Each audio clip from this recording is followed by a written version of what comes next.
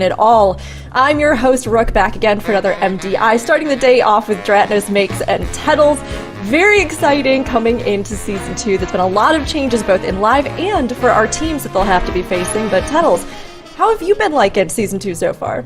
Dude, this season's been fantastic. I've been doing so many keys, maybe painfully addictedly so. Been doing a lot of dungeons, and honestly think I'm super stoked for this MDI season. I think that we're going to see a lot of difference in terms of specialization seeing play. I feel like the season's actually relatively well balanced. Some would say that it's due to Aug's downfall, but you know, I'm not going to complain. No more Aug Evoker. But if we do see one, we'll shout that out as well. Poor Aug Evokers, hang in there, but you know what, you had your time. It's time for some other specs to shine, and we're definitely going to see that this MDI. It's been a great season, and I hope you're all enjoying it too, but if you haven't had a chance to jump into Undermine yet, don't worry, I have one roadmap that you won't need a drive vehicle to be able to navigate, so let's go ahead and take a look. All of our teams, in order to qualify for the MDI, had to go through the time trials. From those, the top 24 were separated into groups A, B, and C, and of course we also have our CN region, which will be competing. The top 2 teams from all of these groups will move on, where we will have a huge 8-team final with the global finals, which is going to be a big change for us and very exciting. But of course, they will be competing for even higher stakes themselves with $300,000 on the line, the highest prize pool that we've had in the War Within so far. You have got your entertainment covered for May, so be sure to add our dates to your calendar so you don't miss pool that we've had in the War Within so far. You have got your entertainment covered for May, so be sure to add our dates to your calendar so you don't miss the action. With 24 teams trying to secure a spot, the competition is just as big as those stakes are.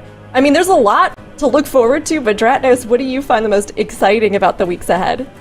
Yeah, I mean, there's a definitely, like you said, a lot to look forward to. I personally am just a big fan of all 8 of these dungeons, so it should be fun to see the teams playing in it. But of course, the spec variety rule that we're going to talk more about in a little bit is a really big change that we have this season. I can't wait to see how it plays out. I know, and we are going to give you a ton of details about that, so don't worry, everybody. But let's go ahead and look at, just as an overview, our actual format changes for this MDI. Moving forward, key pushing, or the TGP, the Great Push format, will now be our primary format for the Mythic Dungeon International. All 4 of our groups are going to be trying to push their keys as high as they can, but of course that time element is still in there because in tiebreakers, the fastest time of the dungeon will win. We have our biggest global final yet, as I mentioned, 8 teams versus 6, and of course we also have some new things, the dungeons being revealed, for example, to our teams 1 week before, so they have time to prepare, and yeah, that new spec variety rule, which we'll talk about, but I mean, there's a lot of stuff with these format updates, so Megs, I'm curious, what has sort of been something that stands out to you about the format changes? So something I feel like maybe not everyone was aware of in the past is that in previous seasons of MDI/TGP, there was no avoidance on Tournament Realm, and notably on those very high keys. That is an incredibly important tertiary. This time around, though, they're going to have access to putting avoidance on their gear, truly coming closer to how the live key pushing experience feels like, and maybe also getting that really best in slot gear, so I'm really excited to see what they can do. Right? I mean, it means that we can see these keys maybe even more reliably push up to those world records. So I'm really looking forward to it. I can't wait to see it, and it's great to have those changes. But, you know, we've teased enough about the spec variety rule. We're going to dive into it now and get you all caught up on all the details. You asked for it. We're very happy to deliver. We're excited about it, too.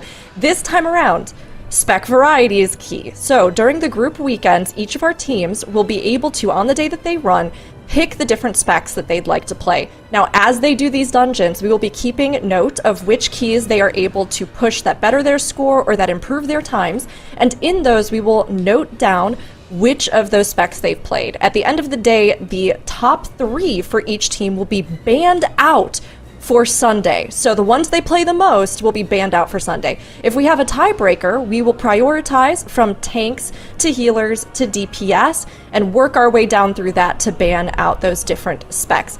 This is going to be something that won't apply to the global finals, but it is going to be a huge key factor in our strategies leading up. And I'm curious, you know, Dratnos, this is a big change.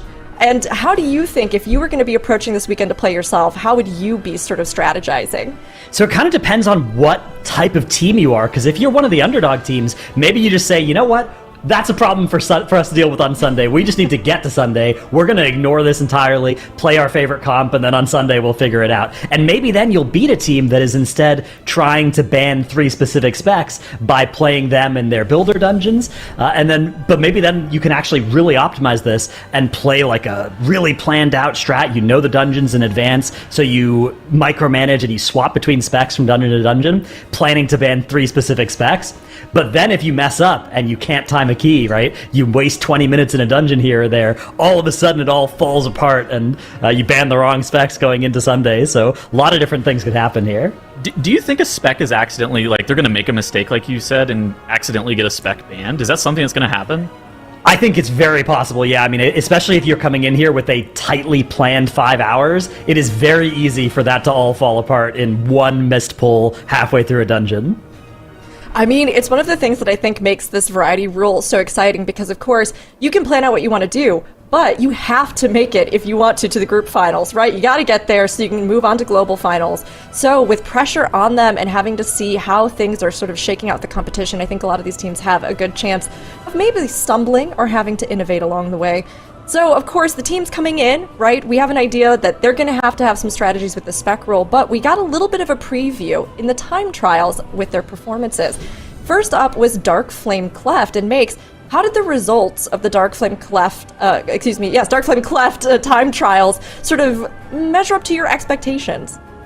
Well, we are going to be highlighting the teams that are playing today and tomorrow in purple here. So the dark purple are the teams that you will be seeing later today. And of course, at the very top there, Wunderbar, a team that features a host of the most decorated and experienced players the MDI has ever seen, was the only team that was able to get a 21 here. A little leak for y'all, Cleft is one of the dungeons for today. The teams have been knowing. I'm going to cue you in on this one at least for now. And the other 3 teams that weren't able to get that 21 will really need to prove that they can take candles and keys on the very highest level in the Cleft. They are. It's exciting to see this, especially as we kind of look ahead. You'll have to all keep an eye out in chat as well as you watch today, wherever you're watching, to see if the teams can beat their scores, move up the ranks, or with some of those middle teams, they're pretty neck and neck. So they may be able to leap ahead and secure their spots in the group finals. But of course, that wasn't the only dungeon that we had. We also had our teams take on the might of Prioress Murprey in the hallowed grounds of the Priory. So Dratinus, did things look a little bit different for our teams in this one? Yeah, and actually this dungeon's changed a little bit since time trials too. It's gotten a little bit harder, a little bit slower, so the teams that are really close to the timer on their respective key levels might have some difficulty here. But look at the difference between Drive Pug and Prepare to Kite. These 2 teams are in a different order in this time trial than they were in the other dungeon, and you gotta remember, only 2 of these 4 teams are making it through to Sunday, so the fact that our teams in 2nd and 3rd going into this weekend are so close to each other should be really exciting for which of them can actually make it out of today and into Sunday. Love to see it. Honestly, some of my favorite sort of moments of the MDI aren't even always the top ones. It's watching some of those middle ones fight it out. So excited to see what they're going to bring to the table to see if they can get in and continue to progress through the competition. Of course, though, we had both of these dungeons, and the MDI is ranked off of a cumulative score, so it's not just one, it's all of the dungeons that you're going to be running. And as we look at the overall performances from the time trials, Tettles, were there any surprises here for you or anything of note from how this sort of ranked? Surprises? I mean, not really. What you have to know about the time trials is that these teams have 5 days to be able to put up these 2 dungeons in Priory of the Sacred Flame and Dark Flame Cleft, but now they're only going to have 5 hours. And so, while they were tested on their ability to be able to put up the absolute highest level keys, now they're going to be tested on their ability to put up the highest level keys in a shorter time constraint. And I think that that can create a lot of opportunities for upsets to potentially happen. We see it time and time again each MDI season, where some highly seeded team gets upset by somebody who's ranked, like, 15th, 16th, 17th. It does happen every single season. I'm really interested in seeing what's going to be happening this weekend, as we do have the 6th and the 7th seed in this cup.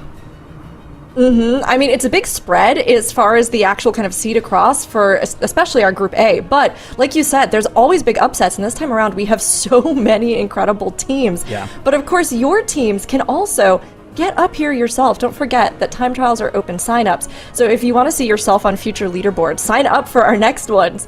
Not only will you get access to the tournament realm, but you also get a banner in the process. And everybody is welcome to give it a shot. So absolutely, I would recommend that you do. Some of our teams themselves were just like, hey, we'll do it. And they made it this far, which we'll be talking about as well.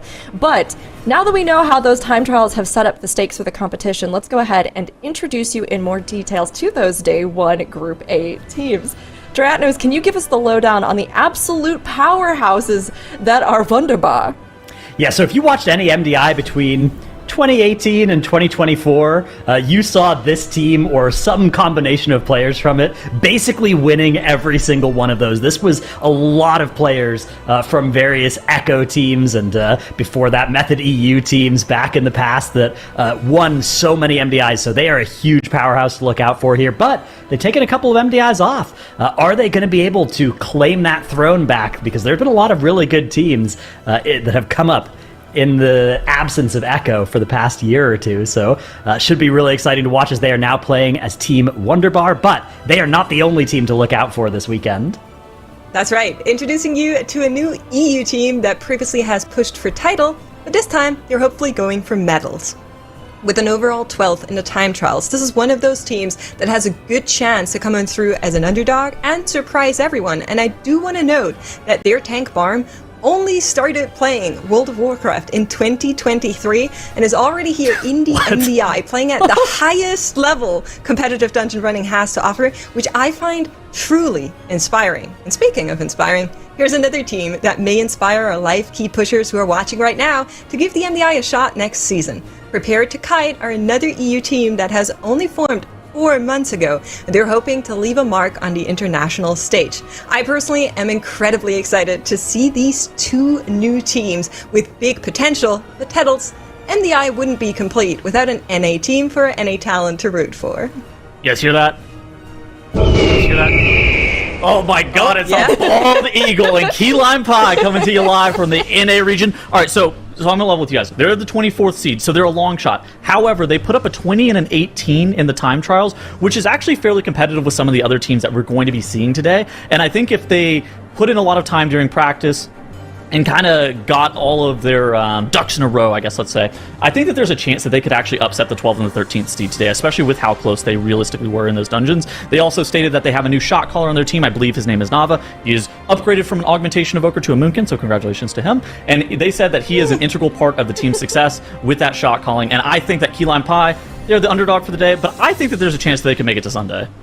I mean, look, they're NA, so Freedom's going to carry them all the way, That's right? That's right. We gotta cheer for it. But really, there's a lot of really amazing teams, both new and old. And like we said, everybody gets a good shot at this. Whether you are somebody that's been doing this for ages or you are brand new, it's always great to see these teams come in and show what they've been doing, be it on live or be it in the competitive scene for a very long time. So we're very excited. But of course, the teams are going to have to be facing our dungeons. And Season 2 has brought a lot of amazing ones for us. But this is the first time that our teams actually know the dungeons ahead of time. They're not being revealed live, right? So Tettles, with knowing ahead of time what the dungeons are going to be, how do you think it's going to change the team's approach? So yeah, they have the Darkflame Cleft, Operation Floodgate, and Mechagon Workshop. And knowing the dungeons ahead of time, I think it most impacts the spec variety rule that Dratnos was kind of talking about earlier, where you're going to kind of go through the process. You're going to do the easier dungeons earlier that you know you can do on the highest level of keys with the shortest period of time, and kind of guarantee that those compositional breakpoints are met. And then you save the hardest dungeon for last, and then you kind of do that as the last, like the hardest version of the hardest dungeon as the chase key at the very end of the day. We sent out a survey prior to this season's MDI, and unanimously, it's very infrequent that teams have unanimous votes for things, but this time they unanimously said that Operation Floodgate and Priory of the Sacred Flame were by far the most challenging dungeons. And having that dungeon today, I'm really interested in seeing what teams are going to be looking to do in there. Well, as you're saying, it's probably one of the hardest dungeons out there, but the Floodgate is also one of the biggest and openest dungeon that exists. So there's plenty of routes team can go for. And I'm honestly really excited because this is the first group weekend. So I'm curious what teams have decided for, which bosses they're going for, which kind of routes we're going to be seeing, and how they differentiate. Right. I mean, you have those options, which one you're going to go for. I don't know, Dratnos, especially with Floodgate, you know, Mama, or if you're going to go for the duo, do you think there's an advantage one way or the other, or a strat you've seen? I'm sure, yeah. I mean, I've seen a lot of different options for how you can do that. I personally am a fan of, just running and, like, doing it. I always like doing a really big pull to start off the dungeon, especially in this format. If a really big pull doesn't work out, you just reset the dungeon and go again. So the more you can front load your difficulty with a dungeon like this, sort of the more flexibility you buy for yourself later in the dungeon where you can't afford to wipe. Mm-hmm. It's such a good spread. I mean, Floodgate obviously is one that the teams are, you know, perhaps a little nervous about or that they're going to have to deal with. But with the other dungeons, do you think there's any other challenges specifically that pop into mind for you, Makes, that you're going, okay, the teams are going to have to really focus on this? Oh, I think there's so much, because obviously we are rather early into the season for a TGP style event that the MDI is now, so we're going to be seeing a lot of very exciting stuff in all of these dungeons, I believe, and they're deciding to do a split between all of them. We're seeing a Cleft here on Wunderbar, and then Prepare to Kite and Key Lime Pie both in the workshop, as Drive Puck on our main screen here are getting together the first pull in the Floodgate, and this one is a bit of a toughie. There is a safe spot in the back there on those boxes, Dratnos, but it doesn't look like Drive Pack are actually deciding to use it. Yeah, the other thing that's really interesting here is it looks like Drive Pug are playing pretty much a meta comp here. This is the comp that we expect teams are going to try and get through to Sunday, but Drive Pug are just playing it here in their Floodgate builder key. So maybe they are going to be using that strat of saying, you know what, we'll worry about it on Sunday if we get there, but we're just trying to get to Sunday at all costs here. Because if you look at our right-hand side of the screen, all of our other teams are not doing that. We've got a Guardian Druid out there. We've got some Fraught Warriors. We've got a Warlock in some of our other runs. So here's Wunderbar playing now Doo, a character that hasn't been seen in a while here on the MDI, and making a debut here in Darkflame Cleft. Actually, dude, Guardian Druid is so good for this. The Ursul's Vortex, when there are those big knockbacks from the Overseers, so nice. It means you don't have to do all this fancy movement and tech. You can just drop down one of those vortexes and let it carry you through there. I do think there are some specs that kind of have a benefit in certain dungeons. For example, not in today, but something like the Priory clearly favors at least bringing a DK in, right? Because it makes that second boss so much easier. So I feel like we are going to be seeing some lean to certain classes in certain dungeons, like where you can see that Vortex be really helpful here in the Cleft as well. But let's take a look at Prepare to Kite, because something I'm seeing on a lot of the screens is there's a lot of mages and DK already in the running here for the teams, so they're looking to at least get good DPS out, while the tanks and healers are a bit more spread throughout in terms of where the difficulty lies. We are getting a full team wipe.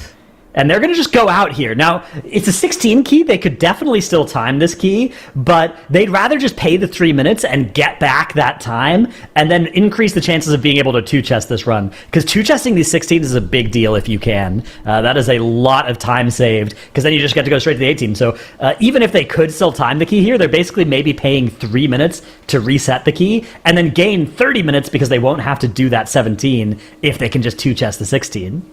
Yeah, so let's talk about that a little bit. Of course, from the time trials, we know that potentially the Cleft could go as high as a 21. Now, we don't know how reliable that 21 is, right? How many retakes did it take them to actually get that on the point? And they only have 5 hours in the overall day today. But where do you think we're going to be seeing the Floodgate and the Workshop kind of end out? I do think those are going to be lower than the Cleft, which actually makes the Cleft a very important dungeon. So we have another death here coming out on the side of Drive Pug. Mage down, but it's all good. That's our B-Res, so this one is not going to be a disaster just yet. And a cool thing about these mages as well is we do have different flavors of mage here between these different runs as well. Wunderbar are playing a fire mage, whereas the other three teams are playing Arcane. Arcane, a spec that has gotten buffed a couple of times over the past few months, and it's actually really good right now. If you play Arcane in these dungeons, not only are you doing a bunch of overall, but you also can do a huge amount of priority damage, which is, damage that you can deal to a single target that is surrounded by other enemies, and that's a really valuable damage profile, especially in this high key pushing format. So I'm not surprised to see a lot of teams using Arcane, and I wouldn't be surprised if Wunderbar are not using it so that they can try and avoid getting it banned for Sunday.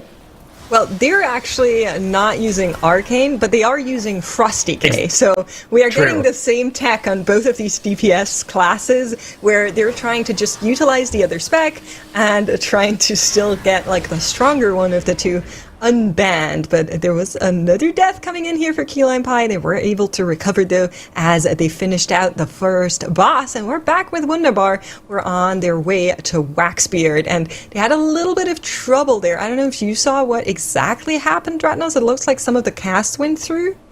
Yeah, I didn't quite catch it either, but that's likely to be what went wrong there, yeah.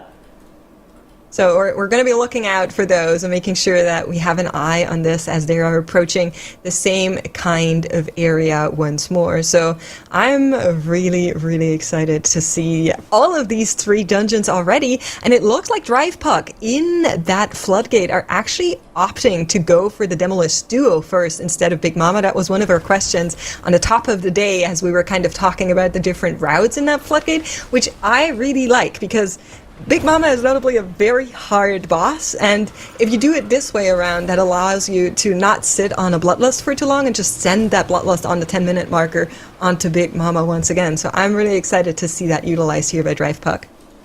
Yeah, definitely a compelling strategy. The problem with it is that if you then wipe to Big Mama, you've lost 12 minutes instead of 2, and that is a very, very big price to pay.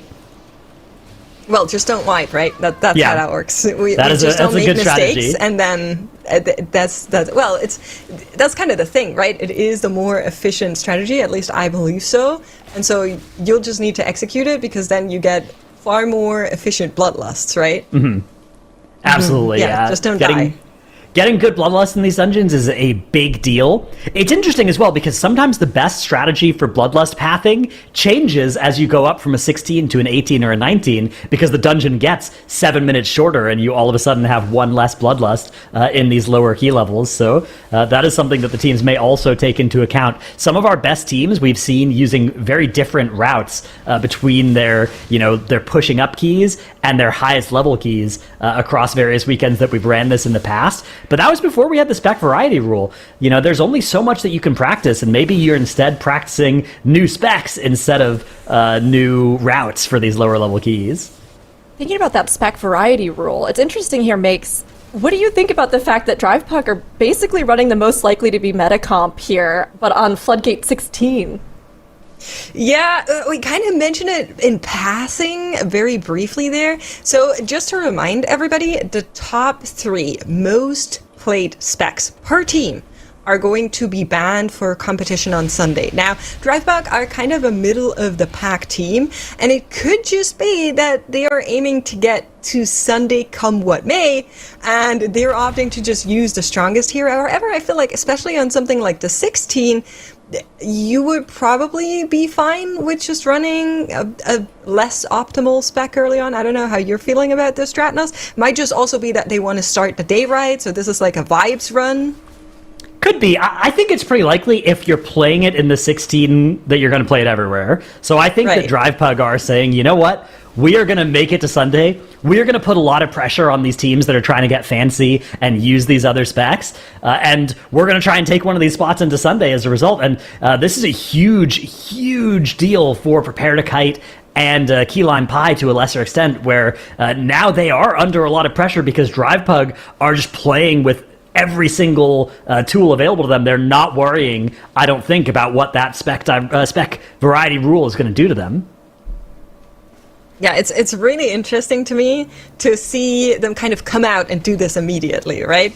Because you're kind of telling everybody that this might be your game plan here, and we still have the mandatory breaks that people know from former TGP. So other teams will have a chance to catch on and maybe adapt to what we're seeing from Drive Puck here, and maybe also go into these stronger specs earlier than they initially wanted, if that secures them better points on the overall. Just a quick reminder in how it works. Every single run that counts towards your overall score. So every single run that either is faster than what you had before or gives you an additional point will be counted as a run on those specs. And then at the end, they're tallied up and we'll take them out 1 by 1, 3 per team. So I'm really curious if this is just all we're going to be seeing from Drive Pack all day.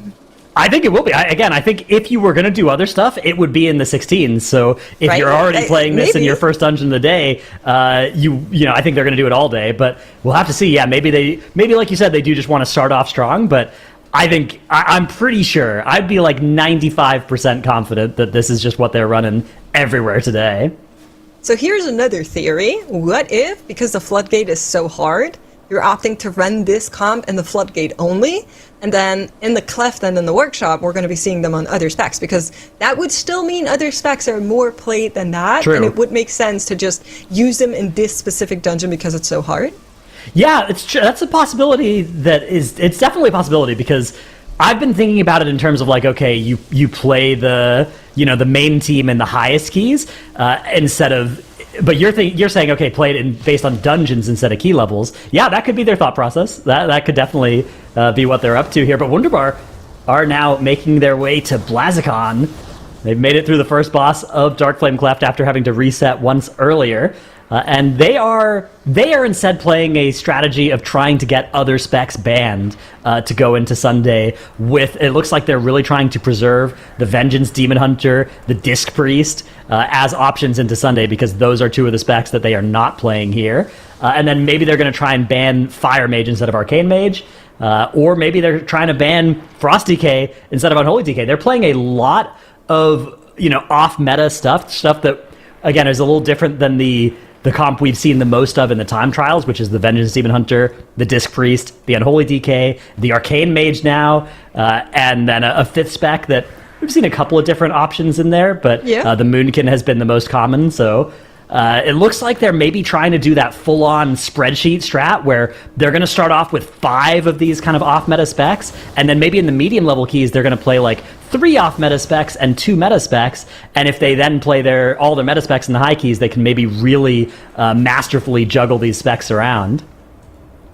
Yeah, I'm really curious, because as you're saying, if you're like spreadsheeting it out, then kind of nothing can go wrong, right? Because then suddenly the math is not mathing anymore. So I'm really curious and a little bit nervous for these approaches, but this is exactly why that rule to me is so fun. Let's take a look on over here to Prepare to Kite, who are kind of already doing what you alluded to, where we're seeing like 2 good specs on the Unholy DK and the Boomkin in here. Well, 3 if we take the Priest in there as well. And then we have the Warrior as well as the Arcane Mage that we mentioned on earlier in these 16s here. So I assume they're just going to try and rotate them out all throughout and try to always have like 1 or 2 stronger specs in here, which I I'm not hate surprised. as a tech. Yeah.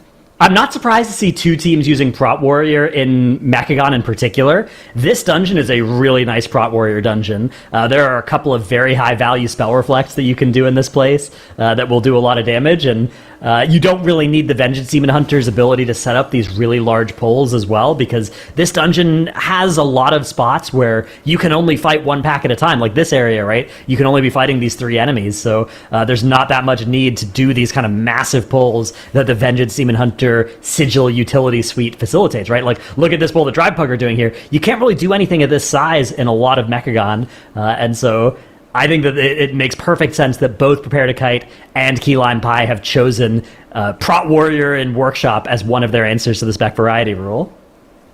Yeah, I think that makes perfect sense. I'm also really excited to see the rest of Shamans a little bit more. I assume we'll maybe also see some DPS Shamans later on throughout today as one of the alternative specs. I think a really good AoE spec that has been played quite a lot in live keys as well. So I'm personally just excited to see how many of the boxes we are going to be checking, or like how many specs are played in the grand season of MDI Season 2, The War Within. Because I kind of feel like if we won't take all of the boxes, we'll get incredibly close. I don't know how you're feeling. Yeah, I mean, Resto Shaman is just great. Like, Resto Shaman and Disc Priest are both great. We've seen both of them. We've seen Druids, we've seen Mistweavers, we've seen like everything in the time trials doing well. So I'm definitely excited to see Resto Shaman, and I wouldn't be surprised if there are some teams that actually just say, you know what, Resto Shaman's going to be our Sunday spec because we like it. It's maybe a little bit lower value than the Disc Priest in some cases, right? You don't have that fortitude, you don't have that power infusion, but you do a lot of healing. Like, you survive HPS checks. You've got the the incredible power of Spirit Link Totem to get you through some really nasty spots of some fights. And you're also bringing Sky Fury, a really high value raid buff for your group here. So I actually would very much endorse any team that wants to just play Resto Shaman as their main spec, and maybe some of the teams playing Disc Priest here are actually happy to get it banned and just play that on Sunday. We are watching Drive Pug deal with the Disturbed Kelp here. I think one of the harder pulls in the Floodgate because of what you're seeing right now. That Jettison Kelp just does so much damage, and you have to really spread out your CC to not DR them instantly. And they're doing a wonderful job at that. Of course, we're still on the 16, but Swamp Face is still going to be a little bit of a hurdle in the road, and I expect the Candle King that we're seeing on Team Wunderbar right now also to be a problem for some of the teams. Dispaz does not like it when you take his candles. Yeah, it's actually it's gotten nerfed a little bit from the version that was around at the start of the season, but it is still a very tough, particularly HPS check. The sustained HPS that is required to get through Candle King is just immense. This is actually one of the bosses where I would argue it's a Resto Shaman dungeon, because Resto Shaman just makes healing this boss so much more reliable than the other healers. But that might just be my experience, because I'm a lot better at Resto Shaman than I am at Disc Priest, but I find it way easier to heal this on Resto Shaman than Disc Priest.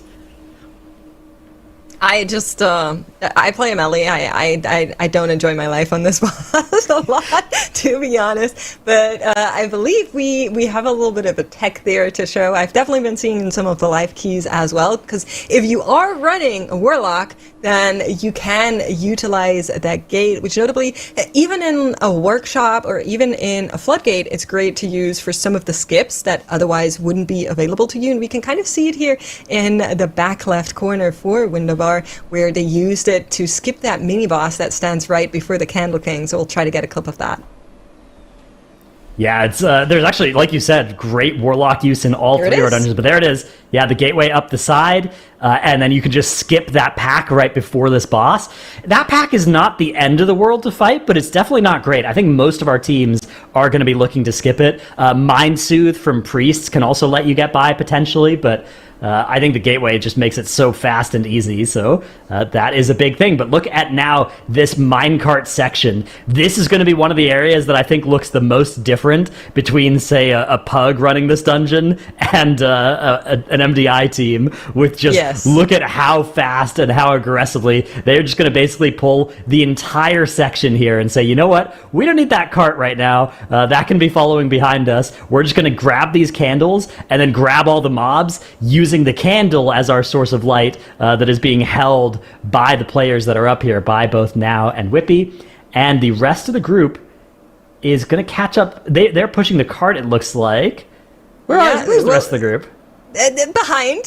Okay, they're just pushing the cart. We have the DPS players on the cart, and then Whippy is kind of following Now here to try to make sure he stays alive as he is grabbing everything. Just so you know, this is one of the strats that will be in the LFG tool, where people will say like, oh, you know the MDI strat, and then the tank runs off and you all kind of cry. I'm expecting it to happen for sure, but really important for the strat, like you're kind of mentioning and passing, is to pick up that candle on the tank to allow him to actually like grab everything without getting debuffed here. And wonderfully done, extremely fast. Now they just deal with one big pull here, and I really love seeing this.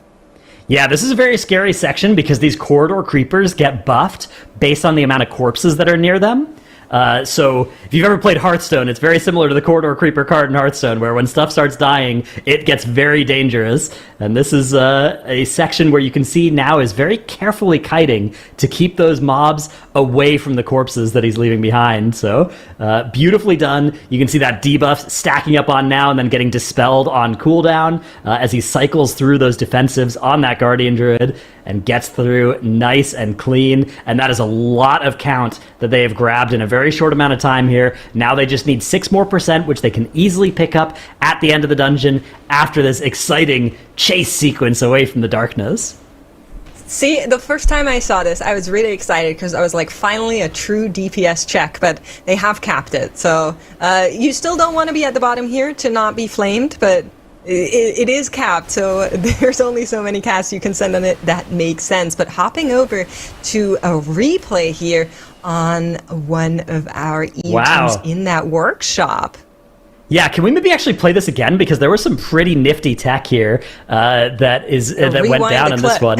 Yeah, I don't know if that's possible because the really cool thing that happened here was a combination of Dominate Mind and then Life Grip actually on the dominated enemy here. So you can see Dominate Mind comes off on that defender, and those defenders like to place a shield that shields both you and enemies. And you can see they're actually going to Life Grip it over to where the range are going to stand. They're going to get that shield generator out of the pack, so the mobs aren't going to get that damage reduction, and B, now the range can just stand in this, and they can have this shield on them, and then they can just stand in and tank some damage for a little while, though it looks like they still want to avoid that rotating flame cannon.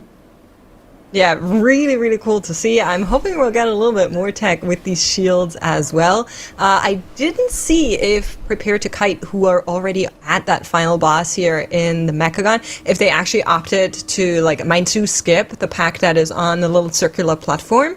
I would expect them to, but maybe we'll need to look out for that in the future. Keyline Pie now also arriving here at the very end of the dungeon, and just a glance across all of our teams now, we're looking pretty good on those +2s. That is very important for teams to get the 18s unlocked, to not spend another run here, as they are trying to push the keys as high as possible. And no complaints here. I like it. We're all good on timers in each of the teams.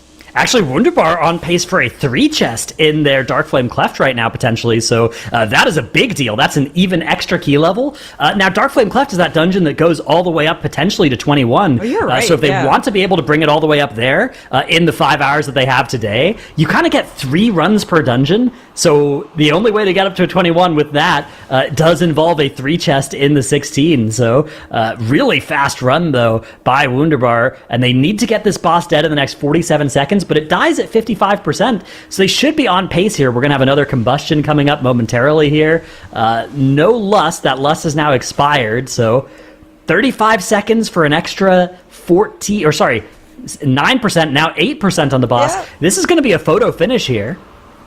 Yeah, it is going to be close. They also need to still run and make sure that candle doesn't actually blow out, so a little bit of damage being lost here makes sense. That Whippy is the one that's being sent out here, as we have 16 seconds to go, and the boss will need to reach 55%, as you mentioned. I believe it is going to be maybe just a little too close here, unless they can really find some extra damage here. 3 seconds. Infernal. 2 seconds, 1 second, it's just going to be a +2, but like we were mentioning, that is still plenty. Tragedy for Wunderbar. Yeah, I mean, I assume they were planning to 3-chest that, given how that strategy looked, but that was such a clean run. It was so close, and they still weren't quite able to. So, yeah, sad days potentially for Wunderbar, although can't be too sad about a 2-chest there. They will be sad, though, that they did lose 3 extra minutes to wiping at the start and then restarting that key, too. So, maybe not the greatest start of the day for Wunderbar. We'll see how it shakes out those there. Looks like they're just going to run it back with the same comp, so they can just put that key in as quickly as possible, as all 5 of these hours do count. Drive Pug, meanwhile, nearing the end of this floodgate. Very clean run in a very sketchy dungeon, so an impressive showing out of them. And then both of our other 2 teams are working on that workshop. If you look at these damage meters as well, you can see why Prot Warrior is partially so good in this dungeon. So much damage on this boss, because during phase 1, you can spell reflect the boss's tank mechanic that it keeps shooting at you. So huge Prot Warrior damage is available against King Mechagon, mostly just in that phase 1. You can't spell reflect for value in phase 2. But it still carries that Prot Warrior DPS throughout this fight. Yeah, I mean, if you are going to run it somewhere, then run it somewhere where you're getting something out of it, right? I really like seeing this, and I think it's a smart choice out of the teams to do that in the workshop. I wouldn't be surprised if Drive Puck and Wunderbar do the same once they actually get to the Mechagon. Now, what I'm a little bit worrying about, I guess worrying is not, more wondering, is are we going to be seeing teams do the 16-16-16, or are we going to be seeing teams stick to their respective dungeons? Because if your goal is to play the quote-unquote not as good specs in the lower dungeons, it would make more sense to do it now so you don't have to relog as many times, right? But at the other side, it's you kind of want to run a dungeon back-to-back, and so that's what Wunderbar are definitely doing. Yeah, I mean, you do want to minimize the amount of time that you're spending on those loading screens of everybody swapping characters. So you definitely want to optimize the plan of every dungeon that you're going to run with the same comp. You should do in order, whether that's the same dungeon or the same key level. But then, yeah, there's some benefits to staying in the same dungeon for kind of building that familiarity and muscle memory and staying warmed up on that dungeon too. So I'm curious, after we finish this 18, whether Wunderbar will maybe go and bring this comp to the other dungeons, or whether they will instead be looking at swapping it out and just doing the high-level DFC. But we have Key Lime Pie closing in on the end of King Mechagon here. 37 seconds left to two-chest this. Yeah, they do have to kill the actual boss as well that jumps out. Right, so that is a couple of extra seconds that counts here. I do think it should be within the timer here, 3% on the Omega Buster still to go, and then that RP is going to start. But 20 seconds, we'll need to make sure nobody is a little bit brain AFK, you know, it definitely happens to me at least, where I'm like, oh yeah, RP, wait, need to do some extra damage. Key Lime Pie say, not us. We got the +2 locked down in that Mechagon, and I'm curious if we're going to be seeing them go to that 18 straight away.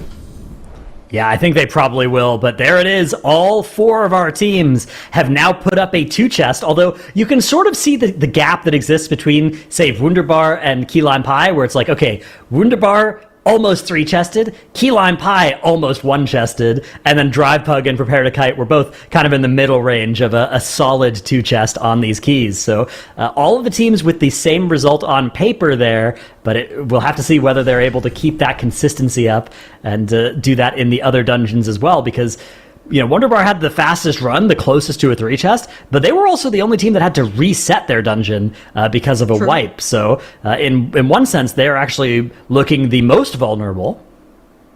Well, it kind of depends on how it shakes out, right? It was the first dungeon of the day. We still have 4.5 more hours for all of these teams to get the other dungeons out of the way, and it is very rare that we see a team make no mistakes at all, right? So it really is a question of how painful are the mistakes that you are making, how much time are you losing potentially, and so that is something that other teams will need to look out for sure. I'm prepared to kite, actually saying, nope, we don't care about the 18. We're going to be going into that 16 cleft as well. Very interesting indeed. The other thing I can see is Key Lime Pie are going to be doing our first comp swap of the weekend, and it looks like they are just going to be swapping their tank and their healer while maintaining the sort of mage, DK, Moonkin plan in their DPS spot here. So this strat might be, this is one that was theorized as well, of what teams might do,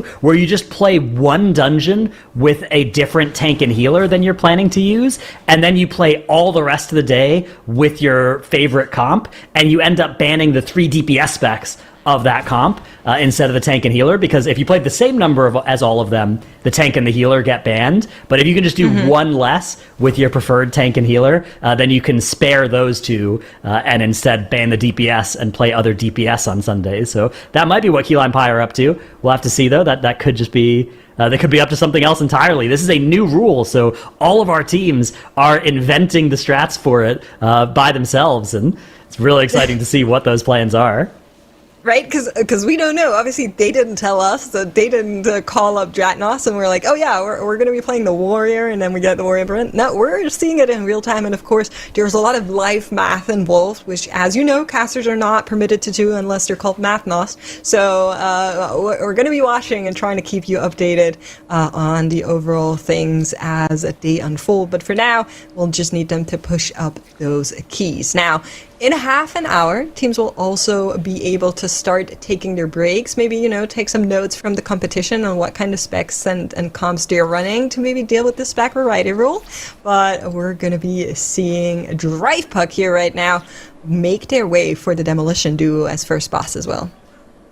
Yeah, Drive Pug again in the 18. It looks like they're probably just going to run the same strat as they ran in the 16, which makes sense. A very common thing we'll see here. Not a lot of teams design different strategies for the lower level keys. Sometimes it does happen. Sometimes you try and do something bigger, more aggressive to secure a 2-chest in a lower level key, but especially in Floodgate, this is such a volatile dungeon.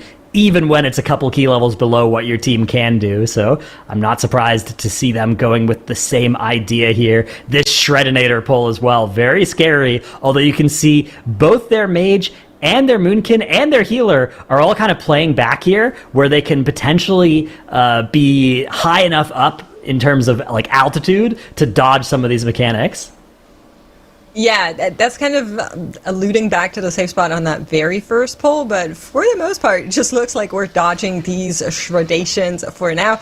A good trick if you are more mobile melee classes to actually go out as the cast finishes and then go back in. That way you at least have more uptime on the bosses and don't need to wait for the tank to move them out, which is, for the most part, what we're seeing from some of the melees here, as well as the first Shreddation bot has gone down. Second one will be following, and we're taking a look at Wunderbar here. And I saw some questions earlier in chat, Dratnos, on Blazicon, because I feel like a lot of people are not entirely sure on this boss fight's mechanics. So why don't we give like a little bit of an explanation on how it works, because it actually took me rather long to figure it out as well.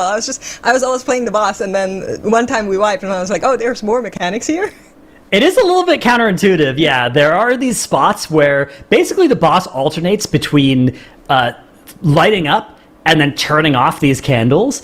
And the thing that you want to remember is when you get the wick lighter volley that lights the candles, you should try and light as many as possible. But it's not a big deal. If you don't light all of them, or if you only light half of them or one or two, it's not a huge deal. The thing that is a bigger deal is when the boss is extinguishing the candles, right? Is targeting you with those line attacks with the tornadoes. The more candles you extinguish, the nastier of an overlap you're going to get with the amount of stacks of a dot with the big AoE that the boss does. So I could try and explain exactly why all that's true, but you can just try and remember, light as many candles as possible and only extinguish one. Stack up and only extinguish one. And as long as you do that, you're going to have a fairly easy time with it. So you can see that they're not actually stacked up, but they're missing a bunch of those candles.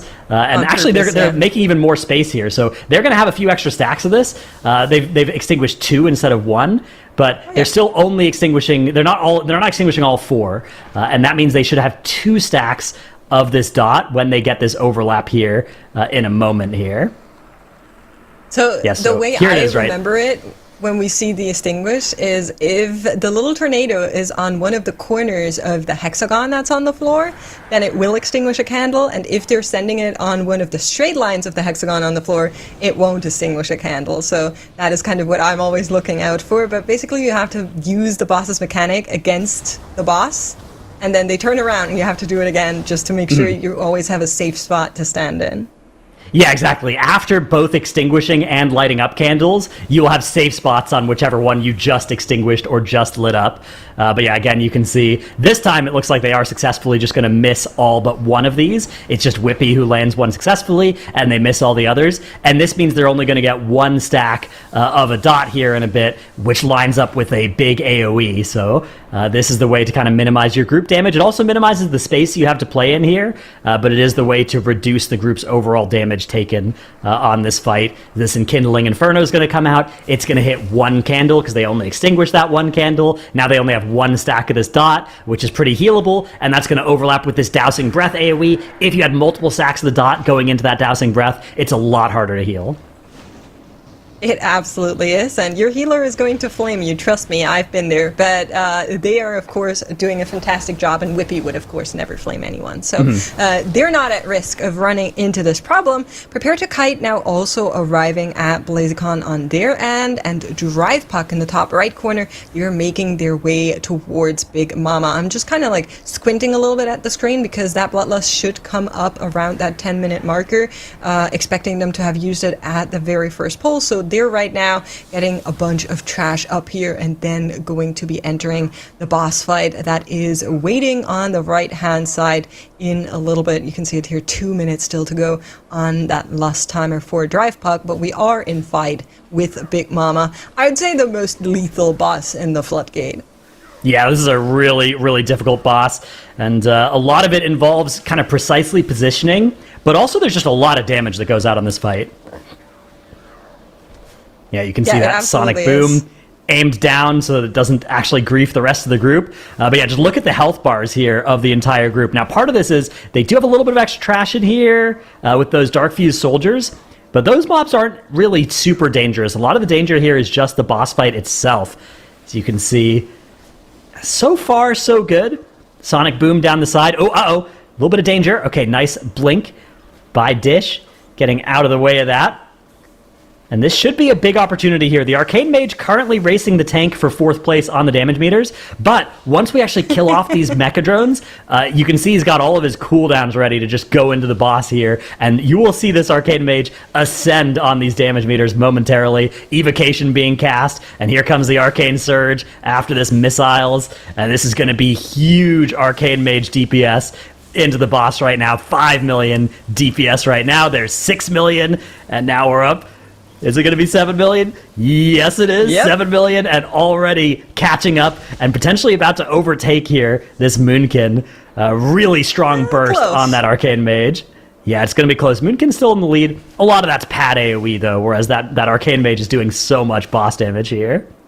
So, Dratnos, I have a really cooked thing to say, and I'm quoting our producer, because with Wunderbar missing that +3, he's saying it may have been intended because it would give them an extra dungeon to add to the spec variety tally, because that is how it works. Every single key that you're running that's +1 or faster than what you have adds to the tally. However, I feel like that would be such a big time sink that I don't think it's worth it. I don't know how you're feeling.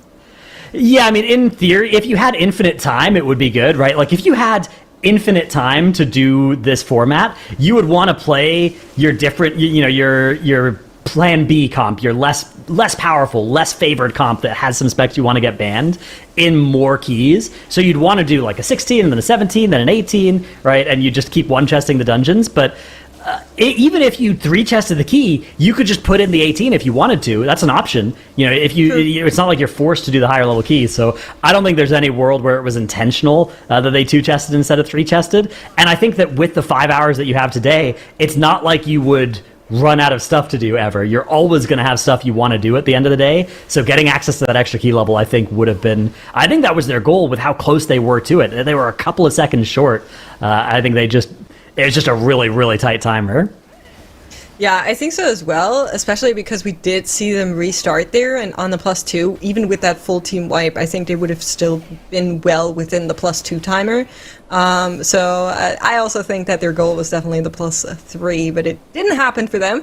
We're going to be on the lookout on whether or not it is going to be happening for the other teams that are now working on that Cleft 16, as Drive Puck are getting closer and closer to finishing out Big Mama. That Bloodlust has came and went in the meantime as we were talking about all of this, and they will need to finish off the ads once more before they can get this jump start out one more time, AMZ, and that should hopefully be the last time we see this phase here. They're going to be finishing it out, and then the rest of the damage will be good enough to deal while the ads are up before that kill barrier comes in. Yeah, that jumpstart, big increased damage taken on the boss. Still 6% to get through at the end of this, but they definitely can do this without having to kill all the ads again. Timer here should still be okay for Drive Pug, but even on this +18 level, you can see how this boss can start to take a really long time in those higher key levels. So it's going to be a sketchy dungeon for sure. I wonder if they're going to come back in here after they complete this, but at least so far on 0 deaths, anytime you can get through this section of the dungeon with 0 deaths, I think you're going to be happy. I think we're going to see a lot of teams depleting runs in Floodgate here early. Yeah, I think so too. I think generally any 0 death run is deemed to be a good run unless something terribly goes wrong with a skip or something, right? That can also happen, of course, as they are cooking up some good routes generally, especially as we are getting to those higher level keys. So I'm curious to see them get that going. Wunderbar now back in that cart part of the dungeon. We've definitely seen that before. I'm kind of looking towards Key Lime Pie because they're working on that workshop 18. And Cujo, of course, is a boss that has gotten, well, a little bit longer, I want to say, now that you can't cheese around the corners of the boxes anymore. Yeah, so depending on how you play this game, you may or may not know that Cujo got changed in a big way for the MDI. Of course, that boss down in the bottom right corner that Key Lime Pie are fighting right now. It used to be possible to hide just barely behind the box, but still be in line of sight of the boss for your abilities, and that is no longer possible. Now you have to just fully hide behind the box. The boss did get a 10% health nerf, so if you weren't making use of that, the boss got easier. But if you were making use of that, you've lost a lot of potential uptime on the boss during those casts. And so you can see the whole team, being forced to fully hide behind the box here, not able to keep using their abilities on it, as it was at 1% as well, as they lost a little bit of time there. All good, though. And they're actually going to grab these extra dogs from the back here. A lot of sort of default paths through this dungeon will skip these mobs because they're kind of easier to skip than the other ones. But if you're actually putting in the work to skip some of the other ones, these can be a nice way to get a bunch of count pretty quickly and efficiently here. The problem is these are so much easier to skip than the other mobs that you might want to skip instead because they're just already out of the way. Yeah, I think so as well. I very rarely see teams actually opt to go for these dogs specifically. Of course, you have to do the other ones in the boss arena, but those usually get left alone. So I'm going to be keeping an eye on Keyline Pie to see which part of the dungeon they're actually skipping altogether. I'm sure we're skipping that circular area right before the last boss. Maybe they're skipping even more. We're going to be checking out how it goes. And we are checking in with Wunderbar, who actually haven't... Oh no, yeah, we are at the very end. I was like, hold on, have we not managed to get the cart there? But yeah, we are at the very end, done with the entire cart part, and now they're racing once more through this little extra RP, pressing one singular button to do damage. So we have a question from chat here. I've loved watching Wunderbar, particularly that Dark Flame Cleft, but really quickly, Ratnus, maybe you can give some insight. What are the specs that you think teams are most likely to want to save for Sunday? Yeah, so in order, if I was doing this, I would say Vengeance Demon Hunter is the spec I most want to preserve into Sunday, because I think it's the most the most value above replacement of any of these specs. I think Disc Freeze is really good too, but I think Disc Freeze and Resto Shaman are both so good that I kind of don't care which of them I ban and which of them I play on Sunday, so I'm not too worried about that. And then you have a bunch of great DPS options. I think Unholy DK is the most powerful DPS this season that I would most want to save, and then Moonkin. And then the thing about Mage is there's two great Mage specs, so I wouldn't care too much whether I have Fire Mage or Arcane Mage going into Sunday, as long as I have one of them. So some combination of saving DH and Unholy DK, I think, is the most powerful thing you could do for Sunday. But of course, that would mean not using them for most of your dungeons today, right? The majority of your dungeons today, you would need to be juggling around so that you're not using those very powerful specs. Wunderbar are setting that up, right? They're playing Frost DK and they're playing Guardian Druid, so they can save Unholy DK and they can save Vengeance Demon Hunter. But a lot of our other teams might not have the freedom to do that, because if they try to go for that, they might just not qualify to Sunday, right? It's all good to try and come up with these cool strategies about, I'm going to have access to Unholy DK and Vengeance Demon Hunter on Sunday, but maybe if you don't play them today, you're not going to get to Sunday at all. Yeah, that's right. It's definitely a weighing off, like, does access to what we deem the strongest spec translate into a higher score than what some of the other teams are doing with how they're routing through these specs and dungeons on the overall. Just a quick check-in here. 5 minutes on the +2 timer in the 18 for Wunderbar, looking really, really good here, and Prepare to Kite are looking to catch up as well. I do believe they won't be in the realms of getting the +3, 2.5 minutes, just not good enough, so they will also need to opt for that +2 in the 16, like we saw from Wunderbar. Of course, it would be a big story if any of the other teams were able to get a +3, right? Yeah, that would be huge. I mean, that would be a huge sign of strength from that team and weakness from Wunderbar if there is an opportunity for a team to do better than Wunderbar. But you got to remember as well that even if that does happen, Wunderbar are doing this right now with potentially 5 off-meta specs. So they're maybe starting off the day with the most vulnerability here. And so even if they do have a hiccup or two in these dungeons, they're setting themselves up to have access to all of their most powerful specs on the end of the day and into Sunday, which all of our other teams have sacrificed at least one of those two things. Yeah, that's true. I don't know. I'm really curious on what else we're going to be seeing, especially Drive Puck is like the team that has my attention because like we were talking about, I want to know if they play different specs in other dungeons or if this is just a Floodgate special or if they're really just saying, nope, we actually only care about getting to Sunday and we'll burn that bridge when we get to it in terms of what specs we're actually going to be playing. Yeah, I mean, this is a really great season for the spec variety rule because the specs that are, barely worse than the most meta specs are actually really still good. I mean, look at our damage meters here. Look how much damage that Frost DK, that Destruction Warlock are doing here. I mean, these are great options for these dungeons, and they bring a lot of cool utility as well. Those Warlock gateway options, even just on this boss fight, having a gateway to let people get out and back in to drop off these candles is a really nice thing that teams can optimize around and get good value out of, and they're also getting good value on the spec variety rule at the same time, so it feels really good. And Wunderbar here are going to be getting another 2 chest. It's going to be in the 18 this time, so nowhere close to being able to 3 chest it, but still securing a comfortable 2 chest, and that's going to mean they'll have access to a plus 20 in Darkflame Cleft if they want to, and a bunch of time left in the day. Let's see if they come back here, or if they decide to start pushing up the other dungeons instead. I think I would love to see the 20 still, but then you leave the 21 open. That's kind of where I'm feeling on maybe how we're going, but it could also be that they decide to swap dungeons now. It could be, and we'll have to see how it pans out, but Dratnos, you will actually be heading off the desk here, and we're going to be getting Nagura in to join Makes. Nagura, this has been such a cool start already, especially with this variety spec rule that we have, and I'm just curious as we've come into it, what are your kind of thoughts about how it functions? Or maybe you could even recap it a little bit for chat. This new spec rule is making this so much more interesting, right? I definitely thought we're going to see a lot of variety coming in today, but yeah, this is just really cool to see all of the teams playing different classes coming in. And so the way the spec rule works for the groups, we're not going to have this for the global final, but for the groups, the way it works is that on Friday and on Saturday, respectively, each team, we're going to look at the classes that they're playing, or the specs, that they're playing, and the 3 most specs that they've been playing on all of the dungeons that gave them score, so we're advancing their score, are going to be banned for them on Sunday, of course, if they make it to Sunday.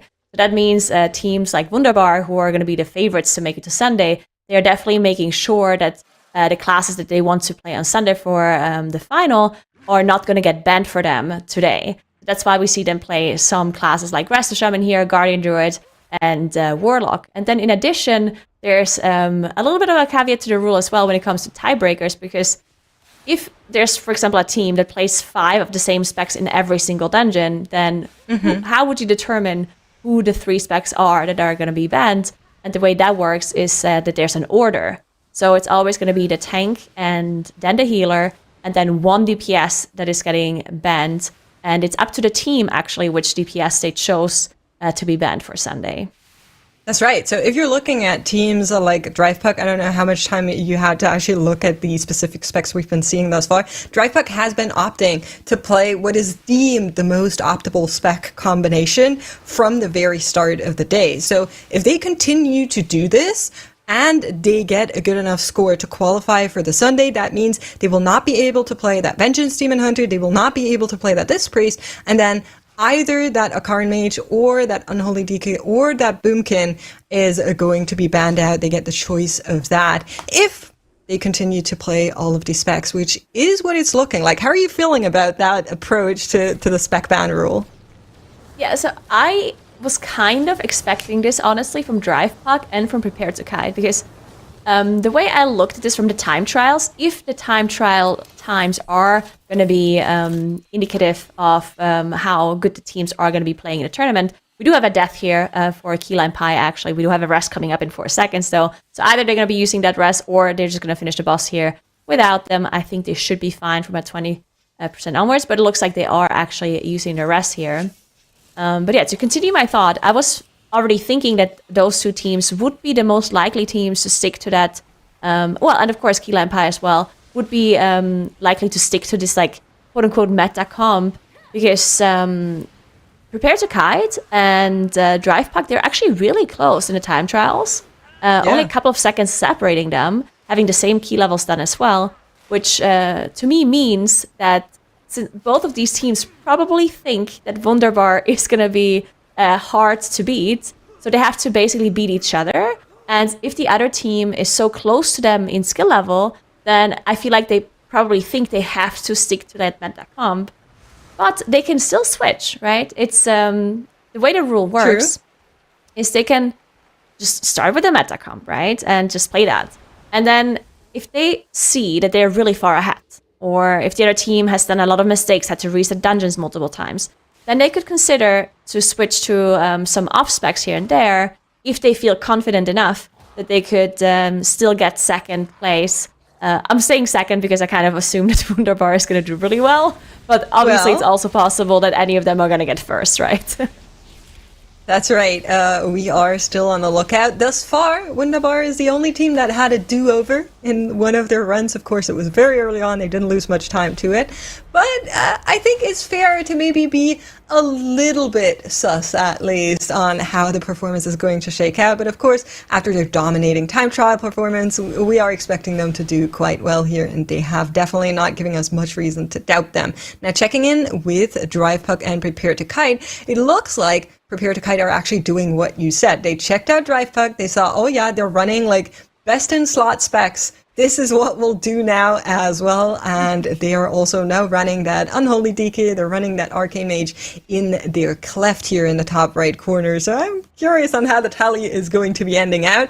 A big shout out to Key Lime Pie, who are still trying to get some variety in. They did at least in that previous run. Now we're also on the Arcane Mage and the Unholy in that 18. It would make more sense if you feel like one of the specs is weaker to run it in the lower keys, right? That's kind of where you would try to get it in the 16, maybe in the 18, and then in the 20, if there is a 21, potentially Dark Flame Cleft, that's where you then go for the stronger specs. But it looks like none of the other teams besides Wunderbar are opting to do so.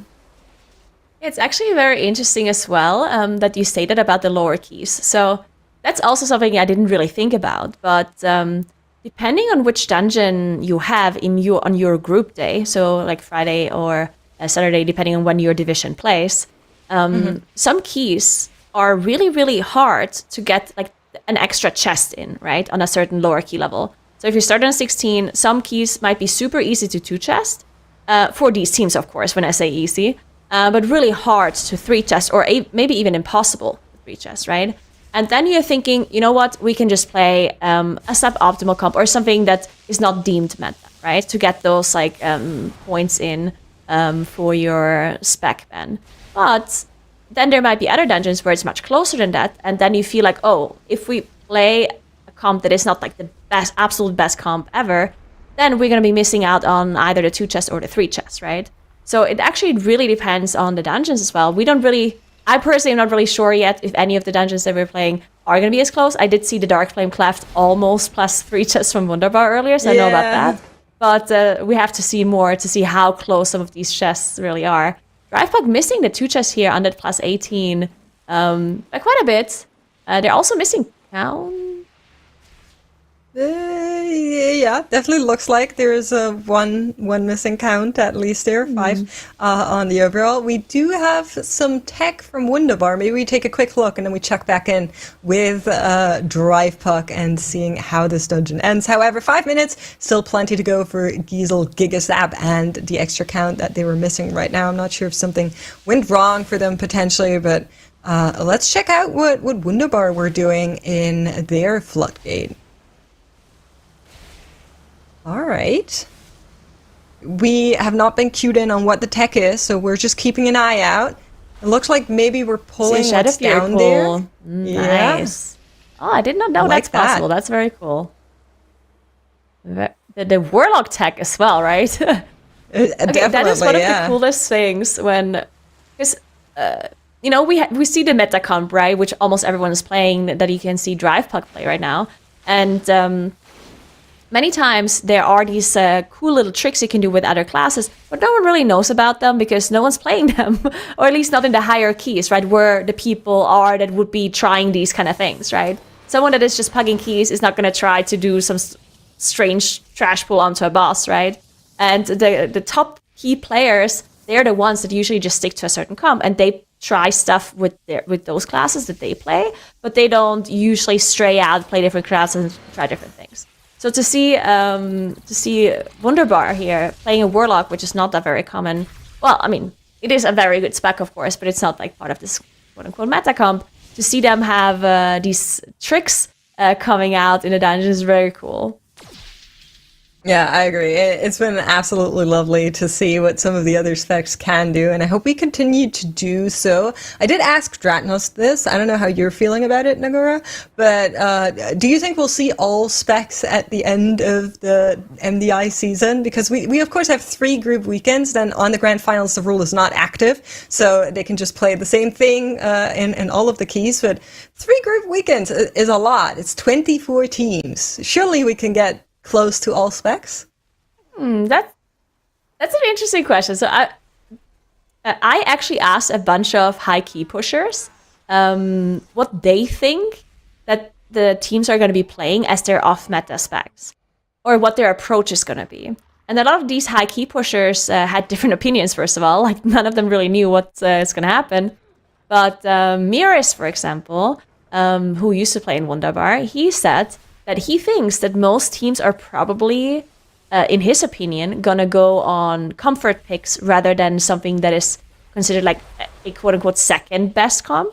Because Miris thinks that a lot of classes are actually pretty balanced, a lot of specs. So as long as you know how to play it, then you should be okay on almost whatever it is. And if that is true, if they're gonna be sticking to some comfort picks, then I think it is possible that we see quite a lot of specs being played. Maybe not all of them. I think all of them is a little bit much, but I think we might get close. Yeah, I definitely have hope to see all of them. The one that's giving me a lot of worry is the augmentation evoker. They're probably not going to make a standing here, but well, you never know. Maybe there's a comfort pick aug evoker waiting somewhere in our 24 teams on any of the dungeons. I would love to see it. I just love seeing all of this variety. But Key Lime Pie now on that very last boss. The timer is getting closer. There's also not going to be a +2 on their 18 Mechagon workshop, but it looks like they're well within the timer to finish out this boss and the extra RP towards the end of it, so should be unlocking that +19. 3 deaths though, they need to really make sure that the 19 at least is a little bit smoother, because with 3 deaths it's going to be very tight for them. Yeah, I definitely think so. They definitely need to make sure that they're shaping up a little bit. I don't know where the 3 deaths happened. It's also possible that it cost them more time than just the death penalty, which is already a lot. So maybe if that mistake or those mistakes that they made this key are going to be fixed for 19, and they should be good. But yeah, we'll see if they manage to finish this one off. Omega Buster is now down 27%. And it should be okay. The time that it takes for King Mechagon to jump out of the Omega Buster and for you to finish it off, honestly, sometimes gets underestimated. That even though like King Mechagon doesn't really do anything, doesn't have any mechanics, right? But still has a decent amount of HP, and most of the time you don't have any cooldowns left because you use them on the Omega Buster to make sure you can finish off the boss. So sometimes that tiny little mecha gnome does take quite a while to finish off. That's true. You also have to look out for these remaining little orbs here that pulls damage, because they will stay, and if the boss lands on these as a melee, you can run into them and die, which I would not recommend. Obviously has never happened to me, so I wouldn't know personally, but I have heard stories of this happening. Oh yeah, that never happened to me either, of course. No. No, That's just stories people tell in the pugs, you know? It's like, oh, one time I played with this. Yeah, no. But Key Lime Pie is finishing out here on the 18. That gives us an option to take a quick look at the leaderboard. And looks like Prepare to Kite are actually opting to go for the 16s across the board first. I wouldn't be surprised if after this cleft we're actually go, oh well, they're in the 18 already. So maybe the Floodgate is just being kept for last because it's the hardest. Yeah, interesting. I also wanted to talk a little bit about Wunderbar not doing the 20 DFC. Because I was kind of thinking that they would just go and do the 20, and then move on. Because, I mean, obviously we're talking about a 20, right? Like, that's a really high key. So it is possible that they think it's like such a high key that they would rather just do the safer keys first. Or they're maybe looking to see how the spec rule turns out for them, right? I assume they're keeping notes on what kind of classes they're playing and specs they're playing. And I'm sure there's somebody that is going to do the math. Maybe it is actually Miris. And then they're, at the end, going to figure out, okay, can we play the metacomp in that 20 DFC? And if we can we also do it in the 21? You know, like maybe they're going to do these calculations here, which that's another interesting thing that this spec rule might add to the approach for these teams for each day. Like, it's possible that they don't do some of the highest keys early because they want to wait and see if they get all of the 2 and 3 chests done in the other dungeons, right? Because let's say, for example, this floodgate, let's say they can 2 chest it, but it's like not guaranteed, obviously, right? What if they miss it? Mm-hmm. If they miss the 2 chests, that means that they're adding an extra dungeon run that gives them score on top of the scoreboard for Wunderbar, which means that it would change the spec rule for them. And it's not going to be out of the... We may have that's a run back for now. Well, get that cat shape is very fast. However, now they're going to summon him, I guess. Go stealth and then sneak by. A little bit of extra time being taken here by Wunderbar, as eventually somebody forgot to click one of the boxes. Can happen, of course. Okay, so even though this is obviously funny, I don't think it's a big deal for them because this is not a 3 chestable key, right? Like, they have 5 minutes left. They have to do 2 bosses. They have to do a bunch of trash. This is not something that you can 3 chest. So, and I think the 2 chests is still very much fine. So I think they're going to be good. But yeah, that's definitely not something they want to do on the higher key level. It's just, you want to get it out in the lower keys because then, of course, it can't happen in the higher keys. Truly, this is actually tech.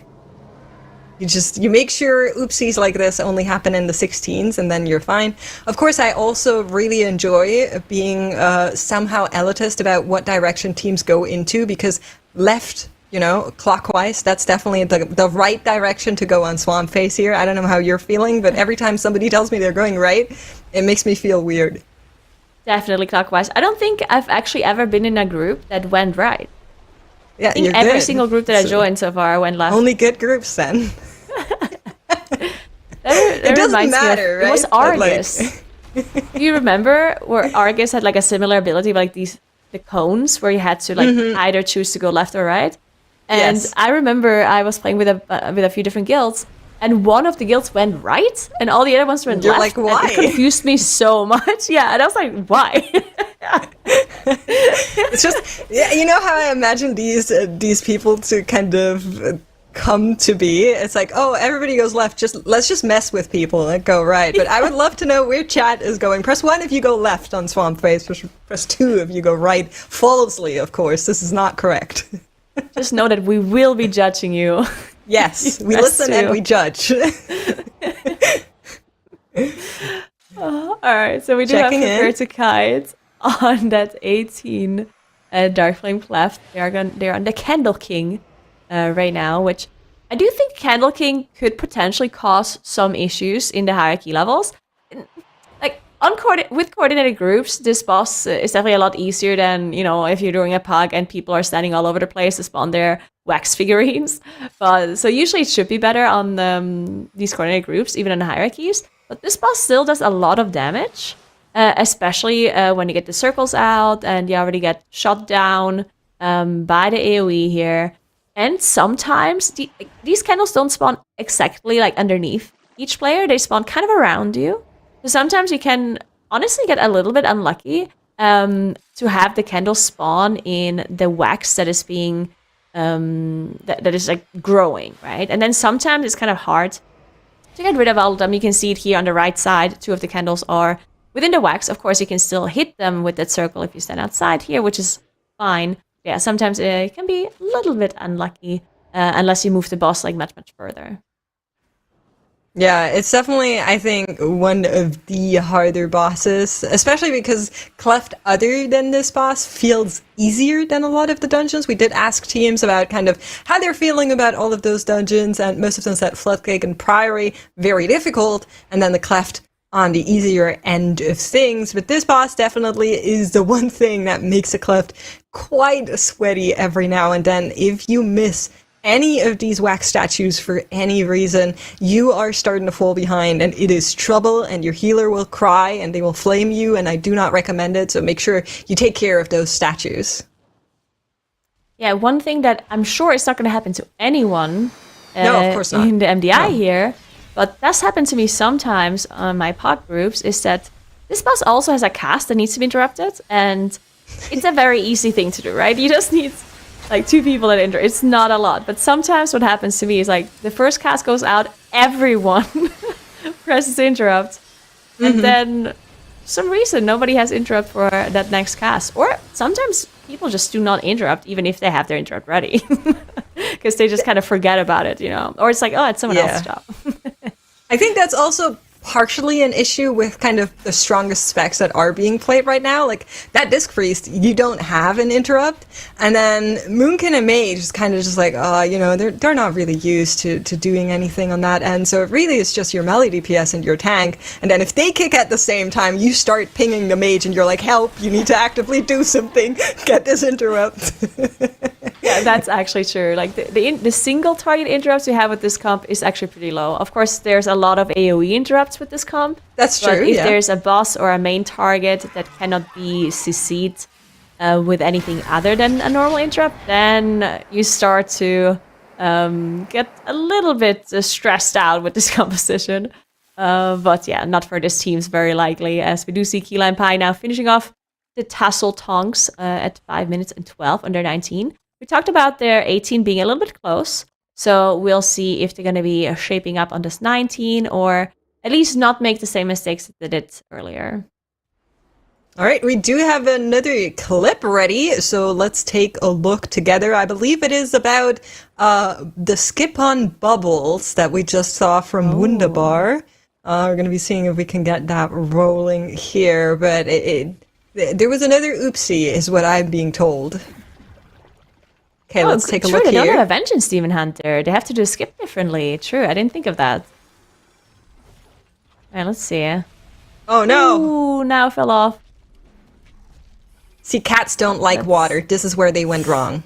True, if he would have went travel form. He's too late. Yeah. Okay. Interesting. I wonder It why... melt, but it's like too little too late. Unlucky. I wonder why now try to go around. Well, because everyone else can't do the same thing, right?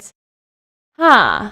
I think Okay, maybe so he then was just wiggling and like anticipation. That definitely happens to me every now and then, where I like No, left, it looked right, like he wiggle wanted a to go little to the bit. right side rather than the safe side. Because like basically the rest of the team went left around like this pillar that is not next to the water, where you aren't in danger of falling in, and now went to right.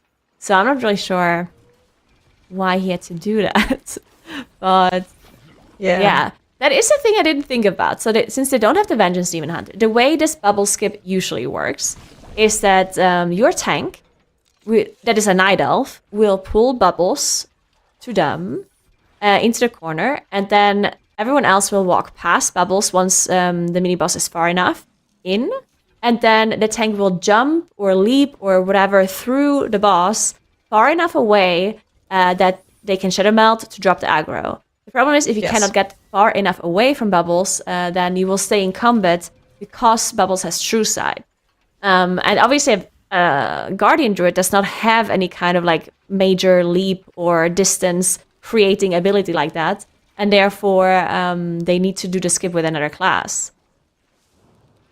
Yeah, I mean, if they had a priest, they also could have utilized the tank and then maybe grip and both kind of just melted off. But We'll figure out what exactly went wrong there, as unfortunate for bubbles, but everything else went right. 3 deaths were at Giesel, Gigazap, and Wunderbar is looking to lock that +2 in there as well.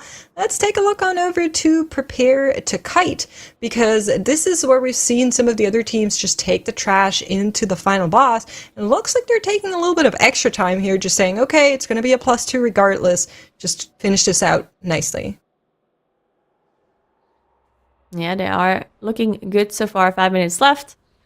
Pedals in the meantime did say that when you do this bubble skip that we talked about earlier, then sometimes it's a little bit inconsistent when you like dodge bubbles on the left side of the pillar. Like sometimes you still get in combat when you do that. And maybe that's why now when they're right, like maybe it's one of those things where you always do it correct in practice. Like you never, like you're 99% of the time you can do the skip. And that's why you're confident enough to do it in a tournament. And then, of course, the first time you try it in a tournament, you fall off and pull the thing or like get in combat with it. That is very possible. But we'll see what they do on the hierarchies, because, of course, we're going to see Floodgate quite a lot more from Wunderbar and also from the other teams. So we'll see how they're dealing with it. But yeah, now they're done with that trash. And they're also on the last boss that is about to go down. Their 2 chest timers still actually... very doable. 2 minutes left. So yeah, even with all of those mistakes that we've seen with the box and with the skip, still being able to 2 chests is probably looking very good for Wunderbar. Yeah, absolutely. They do have count. They're fine here. All they need to do is make it through one more of these turbo charges on Giesel Gigazap, and then hopefully they have all the damage to finish it out. It's dropping rather quickly for them here. We do have cookies, Healthstones standing next to boss once more. Maybe somebody was just asking for it, so Clicks provides, of course, for the rest of the team. Make sure they're all living. 1 minute, 35 seconds to go for 9% on the boss here, and Wunderbar should have that 16 on the board. Now, they did go 16-18 in the Cleft. I wouldn't be surprised if we're also going 16-18 here in the Floodgate, if that's what their game plan for today has looked like. And then after that, go for the 16 in the Mechagon. Yeah, that is definitely possible that we'll see them do exactly that. If they manage to... I wonder if they can theoretically 2 chest to 18. Obviously, the 2 chest was really close now for them, but they had a bunch of issues. So I wonder if the 18 is 2 chest for them. But either way, we're going to take a look at them later if they decide to go there. In the meantime, Prepare to Kite. 2 minutes 30 left for the Darkness here in their +18. UFC. I like how you said that. They're looking really good at, right? You have to say it this way because it's... Yeah, the Darkness. You know? Yes, exactly. Yeah, you gotta put that... a growly voice into it. No, I like it. 55% is the marker they're looking to meet here. 10% to go, therefore, in 2 minutes for Prepare to Kite with 12 seconds cooldown on that Bloodlust. Looking pretty good on the 18 Dark Flame Cleft. Now, this is yet another thing, you know, we were talking about the Candle King earlier, where... issues can happen with the candle health, so I'm always very, very happy when I see someone run out towards grabbing another candle and charging up the candle you're standing in before the Eternal Darkness does come in, because I get so antsy about this boss every single time I see it. I'm like, oh no, the candle, get the candle back up to health. But they're doing fantastic. 3 more % to go here, 1 more Shadow Blast for them, and then that is going to be the 18+2. Yeah, it looked like Fumes, their mage, was the responsible one for getting the candle in right after that AoE that drains the whole candle out, making sure that there is no downtime in HPS or DPS, which is obviously mage is very good for that job, as they can blink from the AoE candle, I'm going to call it, outside to a singular candle without losing much DPS uptime at all, right? And then blinking back or using any of the other 20 million movement speed abilities that they have to get to the place they want to be at. That's right. That's, yeah, next time you have a mage, just ping them and be like, you're a mage, do it. Yes.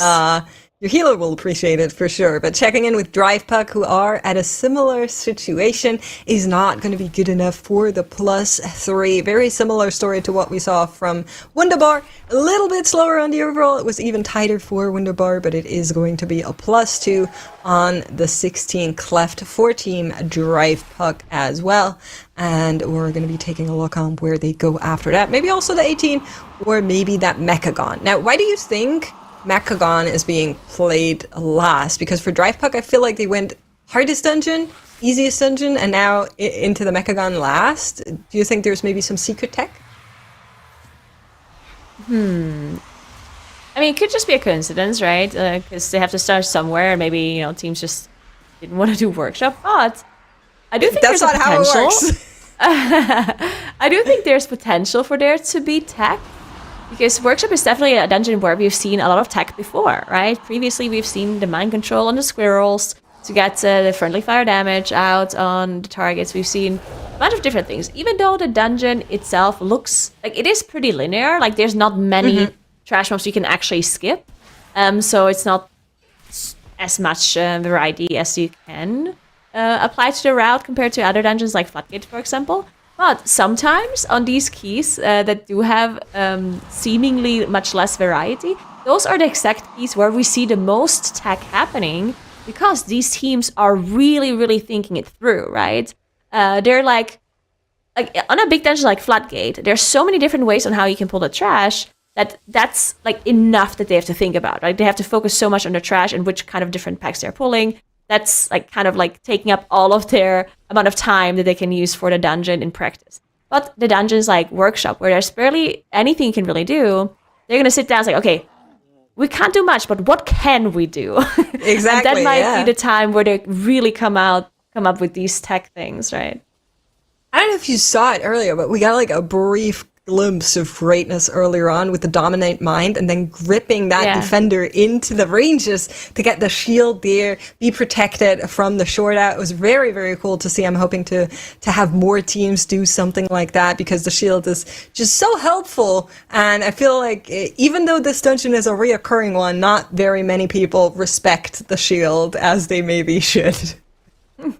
Yeah, I did see that. That did look very cool. The fact that they could stand in there as well to get the defensive aspect as well. It looked like it might not quite be enough to stand in the beam, but it's still very helpful, of course, to have that shield generator be used as a defensive here. We do see Clicks actually getting knocked into the air for a second, as Wunderbar is doing a pretty huge pull with all of these divers coming in. The Architect constantly jumping on that scaffolding, which is incredibly annoying, by the way.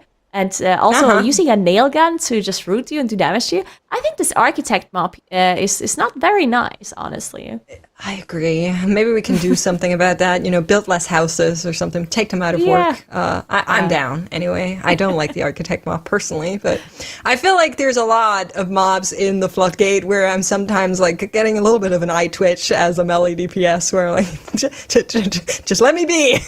I'm trying, but we are going to be seeing the skip here with the Gade into the Demolition Duo, and you can see here is how they're setting up the pull for later on. They're grabbing it up with the Shadow Fury, and then we will be taking this trash into the Demolish Duo at the very start here for Team Wunderbar. This time around, though, we're definitely not going to be missing out on the boxes for sure.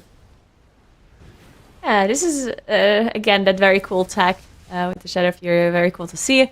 Also, of course, the grip from Kush coming up as well as soon as the trash bag is pulled, making sure that they all come up here instead of walking over the stairs and potentially like social aggroing the shredders. They don't want those on that boss pool. So very nicely done. Some extra cleave as well. This is actually very important for them because you do want to make sure that you're getting the extra damage for the Cane Mage, right? Of course, the Cane Mage being so good for funnel damage. And if you have 5 targets in total, then you do get this extra damage in. Now, unfortunately, Bronze does charge around a lot. But whenever they are stacked up, like we can see right now, as Clicks does go down to a deflag here, actually. So they do have to use a rest here to get them back up. They need to make sure they're recovering. One thing that I'm sure they're doing here is they are not AoEing. Like, they are making sure that these ads are there for Gingy and Gingy only because they want to get that extra damage onto the bosses here for that funnel. Yeah. We're playing Frosty K. I have something to say about this. They're doing as least damage as they can, probably, because I do think that Gingy is going to be funneling the most, very likely.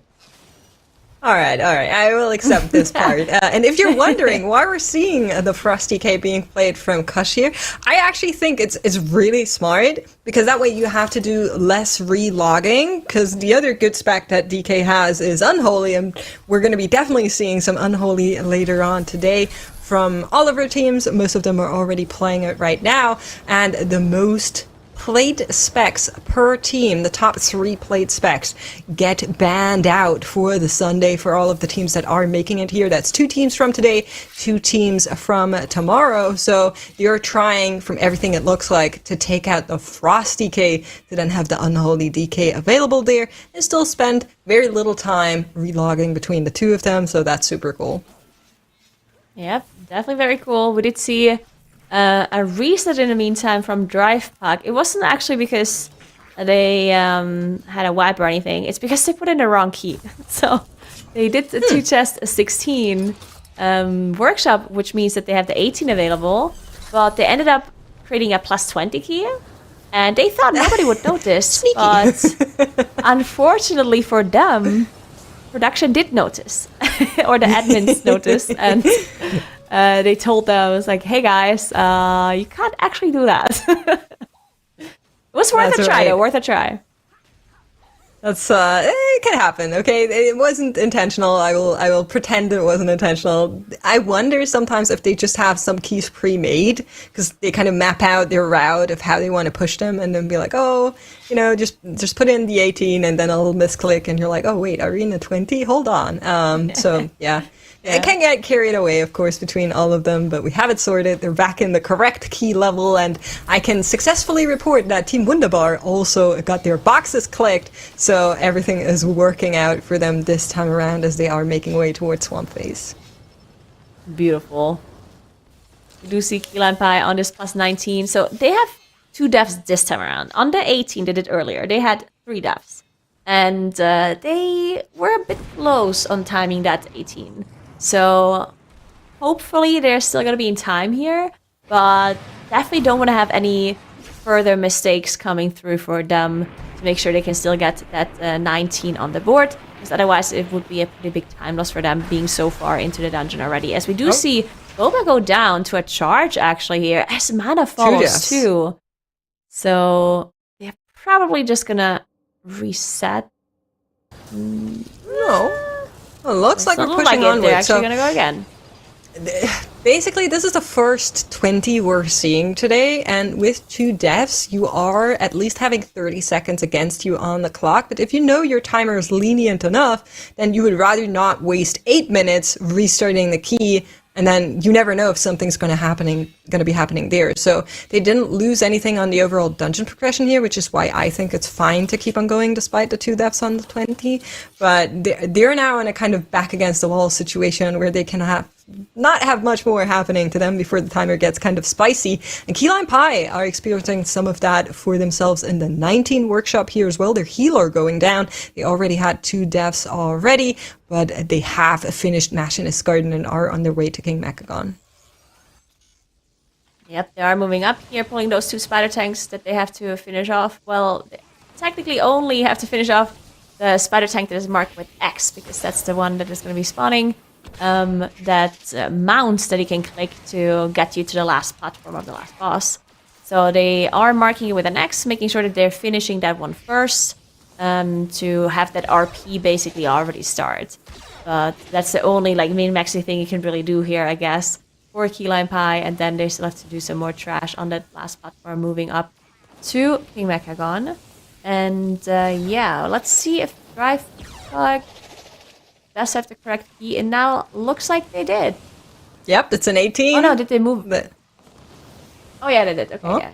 Yeah, they're good. We did get caught, but we're back in. It's all good for Drive Pug as they are wandering through those dungeons. Still no changes on the specs. That tells me Dratnos was right to no one's surprise, and they're just opting to go for these specs. And if they make it to the Sunday, which is of course what they're fighting for, they will try to find a solution for what to do with the spec ban rule at that point in time. Looking on over to Wunderbar, we did see them do the Demolition Duo. Now, 11 minutes on the clock. They're making their way towards Big Mama. Bloodlust is available, and it looks like that is the route that basically every single team we saw in the Floodgate thus far has been using. I really like it. I think doing Big Mama second instead of first is what a lot of the pugs were doing earlier on in the season. Just makes so much more sense because of how hard it is as a boss, and that Bloodlust enabling you to deal with it much quicker, especially on the higher level when those jump starts actually really start to hurt. Yeah, definitely. That boss has wiped me many times. It is very difficult. They also did pull some trash on top of this as well, making sure that they get a lot of value from their Bloodlust that they already popped here. If they manage to finish off these ads, then they might have a little bit of Bloodlust running into that damage amp that the boss gets every time you do finish off those mobs. Did not get the Bloodlust, though it did run out now, so they're about to finish them off in just a moment.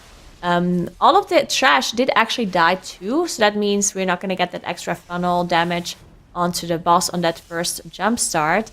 It is very possible that we see them pull another set of trash mobs in just a moment for maybe the second jump start, but the way you would think of Big Mama when it comes to efficiency, and also for, it's also obviously easier, but you want to have, the less jump starts you need, you're almost exponentially faster, because if you can skip a whole jump start, that means you do not have to put damage into these ads, right? Because the ads is what gives you the jump start, and the ads is what eventually is going to wipe you if you don't finish them off, because the boss starts pulsing AoE on you, right? So if you only have to kill the ads twice instead of 3 times, that is going to actually be a pretty big time save.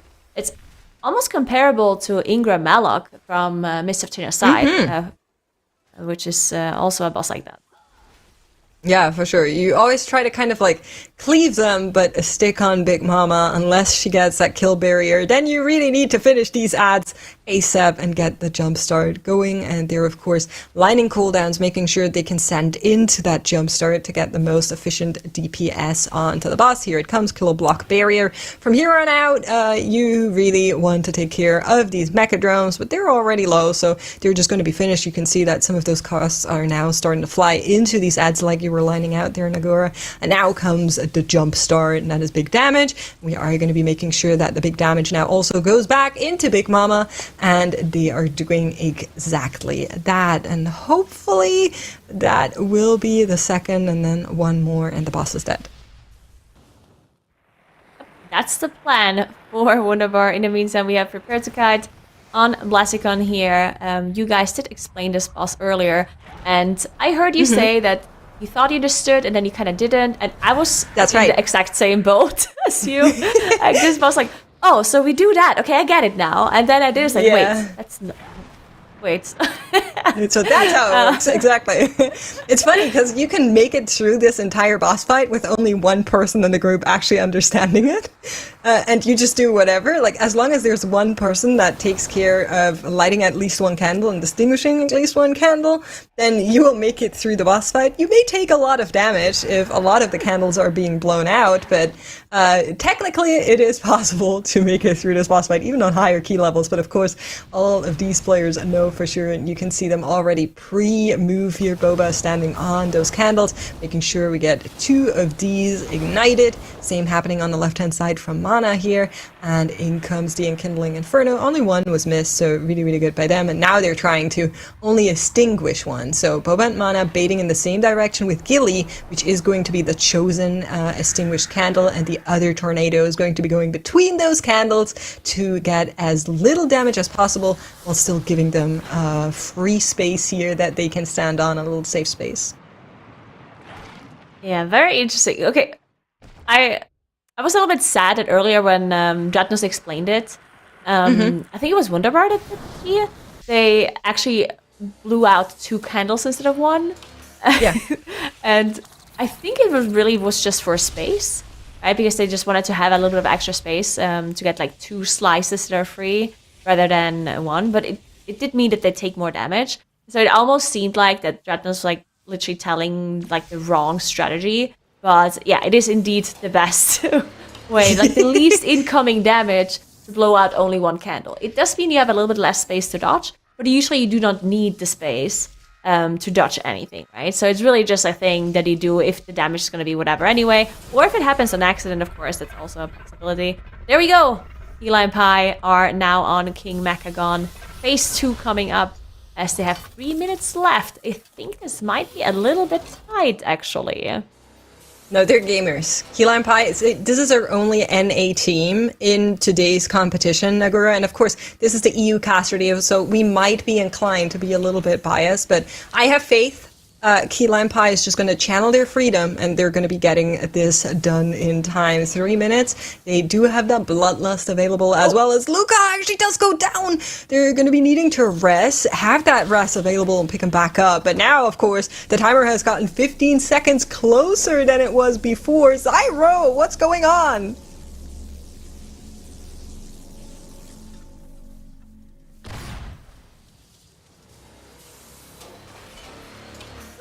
Yeah, I asked you because you were supposed to tell me some copium, but Luca is just being sensed over by these orbs left, right, and center. I can tell you there's a little bit of tilt coming now. 2 times charm as these orbs just had it out for him. Yeah, they definitely seemed like they were hunting him down, but with this, on this unfortunate note, Makes, we're going to be saying goodbye to you, so we'll see you later on today. That's right. Enjoy. Oh no! Goodbye. Oh no! Oh man.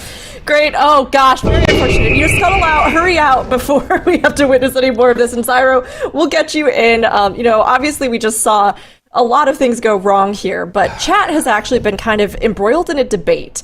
So I wanted to get your thought on it.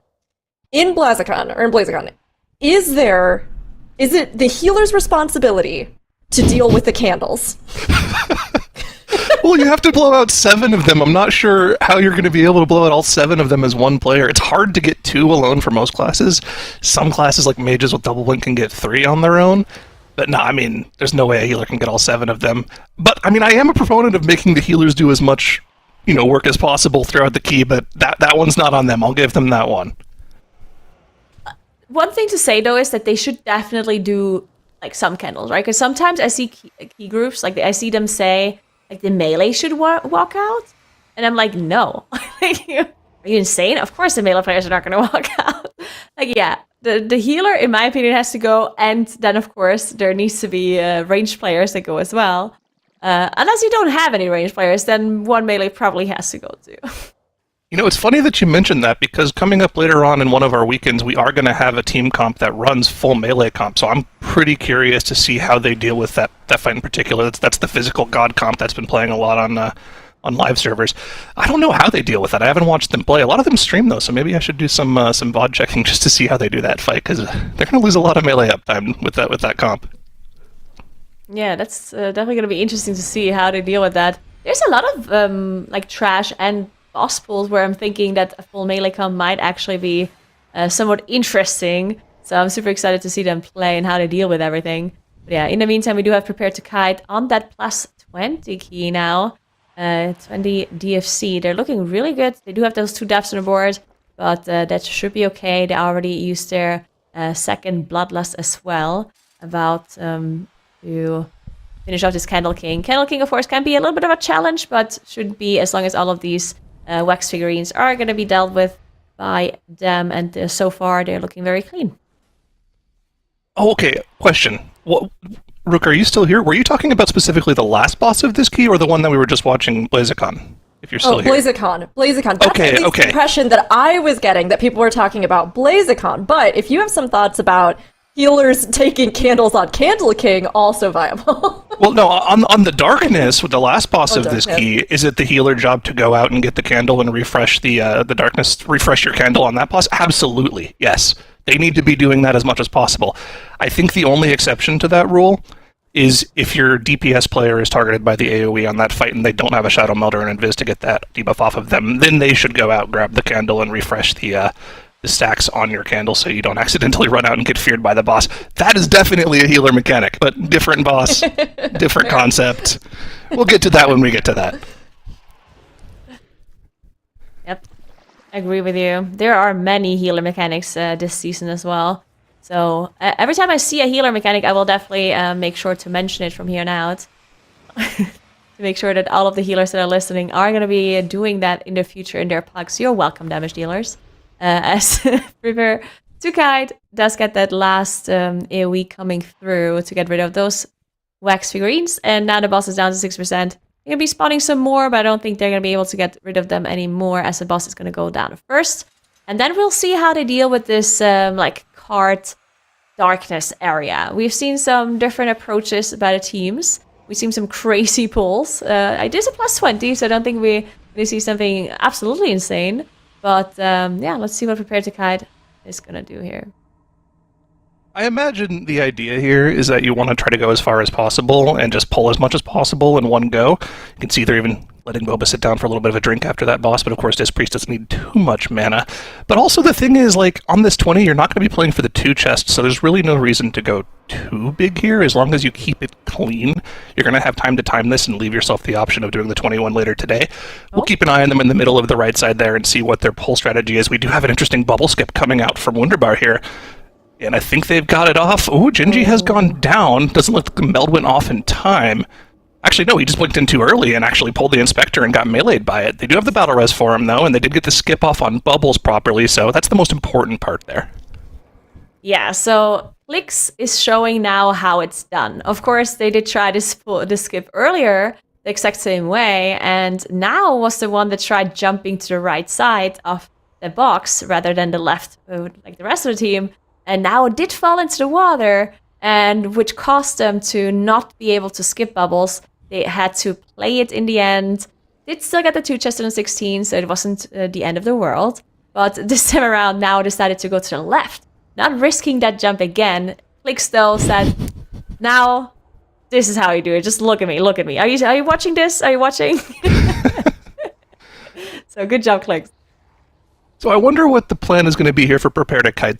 They could kill all of this here, and it would give them the majority of the count they need to finish off the key, but I also know that you can just click this dynamite and leave once you've killed what you need to kill as well. So we'll see if they plan on actually finishing this off and just going straight to the darkness with a little bit of trash, or if they're just going to click the dynamite and go. Not sure. The way that Boba is positioning has me think that they're going to leave any time now, but it looks like they're just going to be finishing off all of this trash here. Very clean pull from them. They did it all in one go.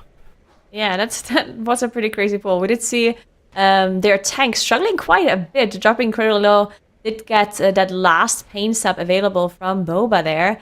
And they're pretty low on cooldowns, on defensive cooldowns very soon. So they need to make sure they're finishing off those Reavers before their Demon Hunter is going to have an issue. Looks like we're trying to pick up some candles and move around a little bit. Looks like they are going to be able to do it though. But yeah, that was a big pull. Did it get a lot of percentage for this one? Yep, took them quite a while to get there, but I mean, they only have to do a little bit of the trash in the next area. They can maybe even pull it on top of the darkness and just cleave it down with the cooldowns, which are going to be available for them, you know, when they're ready over there. So we've got plenty of time left in this key. Just have to have a clean bout on the darkness here. Who do you think is the one person that's actually throwing the dynamite here? Do you think they're letting their healer get a nice little bit of AFK before they have to carry the group on the last boss? No, I can see Boba's actually throwing dynamite. Never mind. Well, I guess it's Gilly. Just kidding. They're switching it up. Now, honestly, I do think it should be either should be the Unholy Decay or it should be the Vengeance Demon Hunter that gets a break here. Because I do think that the tank has to do quite a lot of work throughout this time. Oh, we did see the stun skip here as well by the Vengeance Demon Hunter. So once you get thrown off that cart onto the other side, you get stunned for a little while. But if you use like a movement ability, that like a leap or something like that, you can actually skip the stun. And it looks like the Vengeance Demon Hunter did end up doing that, while the rest of the team did get stunned.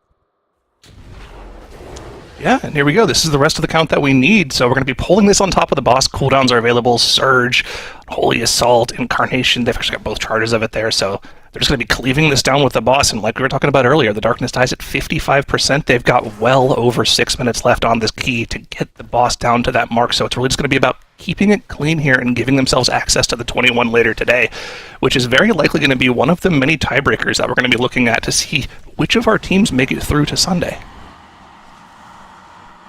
Definitely going to be interesting as the 2 chest timer of Prepare to Kite is going to go through in just a moment. Now, obviously, we didn't really expect him to do just a 20 here, which, 22 would be very interesting, but Wunderbar on their side also looks like they're going to be missing their 2 chests as well. I talked about this a little bit earlier, thinking or assuming that there might be a potential for them to 2 chest an 18, but doesn't really look like it. Of course, they did have some issues here and there, as they did have 2 deaths on the board, but the boss is still on 57% as the 2 chest timer just went over.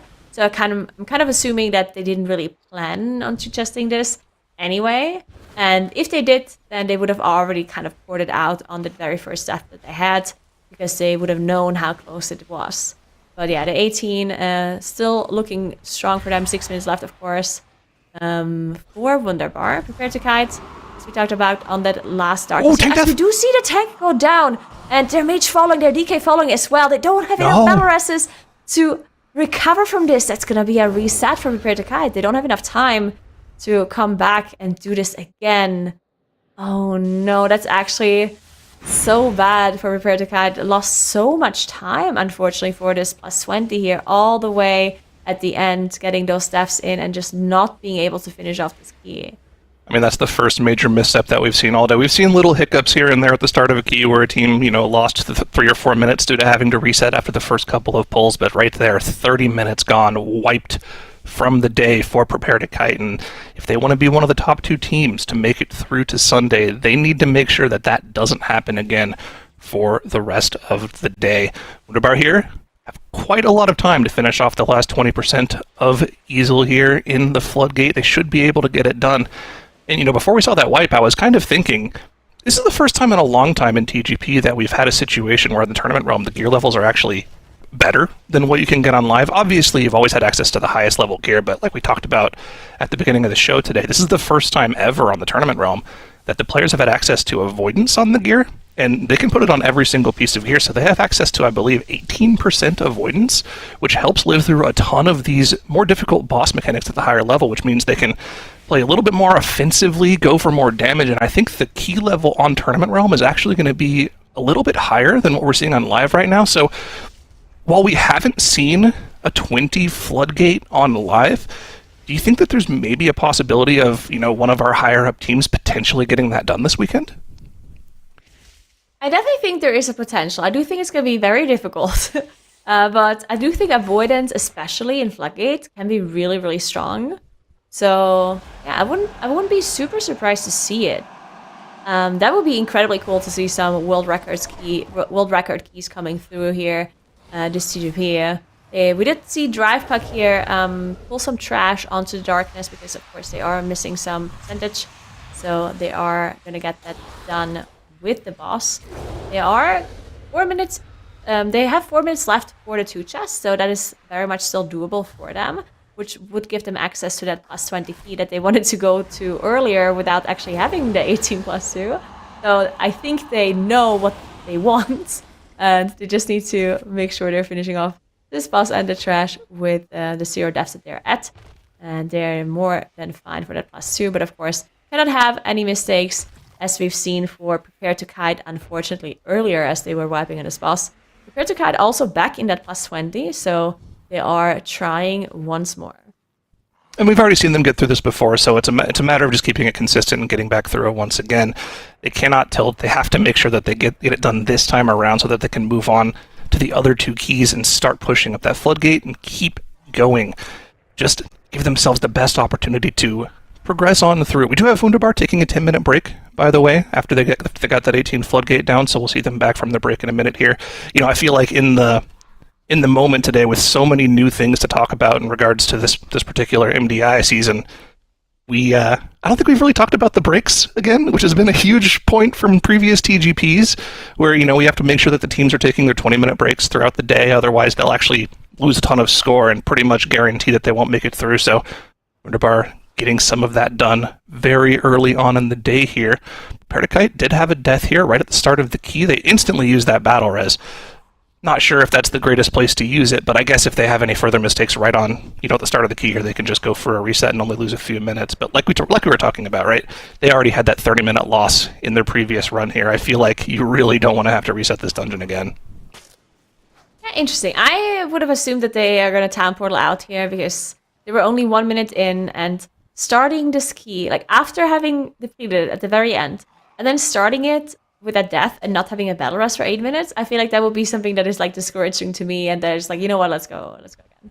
But you're right. If they have another death within the next 8 minutes, they can still go out, and not that much more is lost than if they would have town portaled out immediately. And if they don't have the death, then it's no problem and they can move on. So I do like the decision here by Prepare to Kai. They're confident that they don't need this battle rest moving forward. So we'll see how they're going to be doing from here. One more thing I did want to mention about this whole, like, the avoidance addition to the gear. That's something that Mirrors talked about as well to me some time ago, where he was saying that the avoidance helps out everyone except the tank. Now, of course, the tank also gets avoidance and also takes less area of effect damage, but area of effect damage is such a little portion of the tank's incoming damage, because most of the damage a tank takes is melee hits, right? And direct hits, which are not reduced by avoidance. So once you get to these like really high key levels, the ones that are not maybe done on live servers, at some point the tanks might just struggle so much that we might see a lot of tank deaths in the MDI here. So that's something that we potentially can see as we do see the town portal for Warcraft coming through. What happened? I didn't actually see what happened to them, but they were pretty deep into the run here, so... Yeah. Well, they weren't too deep, and they just got the 18 done. It might have just been a mistake in the first couple of pulls, so... If it was a reset, it wasn't that big of a deal for them. They'll just go again and get right back into that 20. Perdikai here are dealing with Old Wax Spear once again on the 20. See if they're able to get it done cleanly. Of course, no battle res now from that first pull with the double Overseer, so if they do have a death here, they'll likely just go for an insta reset, making sure they do a good job of making sure they don't let the debuffs from these ads stack up too much, trying to knock them out with the Reckless Charge, as well as the circles from the ceiling collapsing as well. So far, so good. See, Jilly actually up to 30 stacks of that debuff now. Needs to make sure he's not getting meleeed anymore. Don't want to go down to the ads here. 34. Yeah. Let's go ahead and reset those stacks, buddy. But no more of that. Okay. All right. All good. Yeah, that's something as a melee, I guess, that it can be a little bit annoying with that fixate here on this boss. If you're range, you can just kind of round a little bit, making sure the cards are, or making sure that the train tracks are in between you and the rats, and one of the train tracks is probably going to take it out, or one of these like rubble, like boulders that are falling from the sky. But if you're in melee, you kind of just want to stick to the boss and keep attacking, right? So definitely a little bit annoying if you have aggro from a bunch of those. Yeah. Well, looks like they've got the reset now, and they should be okay. And I guess if they really get in the situation where they're in trouble, they can like just pop a quick meld or just throw some AoE CC out to make sure they don't get hit by them. But for now, all good. Nobody's gotten out on the boss just yet. They're making sure they deal with those mine carts as well. So prepare to kite. We already saw them get this done before. Remember, so we've seen them get all the way to the darkness, and unfortunately wiped there. So we know they can get it done. It's just a matter of keeping it consistent and continuing to play consistently throughout the day, so that they can get as high a score as possible and potentially qualify through to Sunday here. Key Lime Pie, though, in the bottom right here, have moved on to Floodgate. It's their first couple of attempts at the key here. We suspect that they should be able to get the 2 chests on. Something else I wanted to talk about as well, coming into the competition here. Again, first time in a long time that we've had so many teams qualify for a competition. 24 teams qualified for the Western TGP MDI qualifiers here, and surprisingly enough, all 24 of the teams were very, very close to each other in terms of the dungeons they could get done, right? It was within one or two key levels on each of the dungeons, so every single team, even the 24 seed, can get these hardest keys done given enough time. It's just a matter of getting it done in the competition on the day. So even though Key Lime Pie are one of the lower seeds, they still pose a threat to our teams here today to be one of the teams to potentially qualify through. Yeah, definitely a possibility here for Key Lime Pie. We did see a reset, unfortunately, for Prepare to Kite. I think it was a card that went off for them at the end of the boss fight there. Maybe they called like a commit on the boss and then didn't quite manage to make it, so they have to go again for them. A little bit of time lost for them again, but we'll see if they can finish off that 20 soon. Of course, both Drive Puck and Prepare to Kite trying to get that plus 20 on the board as the first team to attempt the 20. We did see Wunderbar move on once they had the 18 plus 2 done on the board, not even trying to do the plus 20 at all on their side, while both Drive Puck and Prepare to Kite are getting, or at least attempting to get it done on their side. Feline Pie now done with the Demolition Duo, and they're gathering up some more of these trash balls, making sure that they get their Bloodlust back for Big Mama that they're about to approach here. There's a plus 16, so they're going to be quite a bit faster.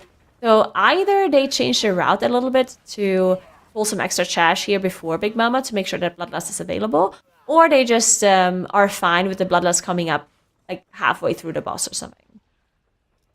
Yeah, I'm curious to see what their plan is going to be here. I mean, they definitely have the opportunity to just send the Bloodlust right away. I think that's probably what they'll do. But, yeah, we'll see whenever they do get around to it.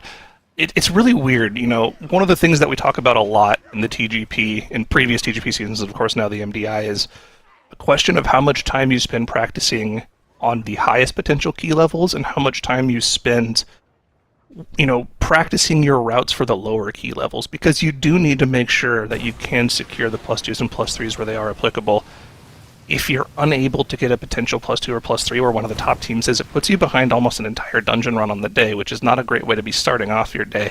So, you know, the questions of when you use these Bloodlusts when they come off cooldown in the lower key levels is actually a pretty important thing that the teams have to figure out, you know, throughout the practice.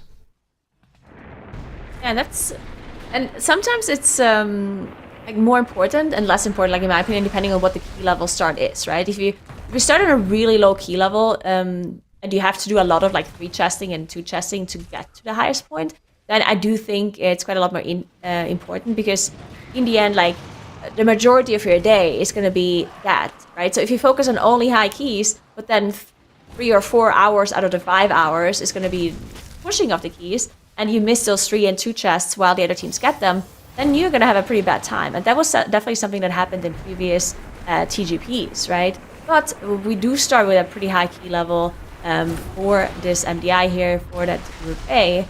So I do think they definitely did spend time figuring out how to push the keys, but maybe not as much as for the high keys. Also, they probably spent a lot of time figuring out the spec rule, right? Because that new spec rule that we added for this MDI means that these teams have to try and practice different specs and different comps, which I think a lot of people think, oh, well, you just play a different spec. Like, a lot of these players are multi-classers, they know how to switch specs, right? And that's true. But if you switch specs, all of a sudden you also have completely different utility available, and you need to make completely different callouts, which is actually pretty complex and difficult for a team like this to do, because the person that calls the CC and the interrupts, that person needs to be aware of what kind of CC and utility you have. If you play the same comp in every key, well, then it's easy. Then you always call like kind of like the same rotation of utility. But then if you have to switch specs here and there, then all of a sudden, oh, you don't have the sigil anymore, or you don't have the solar beam anymore, or you don't have this AoE stun or that interrupt, right? And then all of a sudden it can be a lot more complicated for these practice runs for the MDI. Yeah, that's a good point. I mean, that spec rule kind of throws a wrench in the plans for a lot of the teams. Although a lot of the things that they're playing in place of the quote-unquote best comp right now that we've been talking about, they kind of fill similar vibes, right? You know, Prot Warrior, even though it doesn't have all the sigils available to it, does have Disrupting Shout, which is pretty useful as an AoE stun as well, so it can kind of cover those buttons. Warlock has Infernal Stun, has Shadow Fury, can cover a couple of the AoE stops as well. And, you know, as far as your Mage and DK specs go, they're the same, pretty much. You still have those buttons available to you, even if you're just swapping between the specs. So, you know, they can make it work if they're running a similar comp. But, you know, it's if you actually have to change to potentially, you know, some of the more comfort specs, like you were talking about with Mirez, rather than closer to the meta comp, that's when you'll have to completely rethink what your AoE CC rotation is going to be. Drivebug going for the gusto here with this pull, though. Triple of the Wandering Candles. Every single one of these Quenching Blasts going to do so much AoE damage to the group. You can see the ranged DPS players in the group actually trying to go line of sight behind the pillar there, but unfortunately it's the melee players that go down because their healer was line of sighting them, and this is going to be a full wipe for Drivebug here. Yeah, this is going to be very hard to recover. We do see the Moonkin go down. They don't have a Battle Rust available for them. It looks like the tank is back up and did manage to get the aggro back. But the only people left here is the Mage and the Disc Priest. Both the DK and the Moonkin, unfortunately, did not have a rest. They're running back. So it's possible that they can survive this because, of course, the ranged players are able to line of sight the AoE damage from these candles. In comparison to the melee, it's not really being able to line of sight unless the tank actually pulls them to a pillar or something. But of course, because they also create these petals in the ground, you can only use a pillar for so long, and therefore it is not very reliable to line of sight the AoE damage unless you are a ranged player. So yeah, definitely not ideal for Drivebug, but they're not porting out just yet. It looks like they are thinking that this might still be possible. The players are now back with the group. We can see Worst on that DK and Tull on the Moonkin both back, and they're going to be able to finish this off. They're probably going to finish it and then reassess, looking at the time. Okay, can we still do this?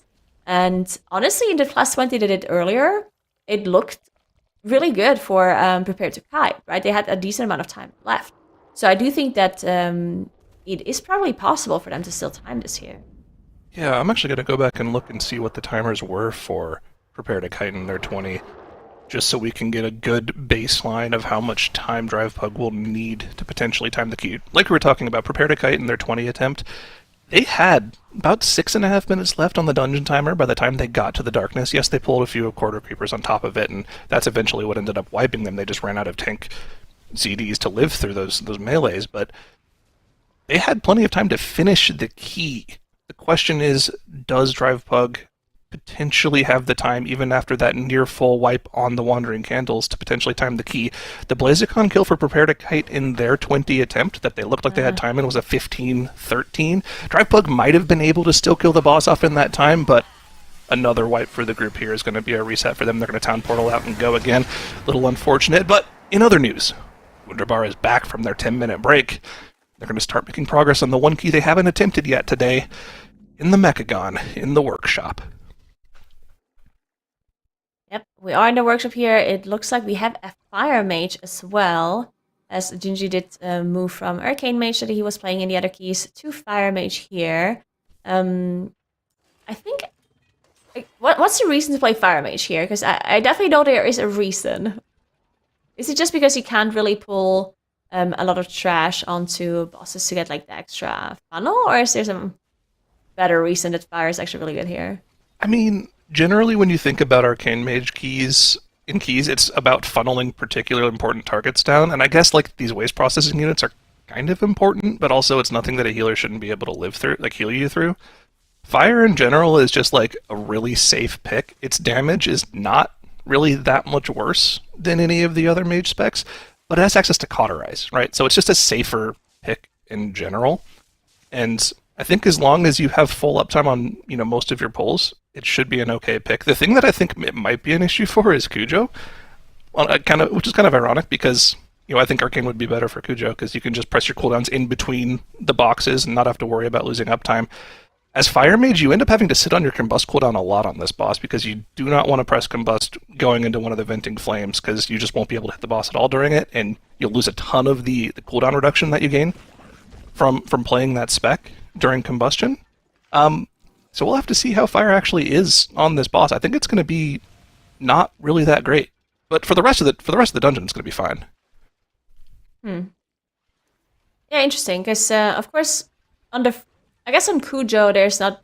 You could pull the dogs on top of the boss, but that might be a little bit dangerous considering how much damage they do versus the boss's damage as well. And then of course you could pull a little bit of trash on top of the Machinist's Garden as well. But King Mechagon is not really something that is very much possible, and on the Castle Tongs, not really either. But yeah, as you said, of course they did change Cujo, and Cujo now cannot be attacked anymore during that box phase. You're not being able to like cheese the line of sight anymore as a ranged player. I think there's still some way that you can melee the boss in like a certain way if the boss is being tanked in a very particular position around the box, but you definitely cannot use spells anymore. So yeah, the downtime for the ranged players definitely went up quite a lot, unfortunately. So we'll see how these teams deal with that. In the meantime, we do have Prepare to Kite on the plus 20 again, 9 minutes in, still on 0 deaths, so doing pretty well in comparison to Drive Pack having to reset that key once more after they had 2 wipes on this very same trash that Prepare to Kite is working on right now.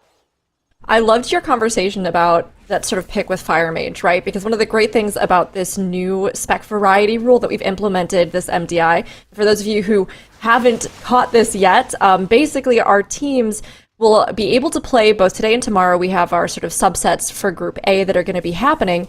And as they do that, each team will be able to, if they push a key higher or if they break a time and get a better time on a dungeon run, the different specs they're running will essentially be tallied up. And at the end of the day, whichever of the top 3, so the ones they've run the most, those 3, they're going to be banned out for Sunday. So they won't be able to play them if they move on to the group finals. So all of this context in mind, Zyronic, since we were talking about Fire Mage and why it would be picked, I also was curious if you'd noticed any other unconventional picks that we've seen today and sort of why you think maybe some of those teams had made some adaptations. Well, so I think Nagura made a really good point about this earlier when she was talking about what she talked about with Mirez about comfort picks being your secondary class pick that you want to get banned so you can play something better potentially on Sunday. And I think we're seeing that with Wunderbar here, right? They're playing a lot of Resto Shaman, which I'm pretty sure Whippy is pretty comfortable with. They're playing a lot of Warlocks, which I know Clix is comfortable with. He's mained that class a ton, played it in previous MDI seasons. Both of those classes are actually like really, really good. You're seeing Destro Warlock absolutely pump in their keys. I think it's totally fine to just play things that you're comfortable with, get good keys done here, and then you're setting yourself up for success on Sunday. The thing about these picks is I think there's a lot of classes right now, like you were talking about earlier, Nagura, there are a lot of classes that are actually insanely good and maybe will be only a few percentage points worse than the potential like meta comp. There are tons of classes that are really good. I mean, I think you can pretty much name almost every single DPS spec and make a case for it being able to do the highest keys. But, things that I think we can expect to see that are actually pretty good that we haven't seen already. Both Shaman specs are really good. A couple of the Hunter specs are really good. Rogue is really good in keys right now. People talk about Balanced Druid, but Feral Druid's also really good in keys. There's a ton of melee specs that are actually also really good. It's not just DKs. So I would expect that we're going to see actually a lot more classes this MDI in particular than we've seen in previous ones. I definitely think so as well. One of the things, of course, that we always have to look out for is the synergy between the classes. And, of course, something like class buffs, bloodlust, battle rests. We've seen teams in the MDI play without battle rest classes and just use engineering rest.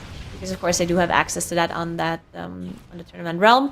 But it's always just a little bit risky to play without that battle rest. Because engineering rest, you have to go really close. While battle rest is a lot more range. So if they can avoid playing without battle rest, they will. And of course, you also kind of don't want to miss out on the Mark of the Wild, which already provides you a battle rest anyway. But then, of course, you also want to focus on that Bloodlust, because you definitely do not want to play without that. So one of the classes has to provide that at least. And then you want to look at, okay, if we're switching out, let's say the Vengeance Demon Hunter to something like a Prod Warrior, for example, are we switching our comp to more of a melee comp? Because all of a sudden we're going from like an extra magic damage increase to a shout, right, which increases our physical damage. So do we want to switch other classes as well? And that is always something that these teams are going to be considering, of course. And it also depends on the dungeon too. There's certainly some dungeons where some classes really shine, and some specs in particular. So I do wonder if it's going to be a little bit like dungeon specific as well. The one thing that is a little bit difficult to do with this new spec rule, in my opinion at least, is, let's say, for example, there's one dungeon where like a weird spec that is usually never played is doing really well. Let's say, for example, Survival Hunter is absolutely insane in Workshop for whatever reason, right? The problem, though, is if you need to hit a certain percentage of a spec for it to be banned, then you don't necessarily want to play a spec only once in a dungeon if it's not the best spec, right? Because then you're lowering the amount of time you're playing with those like quote unquote underdog specs, right? So you would have to switch one of your meta classes to one of these like special classes, right? So I do think we're going to see less of these like one-off specs and more of, okay, we're just playing our like comfort pick, but we're playing it all the time to make sure that one is getting better. Yeah, I think that's why, particularly Wunderbar's strategy coming into today has been probably the best strategy that I've seen from any of the teams. Like we're talking about, they're playing that Guardian Druid, they're playing the Warlock, they're playing the Resto Shaman, they're even playing the Frosty K in a lot of the keys as well, when they probably could just play Unholy if they wanted to in less than half of them. And they're essentially saying, okay, we're banning out Guardian, we're going to ban out Resto Shaman, and we're probably going to get Warlock banned out as well. That means when they get to Sunday, they have both mage specs available to them, so they can swap between Fire and Arcane as much as they want without one of them being banned out. They'll have access to the typical meta comp of the Priest, the Vengeance Demon Hunter, and the Balanced Druid. And then, of course, they'll have the Unholy. They'll have everything available to them on Sunday that they want, pretty much. And I think they had a very clear plan coming to today on how to deal with that, and they're making it work. They haven't really had any issues in their keys so far. They still haven't attempted any of the highest level keys, though, so we'll probably see them swap their comp off of these classes. But because they've done the majority of their score increasing keys on this comp, they're setting themselves up, to be ready for Sunday, and I like that from them.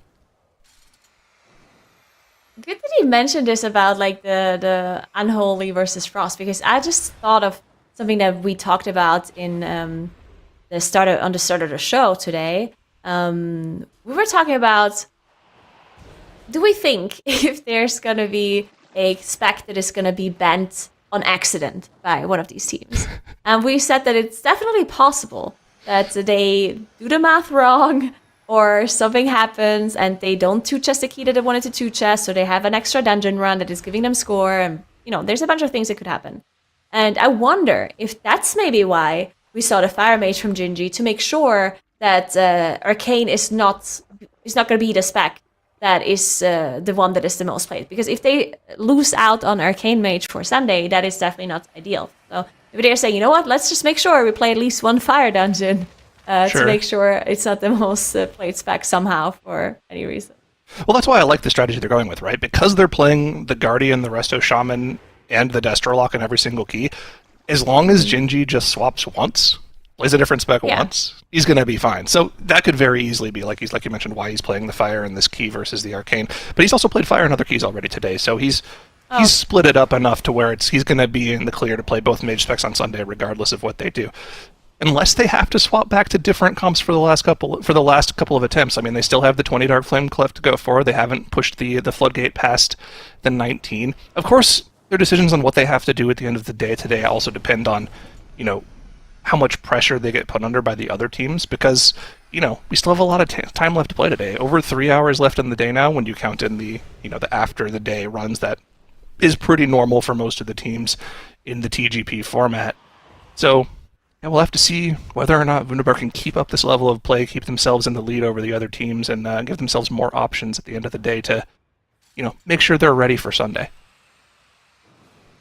Yeah, I guess another good point that you're making here as well is that they can just switch to those meta classes or meta specs for the highest key that they're doing today, right? Because that means it's very likely that it's not going to be the banned spec. Which you have to be confident enough to use your off-meta specs all the way up to the highest key and then switch. That is also obviously something we haven't seen from the other three teams, right? That is a possibility to do if you do the math correctly.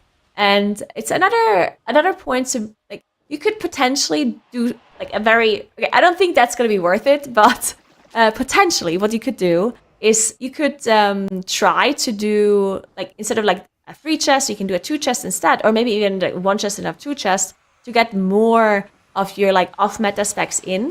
So let's say something like Prepare to Kite is going to choose to play 3 off meta specs for the last dungeon that it still have to do the floodgate, right? And they go into the floodgate, they play the 3 off meta specs, and they, instead of 2 chesting it, they just go 16, 17, 18, 19 to like ramp up the amount of score they're getting with those off specs. So then they're able to maybe play the meta spec in the highest keys that they still have to do. I don't think it's really possible anymore for Prepare to Guide Drive Pack or for Keyline Pie because they already played the meta comp so much. But if it was like a huge difference between the meta comp and the second best comp that they can play, then that might be something that we potentially see. But I personally don't think it is as big of a difference, honestly. So therefore, I don't think we're really gonna be seeing that, because of course you would be losing out on quite a lot of time if you like miss a +2 or a +3 on purpose, right? Yeah. I mean there's a lot to consider when this new rule comes into play for the teams. And to go back to the initial question you asked, do we think there's a chance that teams accidentally will ban out a spec they don't want to ban out? I think the chance is actually pretty high that ends up happening, just because it's a new rule, and usually something will get lost in the sauce when teams are coming up with their strategies to deal with something. So, we'll have to see at the end of the day what happens with those bans. Of course, our admins are tallying up how often these specs are being used when the team's games score, and they'll be told, which specs they ended up banning out. But we'll talk about that more near the end of the day. Something else, though, that's nice about the Warlock pick, which, we haven't talked too much about, in this Mechagon workshop, there is a pretty nice gateway skip that you can use to skip past some of the trash at the end of the dungeon here, and we'll see them use it in just a little bit. Of course, they're still dealing with that last trash pack. Prepare to Kite, though. Second attempt at this 20. They've gotten, once again, to this final section of the dungeon. Last time around, they ended up wiping to the darkness with the trash they pulled on the final boss. So can they make the most of this second attempt? Can they get the 20 down on the second try? Let's see if they're able to get it done. Of course, they got to do this giant trash pull beforehand. They were able to get this done last time around. Yeah, we'll see if they can execute this. In the meantime, we did see Wunderbar do the skip as he talked about. But they didn't actually... They're good. Right, so the way they... Big combat. Okay, so the way they did the skip, they didn't actually have everyone use the gate. So basically they had now walk into the pack and tank it a little bit, while the rest of the team did use the gateway to get past, and then now did walk up and shadow melt. I think this might be a little bit safer, because it does have the potential to maybe aggro the pack anyway if you use the gateway. While you're flying past the trash, it's possible that you get in combat. And they also want to skip those MK3 bots, actually, which is only possible if you do this skip this way. So now, not only did he pull this trash back at the bottom, he also pulled back the MK3s, so to make sure that the rest of the team that is using the gate is not getting in combat with those. So he's doing a double skip. Yeah, that's a weird skip to do, because it puts the entire group in fake combat, but as long as your tank gets out of combat with the meld and doesn't pull the trash into the boss room, you'll be fine. Even though those anti-personnel squirrels are running after your tank, you're good. Everyone's still out of combat. So, just perfect example of how to pull off that skip with the Warlock gateway. If you play with the Warlock, you can do that too very, very easily. It's a very safe way of doing that skip. Prepare to Kite, making great time in this second attempt. Almost all of their boss splits are a solid 30 seconds to a minute faster than they were in their previous run. So as long as they can make this last trash pull work, I think they're going to be in the clear. As a matter of fact, I don't even think they need to do the trash end with the boss in order to get this timed. They could probably play it safe. Not sure what their strategy is going to be here. They'll have plenty of time to think about it on this cart ride over to the final section of the dungeon, though. And we'll see. We did, of course, have that death on Boba earlier, but did use the Belras, get him back up pretty quickly, so not too much time lost. And as you mentioned, they do still have enough time.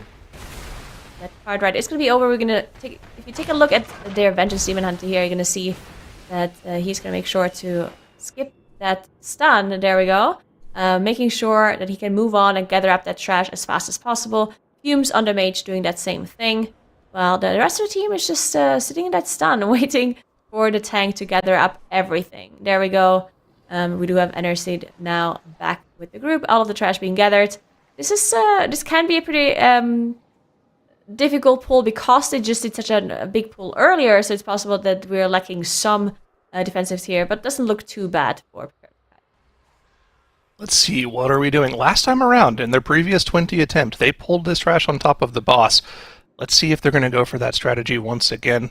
Killing off the Shifting Darkness here, trying to get them away from the Corridor Creepers so that when they die, they don't end up stacking the damage buff on those Corridor Creepers and your tank doesn't instantly go down to that dot, being super empowered by the mobs dying around them. Are they just trying to kill off those, then pull these creepers into the boss? Looks like that is going to be the play. Here we go. Prepare to Kite are going to be going for a second attempt at the darkness, and this went south for them quite quickly last time around. They ended up wiping with the boss at about 80%, so they weren't really in combat with the boss for too long. Got to keep a huge eye on the tank here as he's tanking 3 of these corridor creepers until they get cleaved down with the boss. When he runs out of cooldowns, that's when they need to finish off these ads, but still holding on to the meta. Okay, just now being popped as well to help heal through that damage. Looks like they're going to be a lot cleaner this time around. These creepers are going down quite safely. Yeah, it does look pretty good for Prepare to Kite here. This might be the first team to be able to get that plus 20 on the board today, and for this whole TGP, actually. As I did want to quickly mention, Wunderbar did have a death on their run here on King Macagon. Did have a battle rest available, got them back up, so no problem for them. The 2-chest timer, I think it's still fine, but let's take a look at Prepare to Kite first before we're thinking about that. As the darkness is now down to 82%, the bloodlust is coming up in just a moment. Of course, that's going to be their last bloodlust, so they're probably going to be waiting for all of their cooldowns to be back up. Also, that PI that is currently sitting on a 1-minute cooldown. So once that is all up, they're going to be nuking that boss. 5 minutes 30 left, which is of course more than enough, as long as they don't have any major mistakes coming in. And here we go, and you can see they're doing a good job of just getting full uptime on the boss. Every single time those AoE slams come out, they're actually getting pretty lucky with the targets, using those shadow melds, using those invisibilities to just make sure they're not taking that extra damage. It essentially removes the debuff from the encounter as long as you have that cooldown available. The next one, though, I think the only person it can go on that they'd have an invis for would be the mage. So if the mage gets targeted by the next AoE, they can get rid of just one more of them, and I think they got lucky here. Perfect. He did get it, so won't have to run out with that, just the invis is going to be fine. Next one they'll actually have to start moving out of the group with, so the full uptime is not going to be there anymore. But, you know, the first 3 targets having Meld or Invis to be used for is pretty nice from them. And you can see it is the healer doing a lot of the refilling of the candle on this boss, although this one it is the mage going for it because they can just blink right back into the group pretty quickly. But it has been the healer most of the time on this fight. Yeah, definitely a healer job, as you mentioned correctly, as Boba now also does have to go out for that AoE, does not have Shadow Melt available, but thankfully enough, also picking up that candle. Every time you do go out, want to make sure you do pick that up. Even if you're not the healer, you're actually allowed to do it as well. Not to mention the fact that you can continue to do damage if you actually pick up the candle instead of just standing out there doing nothing. So that is something you do want to do as the darkness is dropping low and lower. The Bloodlust also already has been popped actually before that PI was back up. So we're going to have another haste boost in just a moment as Boba does get targeted again, but does have Shadow Meld back up. So skipping one more AoE. They're actually getting pretty lucky with their targeting here on darkness. Looking pretty good. Yeah, looking pretty good here. I mean, they're getting very close, and we'll be bringing Tettles in, actually, as we watch, hopefully, this kill. As Prepare to Kite, you know, having once stumbled here, are now trying to land this plus 20. But with that, we will be saying bye to Nagura, at least for now. So, Nagura, thanks so much for hanging out. We'll see you later on. Bye! Bye! Bye! So, Tettles, the darkness, they're fighting it. Obviously, we're going to keep an eye on this. But there's been a lot of questions. Chat has been very curious, perhaps as our NA crowd has been coming in, about what's going on with this being called the Mythic Dungeon International, but it's TGP, but it's... What can you kind of shed some light on what is happening for viewers? So the old MDI format is out, and it's been replaced loosely with the TGP format. Now, there are some new additions to that old format that we used in the past. Obviously, we're doing the 4 teams a day thing that we had last time. We have 24 teams that are competing over the course of the next 3 weekends in Group A, B, and C. On top of that, we also have introduced a new rule as well, which is the spec variety rule, which you've been watching for a little bit. It's been discussed to death by some of the casters, but those are kind of the main things. But the MDI format, where you were speedrunning in a head-to-head dungeon format, that is no longer the format of the current MDI. We are now going for a primarily key-pushing format. You think that's fair, Zyro? Yeah, no, I think you covered it perfectly. Obviously, you know, we're pretty used to the TGP format. It's just being called the MDI now. That's essentially the only change that you should be worried about if you're somebody just now tuning in. The pushing of the keys is the main name of the game for most of these teams now when it comes to the MDI. And yeah, like you talked about, we've been covering this new spec change rule, this spec ban rule, because It's something that people have been asking for in some format for quite a long time. And Frosty K mentioned. Look on the screen here. Yep, Frosty K topping the meters here, right? It's not the unholy DK. I mean, it's something people have been asking for a long time, and we're trying something new. So yeah, we're going to have to cover it a little bit and talk about how it works, because people are going to be asking about it all day. And I think it's important to cover, how it works, how the teams are going to be playing around it, how they can sort of figure out what their classes are going to be banned if they make it through to Sunday. Of course, we're seeing that Resto Shaman come into play. He died, but, they didn't have the battle res. He just onked. All good. No problem. All right. Don't need a... Actually, I think they did commit the battle res. Well, at some point they did. I don't know. I didn't see if it was there, so I'm just going to say that they onked, and if they didn't, I made it up. They only have one death, and he is rezzed, so I believe it's much I made it battle res. Yep. But yeah, I think we're seeing this season more than ever before. What I will say about the spec diversity is that I think this is the most diverse season that we've seen for Mythic Plus in terms of the available specs that are pretty good. I can count a couple of really good healers. Mistweaver Monk, Resto Druid, Resto Shaman, of course, Discipline Priest, I think are all fantastic. For tanks, we've seen 3 different specs of tank be played so far with Vengeance Demon Hunter, Bear Druid, and Protection Warrior. I think that all of those are exceptionally good too. And we've seen the field of DPS. Basically, anything that anybody wants to play that they would rather get banned and they think that they can time within half a key level to a key level of their absolute maximum capacity, that's been played today as well. And I think that the spec variety rule that we've put into place here has really showcased a lot of different opportunities for different specializations to show off really cool and unique utility that's provided into the game. I think Clix is doing a good job of showing off how strong Warlock can be in general, especially with the bug fix that they received a couple of days ago to their Wither ticking. Both specs of Hellcaller, Affliction, and Destro are actually quite a bit more powerful in keys now, so I think they're definitely going to be... They were already good, right? But I think they're just going to be a little bit better now. Obviously, he's been playing at every single key today, so it's likely not going to be something they'll be able to play on Sunday. It'll probably be one of their top 3 most played specs today. But it just kind of goes to show you, I think there's a lot more specs in the game that are capable of pushing the highest level of keys than just the meta comp that we've been talking about. Yeah.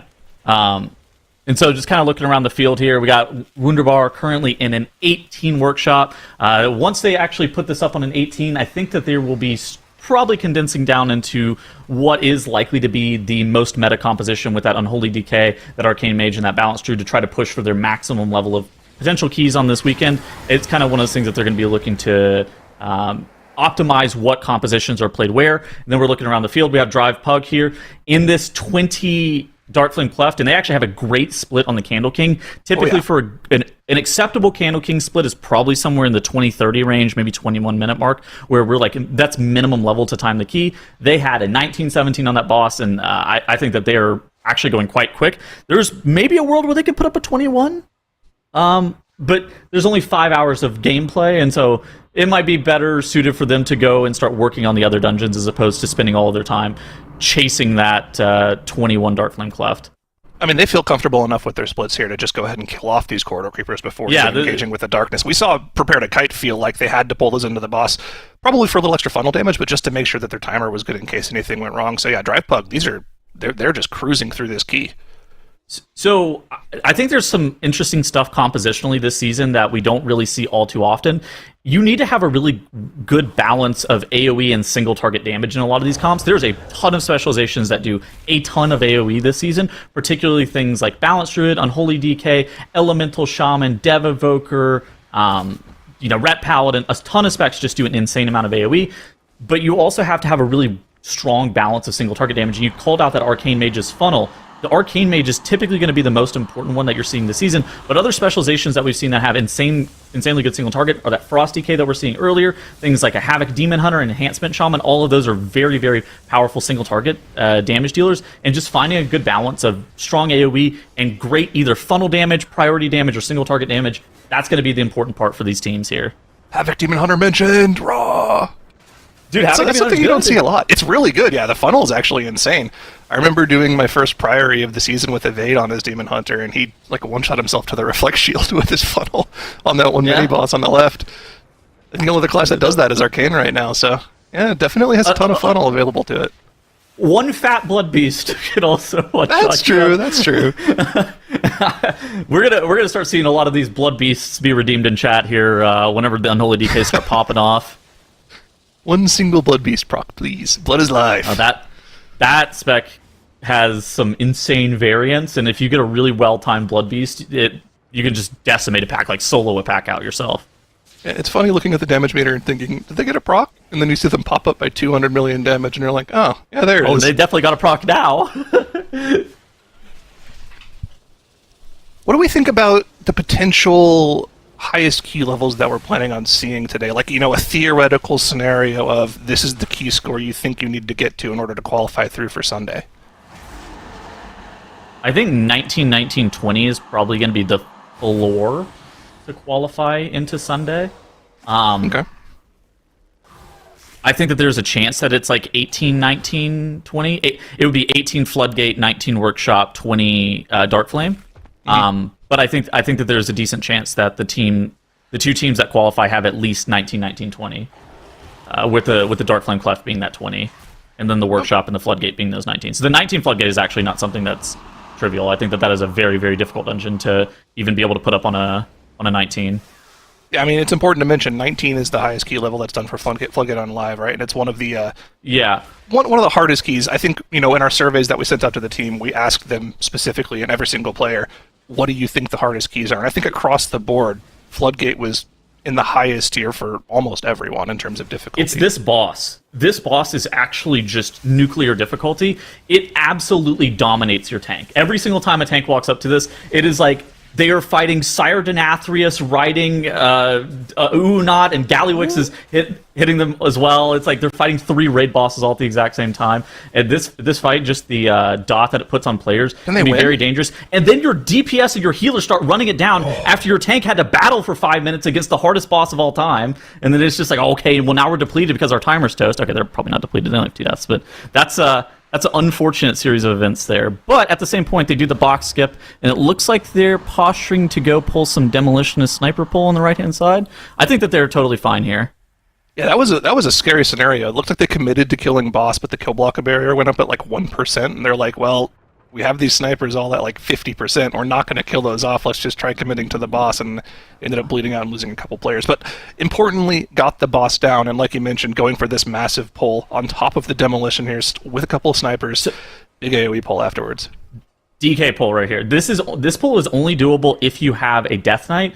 The Abomination Limb or just the single grips to be able to get those Demolitionists gathered is by far the most important part. This pull is relatively easy once you get it gathered. You're basically, all you're going to be doing is rotating melee kicks on these snipers here, and then stopping the Demolitionists on that reload cast. That reload cast is an 8-second long cast, and if you just press a stop on it, they start recasting it immediately. Ooh, but Drive Pug here. Okay. A deathless 20 Dark Flame. This is huge, dude. That's great. Again, like we were talking about, we think 20 is likely going to be like the base level that you need in order to qualify through for Sunday. Importantly, it unlocks the 21 as a stretch goal for them later in the day if they're able to get the other 2 19s down. And a 21 is huge, right? Highest key level is still the first tiebreaker. So if you're able to push that extra key level in the highest key, you give yourself a very, very good chance of qualifying through. So not only was it, like you said, kind of what we're predicting to be the highest key level for today for Dark Flame, but there was also Deathless. So, if we ever end up having to go to time tiebreaker, say there's multiple teams that end up putting up the same score, that's going to be a pretty solid run. I don't think that it's the fastest 20 Dark Flame, but being a minute and a half under with 0 deaths, there's not really too much you can realistically complain about there. And Wunderbar here in this 18 Workshop, getting Cujo killed off at 10:58. My goodness, they are speeding through this dungeon. But notably, look at the top right there. They've elected to save their Bloodlust. Yeah. Interesting. So what do we do with this Bloodlust now? Because I don't think you really want to hit it on any of the trash pulls coming up. Do you just save it for the garden? So at this point? Yeah. So the general strat is you hold it for like the 18-ish, 19-ish minute mark. So it's a 33-minute dungeon. Mm-hmm. You end up holding it until the very on pull with Machinist Garden, where you do all of the trash on top of the boss. You just press your lust there. You do end up losing a lust in the entirety of the dungeon, but with the changes to Cujo a couple weeks ago, where you have to be behind the box to be able to gain that hidden debuff, it's one of those things that's really difficult to get a full Bloodlust off on the boss. You end up wasting like 5 to 10 seconds of it, so pretty much everybody's electing to go a little bit bigger on Machinist Garden on pull. It also makes Machinist Garden much safer. Okay, I like that. And we assume they're going to be pulling trash on top of the garden as well, like maybe holding one technician out to keep that barrier up for the tanks after the boss, right? So yeah, the Bloodlust is huge value there. It just kind of feels weird to sit on it for so long, right? Yeah. It does feel a little bit weird, but it's like, okay, are we going to lust these three... Okay, so again, 33-minute dungeon, a little bit weird timing. So you would have to slam it like on cooldown on Cujo if you wanted to get the additional lust. And I think the better lust is better than the additional lust in this case, which is not always true for whenever you're looking at those. All right, look at Keyline Pie here. So what's actually going on is you see those ads that you have to kill off to spawn Swamp Face. What you can do if your tank pulls these disrupted kelps is you can actually send a DPS player to go and activate that box. That way you can omit actually having that weird RP time in between Swamp Face spawning. And so this is actually a really cool strat to probably save you somewhere in the order of 10 seconds. Now, it's only really useful if you do a route, like a Demolition Duo first route, like Keyline Pie is doing. But I think with the route and how they're playing this, it totally makes sense.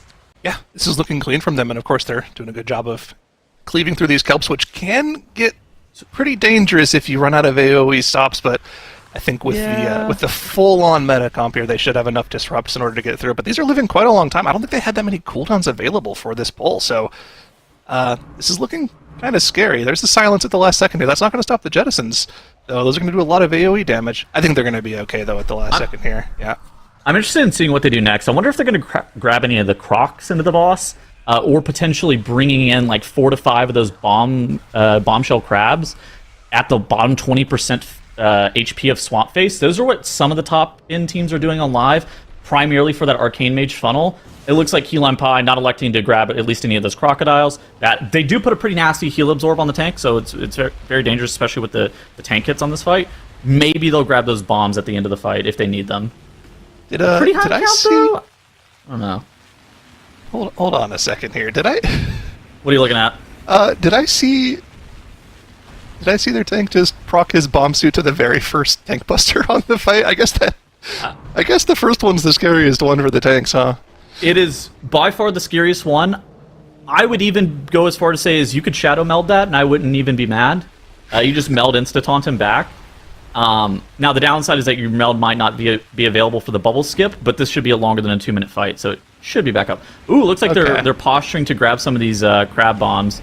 If not right now, it's going to be probably around whenever the boss hits 20% HP. Now the downside is those bombs do detonate whenever they die and put a very nasty dot on you. But if you pull them, again, pretty late into the fight, it's difficult for them to blow up at an inopportune time. Fortunately, did have a mage death there. Yeah. Wouldn't have died if he was fire. Always cauterize to that. Oh, I'm just trolling. It's okay. I have a replay of the pull here. What did we use on this very first sledge Here's claws? the tank hit. And our body. Bang. Oh. Ah. Yeah, okay. All good. Yeah, the first one always seems to either kill your tank or proc something huge. We prefer to not have the tank die there, using the power suppression on this one. Or pain suppression on this one, all going to be good there. Do you think we press this Bloodlust right when it comes off cooldown, or are we saving that for last boss? This normally gets pressed on CD here. That way, again, you can get another Bloodlust in this dungeon if you're fast. But you have to be pressing your Bloodlusts on CD. That's why this route is pretty popular, where you go Demolition Duo first, because then it allows you to lust at like 10:30 on Big Mama. And by being able to lust again at 10:30 on Big Mama, then you have it come up in the middle of Swamp Face, assuming that you're making decent time. If it doesn't come up in the middle of Swamp Face, either one of two things have happened. Either it came up too early, and you're too slow, and you were depleting anyways, or it comes up after Swamp Face, which in that case we're too fast, which is a good problem to have. Cool. And they did, like you said, they did bring in just one bombshell crab, just one singular crab for a little bit of extra funnel for the mage. Not a ton, but I guess they could get a couple more if they wanted to. But I guess they might be worried about the extra AoE damage when they die, as this is a pretty tough healing encounter. Yeah, this is a pretty tough healing encounter. Floodgate's also a 33-minute timer, so they have a little bit of wiggle room if they do have like 1 or 2 deaths. They should have a little bit of wiggle room on their Bloodlust. Ooh. And look at this, Wunderbar. Like we were talking about earlier, they pulled all of this trash into the boss. Now, pulling all the trash into the boss goes from being a 100% execution, 0% damage taken fight, to now our healer actually has a lot to do here. And they actually have to heal players. There's also kicks on the Tinkers that have to be obtained every single time. You also need to do stops on the tune-ups, and you're still scared about the plant. More often than not as well, whenever you're playing with a different composition with a warrior or a Avenged Demon Hunter, they have the stop or the CC for that plant every single time it goes onto players. But now with your tank not having that, it's a bit tough. Clicks going down, after Kush going down, and they actually don't have the ability to be able to battle res clicks. What do you do here? Do you reset the boss maybe? I mean, this was their push. This was their Bloodlust push, right? So if you reset, you're getting rid of all that damage. But being a DPS player down for 70% of the boss, I don't think that's an option. I think they have to go for a reset. But even a reset with the trash alive, you couldn't get him up right away, right? So yeah. What do you do? Do you kill off the trash and then reset and go for a res? I don't know. I don't think there's a good option here. There's no great option, but I think they can kill off the boss and still have time to finish the key in time, right? As long as they don't have any further deaths. They're pretty fast, and I was looking earlier before we went live on broadcast. An acceptable split to kill off Machinist Guard and to still barely time the key is around 22 minutes. I think they're going to be, even four-manning this, I think they're going to be under that. Okay, so Trash is dead. We've lost our Cauterize on Genji. We have no further battle reses for the next 2.5 minutes or so. Need to make sure we get instant stuns on every single one of these plants. We really can't afford for any of our players to go down again. Asphyxiate? I think it's just Asphyxiate, yeah. Cap Totem? Cap Totem would work, but it's delayed. Dude, this is genius. We just kind of subtly caught that off screen. Okay, so the not genius part, getting hit by a saw blade with Alter Time, that was not very good. Yeah. Now, the genius part, though, is that Genji is actually leaving the defender up top in a sheep. More often than not, you're seeing priest healers leaving that defender in a mind control, and you just have that defender on the boss, and you just keep re-MCing it. No big deal. But whenever you're playing with the Resto Shaman, of course, you don't have access to that Dominate Mind. Now, the defender drops the shield generators, which give a 75% DR, and that's a huge deal for the spider tanks that are right after this fight. It turns the spider tanks to the hardest heal check in the entire game, and then it makes them far more reasonable. And yeah, we see a little bit of a replay here. We got Genji. He Ultra Times down. He gets the resheep. He cancels the Ultra Time. Gets hit by the... He gets hit, almost dies, but we're okay. We lived. He's got the line dot on him right now, but I guess if that's the only damage anyone is taking, that's something Whippy can just heal through. Scary moment for them. That was insane. Okay.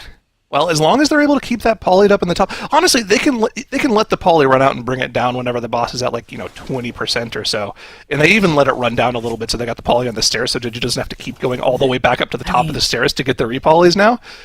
But that defender has 0 HP, and we're playing Fire Mage Frost DK. I really worry that we would kill it if it actually got stacked on top of the boss. Technically, you could just repoly it to heal it, right? A little bit, right? It's not ideal, but oh god! You can make it work. That? Do you still poly to heal mobs? I haven't done it in a long time, so it could be another made-up thing. I haven't done it in a while, Heather. Now I'm questioning. I don't remember anymore. Well, we'll have to find out. Well, ideally, we don't find out. Ideally, they keep it polyed on the stairs there, so they don't have to think about that at all. And it looks like they are going to be able to get through this boss with just one DPS dead. Now, of course, that is going to cost them a lot of time. This boss probably taking an extra minute and a half to 2 minutes. But the timer, yeah, we're still loving the timer. And remember, they still have the Warlock to skip the last 2 trash packs. So all they have to do in this dungeon for trash after this boss goes down is the 2 tanks, which they've got the defender for, like you mentioned. It's not going to be that big of an issue for them to heal through. And then they just have the double MK Mark III pull, right? And that's the rest of their trash. That's all they have to do is deal with King Mechagon now. So yeah, timer's still fine as long as they're able to get through this last few percentage with no more issues. I think they're going to get it done. Oh my god. Dude, I said 22 minutes we were going to be tied up against the timer, but I definitely think it's doable. And right here on the big screen, Keyline Pie, 5.5 minutes for Giesel Giga Zap. And I think that this, assuming that they're able to get through this very, very difficult boss, should be okay. This is kind of similar to Swamp Face. Insane amount of tank damage on the Thunder Punch ability. I've seen many a tank die. On top of that, the heal check on this fight is very, very difficult. Now, they do have the best composition for this defensively. They have things like Anti-Magic Zone, Mass Barrier, Barrier, and Darkness, all external tools at their disposal for their healer to be able to kind of keep everybody topped up. You got to watch out for the Gigazap Dot. The Gigazap Dot can be very dangerous to pretty much anybody in this group. And then on top of that as well, that AoE that happens on a 1-minute cadence. Here we go. First zaps going out on the group. Good job of healing through that Disc Priest, keeping their players alive. Udamar, in the meantime, have pulled the double spider tank, but with that shield generator from the defender that they saved from earlier on, The damage output is significantly reduced here, and Whippy's going to have no issue topping everyone off. Look at the positioning from the group as well, making sure they're all staying on one side of the shield generator as well, so that they don't bait those frontals through the entire generator, making sure they always have a spot inside the shield to where they can take that reduced damage. Yes! Just a very clean pull here from Wunderbar. And they killed off the spider tank that spawns the RP first as well, just saving themselves an extra 5 to 10 seconds. Always love seeing that pulled out. 75% DR turns that pull from being not doable to doable rather quickly. Ooh, and dude, we got Prepare to Kite here in the 16. They also, looks like everybody's been going Demolition Duo first, and then going Big Mama around that 10-minute mark. Prepare to Kite, they're kind of in a situation where their Lust is still coming up in 30 seconds. They're probably just going to press this on CD. Ideally, their offensive CDs would be available. Normally, you run all the way from Demolition Duo to Big Mama, and then your Bloodlust just lines up perfectly. But in the 16, they have a good problem that's happening, right? They're too fast. And so they're just going to press it on CD. Don't really worry about it too much. Yeah, they could press it on CD. Their cooldowns will come up during it. Like, all looking across their cooldowns, Surge and Karn, Unholy Assault, they're all going to come up like 10 seconds after the Lust. So they could just press it right away here, get a few seconds maybe during Jumpstart. At the very end, no, that's not going to cover it, but they will have it when these ads spawn here. And there's going to be a very clean ad push here. And they'll actually probably get the tail end of the Lust on the next damage amp as well. Yeah. Where's the press? We're waiting for it. Maybe the mage is like waiting to press it with his Surge because he's just used to pressing them together. This composition is kind of interesting. The mage is going to be the primary person that's going to be doing damage to Big Mama, where the DK and the Moonkin are going to be the primary drivers on the Mecha Drone damage to try to get you pushed into that Jumpstart cast like you're kind of calling out. Yeah. There's the Lust, okay. Yeah, they were... I think they were holding it for like Dark Transformation, it looked like maybe. Yeah, but yeah, now everything's getting pressed. Incarn got pressed, Dark Transformation with Unholy Assault, Power Infusion, and Surge all got pressed at the exact same time. I wonder if we could even save Surge just for the boss, but not a big deal. I think that Prepare to Kite here is in an excellent position to be able to down Big Mama on a 16. Yeah, that's a problem for the next guy. They're worried about killing off this trash pack here. And yeah, we're going to get the end of that Bloodlust in on the Jumpstart and get the boss very low. They might even be able to go for a boss push with the damage they'll get here. In the meantime, Key Lime Pie have been trucking away at Giesel Gigazap here. They've got 2 Battle Res in the back pocket. That Bloodlust is likely not going to come off cooldown before they kill the boss off here, but so far doing a good job of living through these dots and just making sure they're playing the boss clean. And, you know, with the 5.5 minutes they had on the boss, all they had to do was play it clean. But like you're mentioning, just the AoE cooldowns that they can use for these turbocharges, getting a nice look at the barrier plus darkness combo there to keep everyone alive. Just very clean execution from Key Lime Pie here. It just allows you to use all of your personals whenever you get the Gigazap dot on you, which is really, really dangerous. And then, in addition to that, you would use like pain suppressions and stuff like that on them. And then you just use those group externals on that AoE. In addition to that as well, something that we don't see Wolf doing, but if you want to use this at home and you're Night Elf on your tank, you can actually meld off that Thunder Punch if, say, you're a little bit light on defensives, and it will actually save you a significant amount of damage as well. Say you're playing something, you know, that's not a Avenged Demon Hunter, that it's not immune to the Thunder Punches, and you're worried that you were going to get one shot by it, just meld Taunt, and no big deal. So it looks like this is going to be completed 18 here for Key Lime Pie, but like we were talking about, we don't think 18 is what you're going to need in order to qualify through. I think 19 is what the teams are likely going to have to get done in order to qualify, and they don't have a lot of time left in this 18, so they did have a few deaths, but I don't think those deaths alone are going to be the thing that gives them enough time to get through the 19. So I'm a little worried for Key Lime Pie. If that is the route and strategy that they're going to be running at the 19, are they going to have enough time to get that 19 done? I was watching Firmawant, who's supposed to play tomorrow, practicing their Operation Floodgate, and they were doing 19s yesterday. So maybe 18. Like I said, I think that if you put up 19, 19, 20, there's a decent chance that you're eligible. Like that's a qualifying run to be able to make it into Sunday. There is a decent chance that it's still 18, 19, 20, where that 18 is that Operation Floodgate that gets somebody through, because of how difficult this dungeon truly is, where there's only 5 hours, and would we rather spend, I won't say majority, but a decent amount of time of our 5 hours in a 20 Dark Flame Cleft or a 19 Operation Floodgate? Of course, I think you would always rather take the Dark Flame than the Floodgate. Yeah.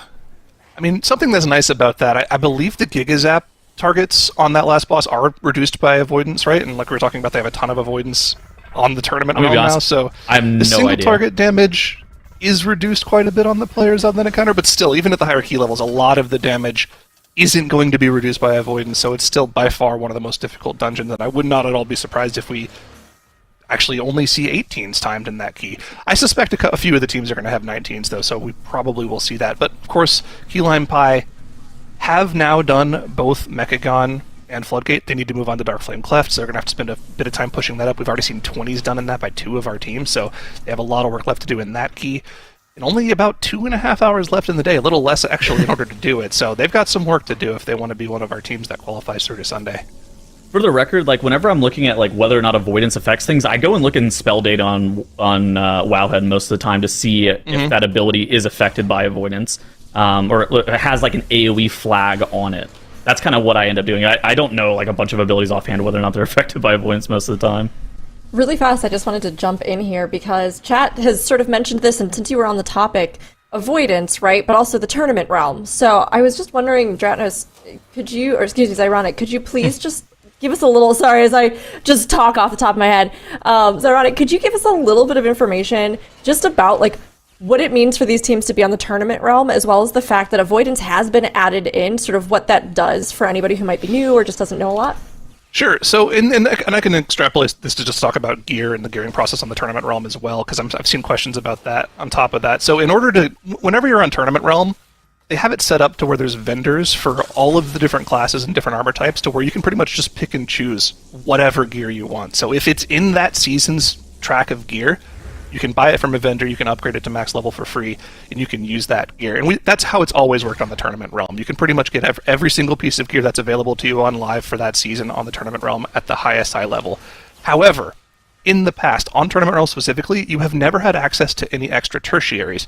You've had the enchantments that you have available to you on live, so right now the bracers and the cloak enchant, but we've never had anything else.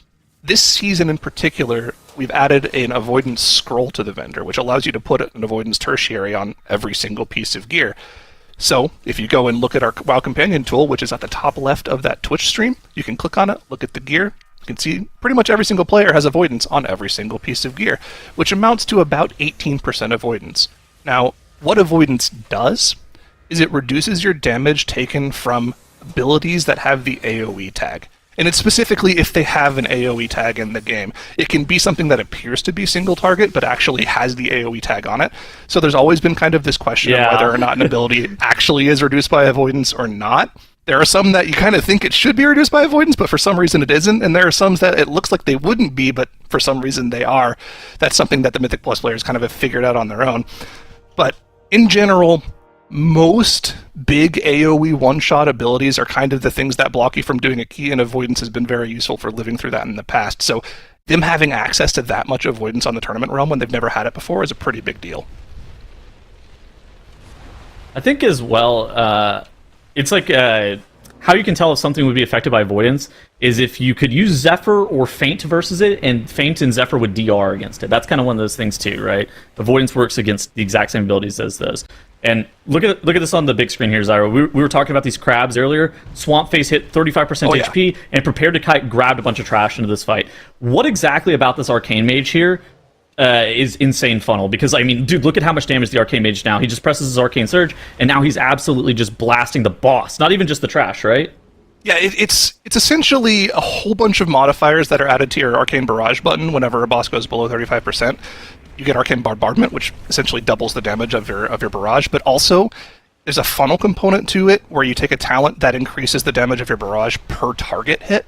So not only are you getting the execute, but you're also getting the barrage damage per target hit on top of a whole bunch of extra barrage modifiers that the entire Arcane Toolkit has added to it, which just makes you do an immense amount of damage when you do that specific thing, when you pull mobs on top of something that is an execute. They just blast off and just destroy that one target, which you just saw them do to that boss there. That boss went from 35 to 0 in, like, what, 45 seconds? Something crazy like that? Something like that, yeah. Now, the downside, of course, is that they're target capped, right? What are they target capped? Yeah. Barrage hits 5 targets with 4 charges when you hit it. So, I mean, you know, it's a pretty big trade-off. They can do insane funnel, but their full-on AoE damage isn't quite the same as some other classes, like, you know, your Unholy Decays and your Boomkins. Yeah. Well, I mean, it's kind of like that balance that we were talking about earlier, how you have to have specs that do really good single target and do really good AoE, and that's why the Arcane Mage is very valuable, because you have these 2 specializations in this Moonkin and this DK that just do stupid amounts of AoE, and you're like, yeah, we need one guy who's just really, really good at funnel and single target, and then you bring this Arcane Mage and it just works perfectly. Yep. It's a perfect balance, perfectly balanced as all things should be. Like, the jump starter here, you just mark that mob with Skull, and the Arcane Mage targets it and kills it before the rest of the pack is dead. Yep, all good. Jump starter dead. And then we got a Blood Beast proc. That's right, the blood is life, baby! Blood is life. Love these classes just showing off the mechanics of the classes as we're talking about them. Thank you for the perfect demonstration of the comp and the reason we're running this Prepare to Kite. Appreciate it immensely. Yeah, threw us a bone right there. So looking around the horn, it looks like Drive Pug, so they committed to sending all 20 minutes of their break at the exact same time. That's a little bit atypical. Maybe somebody had to use the restroom. They had an emergency or something. I don't know what's going on with the full 20-minute break, but somebody needed a sandwich break, perhaps. But they're back from their break, and they are currently now in the 16 workshop. They put up the 20 Dark Flame Clefts. So right before, whenever we saw them, right before their break, they were able to down that 20 Dark Flame. Now they need to be able to do this workshop. I think that once they get this 19 workshop put up, they can kind of assess as to whether or not they want to go try for that 19 Floodgate. But I think that the goal for the next couple of hours, the next 2 hours for them since they're completely done with their break, is just put up workshop on a 19. And then they're in a pretty decent spot. Looking at the rest of the teams, it looks like Wunderbar here, they finished out doing all of their dungeons. They went wide first, and now they're starting to build tall with those maximum level, or at least close to max level keys, where now they are in this 20 Dark Flame Cleft. It looks like they have completely swapped to what most of the top-end teams are running on live, and the composition that they played during Time Trials, which is Vengeance Demon Hunter, Disc Priest, Balance Druid, Arcane Mage, and Unholy DK. Looks like Prepare to Kite is about to finish up that 16 Operation Floodgate that we caught them in earlier. And Keyline Pie in the bottom right here, they are in a 16 Dark Flame Cleft as well. So it looks like pretty much every team that has a key left for them to put a score in is in that key right now, finishing off their third run to make sure they put the points on the board and start working towards that potential highest score. The only team that's already put up really good times in all three of the keys is Wunderbar, unsurprisingly. You know, we've talked about them enough. This is a team that's essentially, it's formed of the skeleton of the winningest team in MDI history, like Dratnos talked about at the start of the day, right? They pretty much won everything for near on 5 years, and they're back, and it looks like they really haven't missed a beat. Already playing really well on their first day. They're working on that 20 Dark Flame Cleft now that we've already seen two teams put on the board, and I'm sure once they're done with that, we'll start to see potentially the 19 Floodgate and 19 Workshop be worked on as well. But for now, Prepare to Kite on the main screen here, working on the final key they have yet to put a time on here. Plenty of time left on the 2 chest here. The Bloodlust is active for them as well, and should be able to get a nice little 2 chest on the board here in this Floodgate. I mean, that's a big deal because then you can immediately go into the 18. What do you think about the strat of building wide as opposed to building tall first, Zyra? Like waiting to do that 20 Dark Flame until now? It gives you a solid base, right? What you're talking about going wide is in just making sure you put a baseline in all three of the dungeons first before worrying about pushing the keys up, right? Yeah, you do the easiest version, or at least what you think to be the easiest version of all the keys, and then whenever you're ready to do those hard push levels, you save those to the very end. Right. Yeah, I think it just, like you said, you get the easy stuff out of the way. I think there's also an added layer of maybe potentially you want to make sure you get the right amount of runs in as well in pertaining to the spec ban rule, right? Because let's say you plan your route throughout the day to play a certain spec a certain amount of times, and you plan around getting a certain amount of 2 chests, and then you don't get that 2 chests somewhere, right? You want to know that early on in the day if you don't get that 2 chests. So going to each key and getting those done right away, seeing if you get the 2 chests, making sure your plan's going to work out to get the right specs banned out, and then moving on to the higher level keys, that makes a little bit of sense to me as well. I'm sure there's a lot more nuance to it than that, but there could be a lot of reasons for it. I do like the idea of putting a solid baseline for each of the keys up first before going to the higher level keys. It lets you ease into the day a little bit. It's kind of interesting. I think we've seen multiple schools of thought for how teams are actually going through this spec ban system that you're kind of documenting. First and foremost, I think we saw Keyline Pie. They did something interesting where their first run of the day was with a Restoration Shaman and a Prot Warrior, but they played the Arcane Mage, Moonkin, Unholy DK, and basically since then they're just going to get their DPS banned out if they make it to Sunday, and be able to keep that Vengeance Demon Hunter, that Discipline Priest unbanned. Where we've seen other teams, we saw Wunderbar basically have 2 different compositions where they ran that Bear Druid Wrestler Shaman comp in 5 dungeons, and then they'll probably play this composition that you're seeing on the top right-hand corner of the screen in 4 dungeons to make sure that basically everything from that alternative comp ends up getting banned out.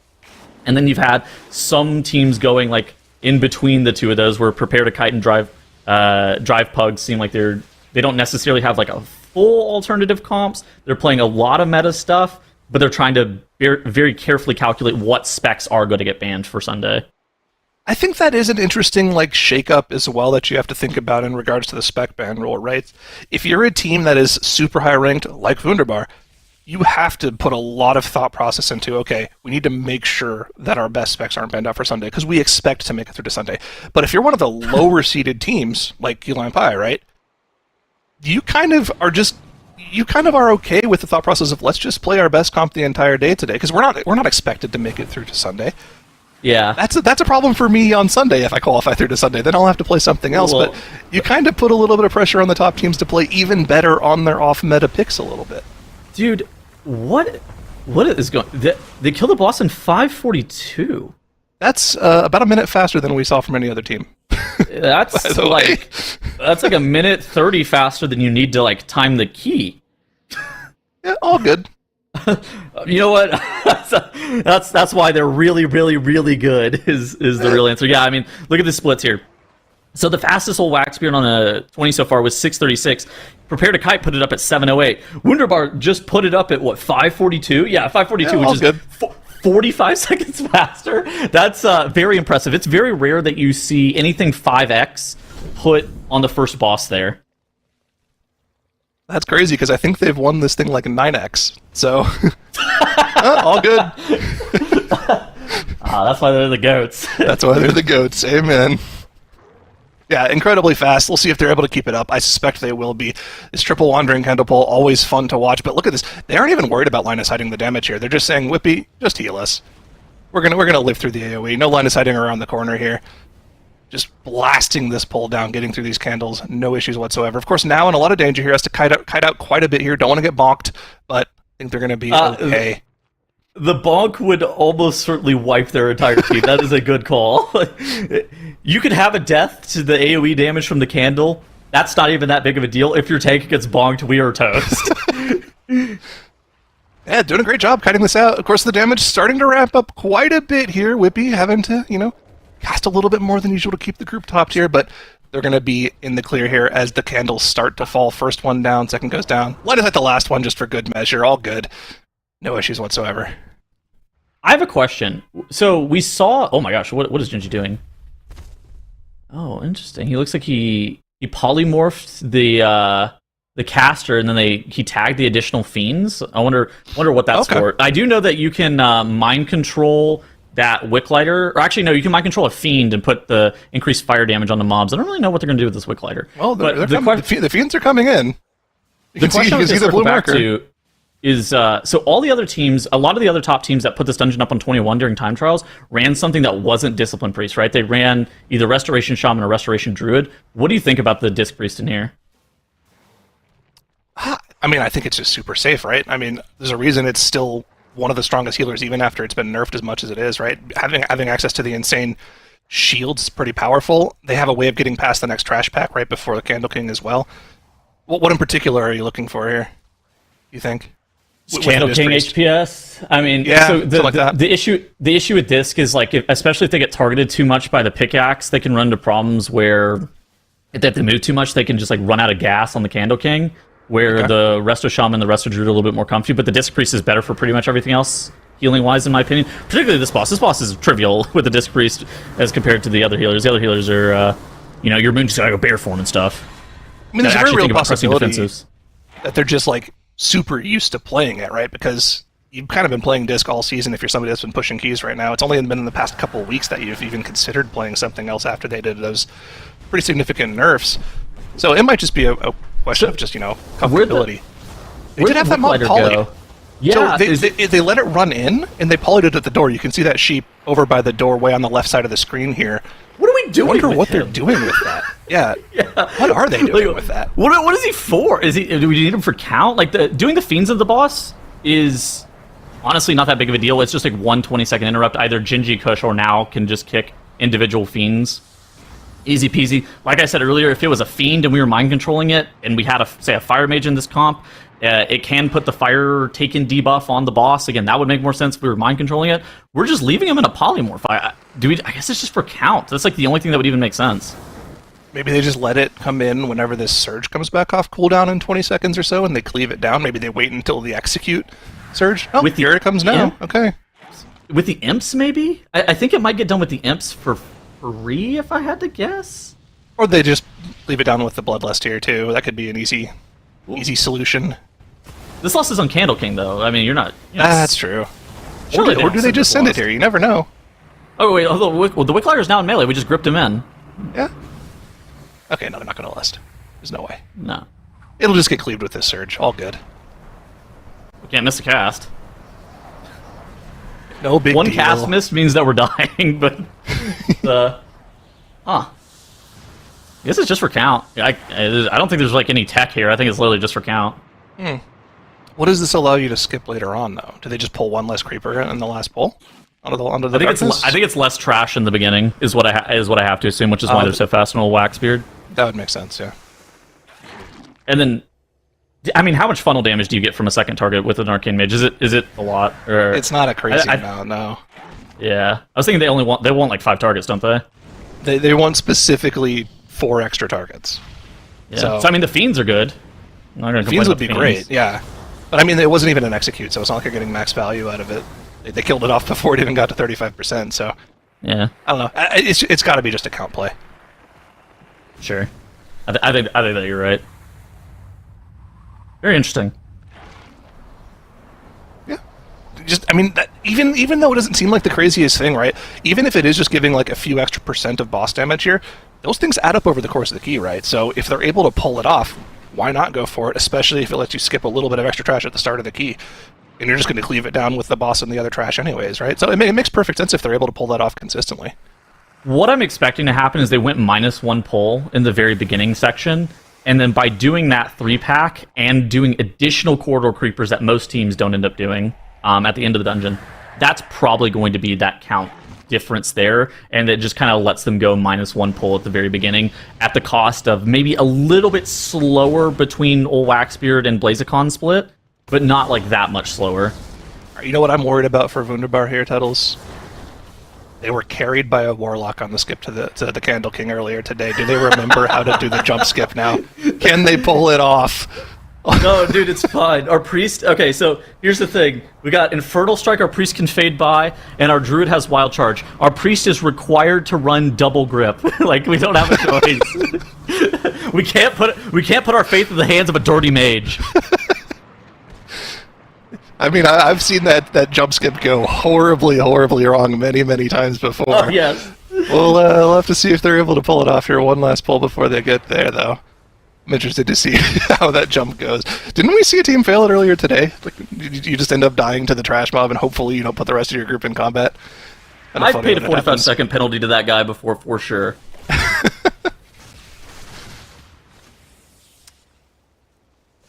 Here we go. Wunderbar, can they pull it off? Full Fading. screen the skip. We fade by, yeah. All Then good, our all good. Our druid wild charges to Whippy, and then our demon hunter just infernal strikes up, and then we just double grip Genji and Kush. Yep. Oh, okay. So there's a talent that lets them re-grip, I think, within like 5 or 10 seconds after pressing the first grip. And so yeah. Okay, so this is by far the hardest part of this dungeon. This is a raid boss here. And what they're going to do is they're going to use the terrain to try to get the candles as stacked as possible. Ideally, you don't have to have Whippy ever breaking any of these molds. If he ever has to end up breaking the wax statues, he can come into like a really weird situation where if he's moving too much, you can just like end up losing a bunch of casts, and that will set your group behind a ton. But by utilizing the terrain and making sure that you're stacked after each and every single one of these mold breaks, it should allow for a more effective way of Whippy being able to heal this boss.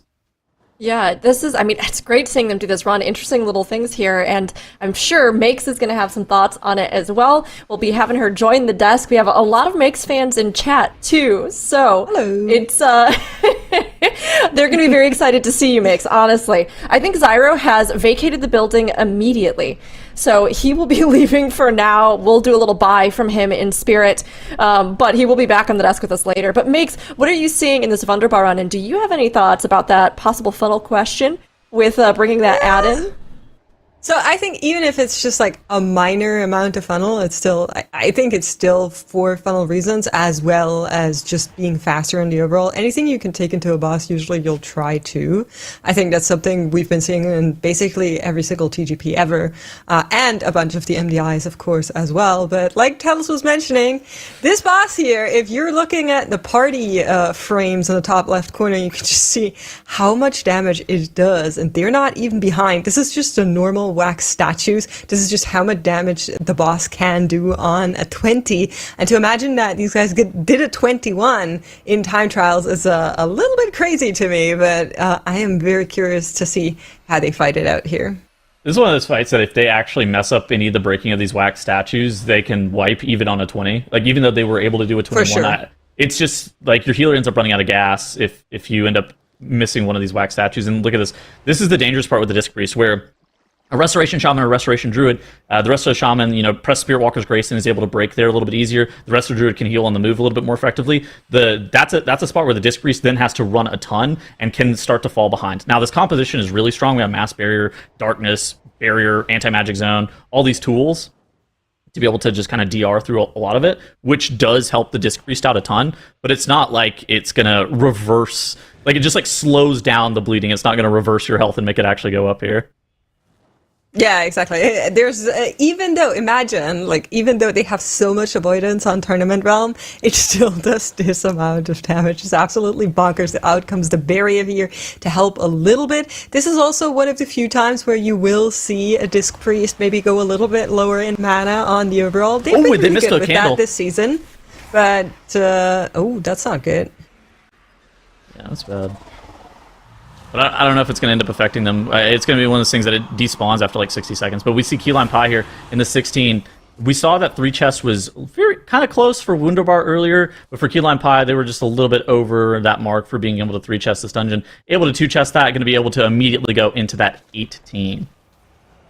All right, we have everything back together here. 10% to go on the Candle King for Wunderbar in their plus 20. Now, Tells, I know you love to look at split timers. We know that Wunderbar was incredibly fast on their Wax Spirit split. I think the Blazicon is also rather fast. What is kind of the timer we're looking for the Candle King, if you know on the top of your head? Like a 20-30, maybe like a 21 minute is like, okay, this is the minimum required time for us to even be able to time this key. A lot of teams will put up like a 1945 or something like that because this key is kind of lenient in the timer. Fast. Oh, they are fast. Yes, they are fast. That is a great way of describing how quick they are there.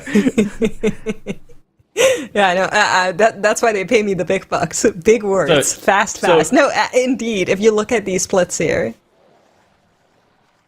So 1938 and 1917 from the other teams, whereas Wunderbar puts out a 1727, nearly 2 minutes faster than the other 220s we've seen thus far. We're back in the cart region. We know how this one goes. It is a little bit faster in the Vengeance Demon Hunter because you just have the freedom to leap around a little bit and a little bit more mob control. So this should be even faster than on the Guardian Druid that we saw now play earlier.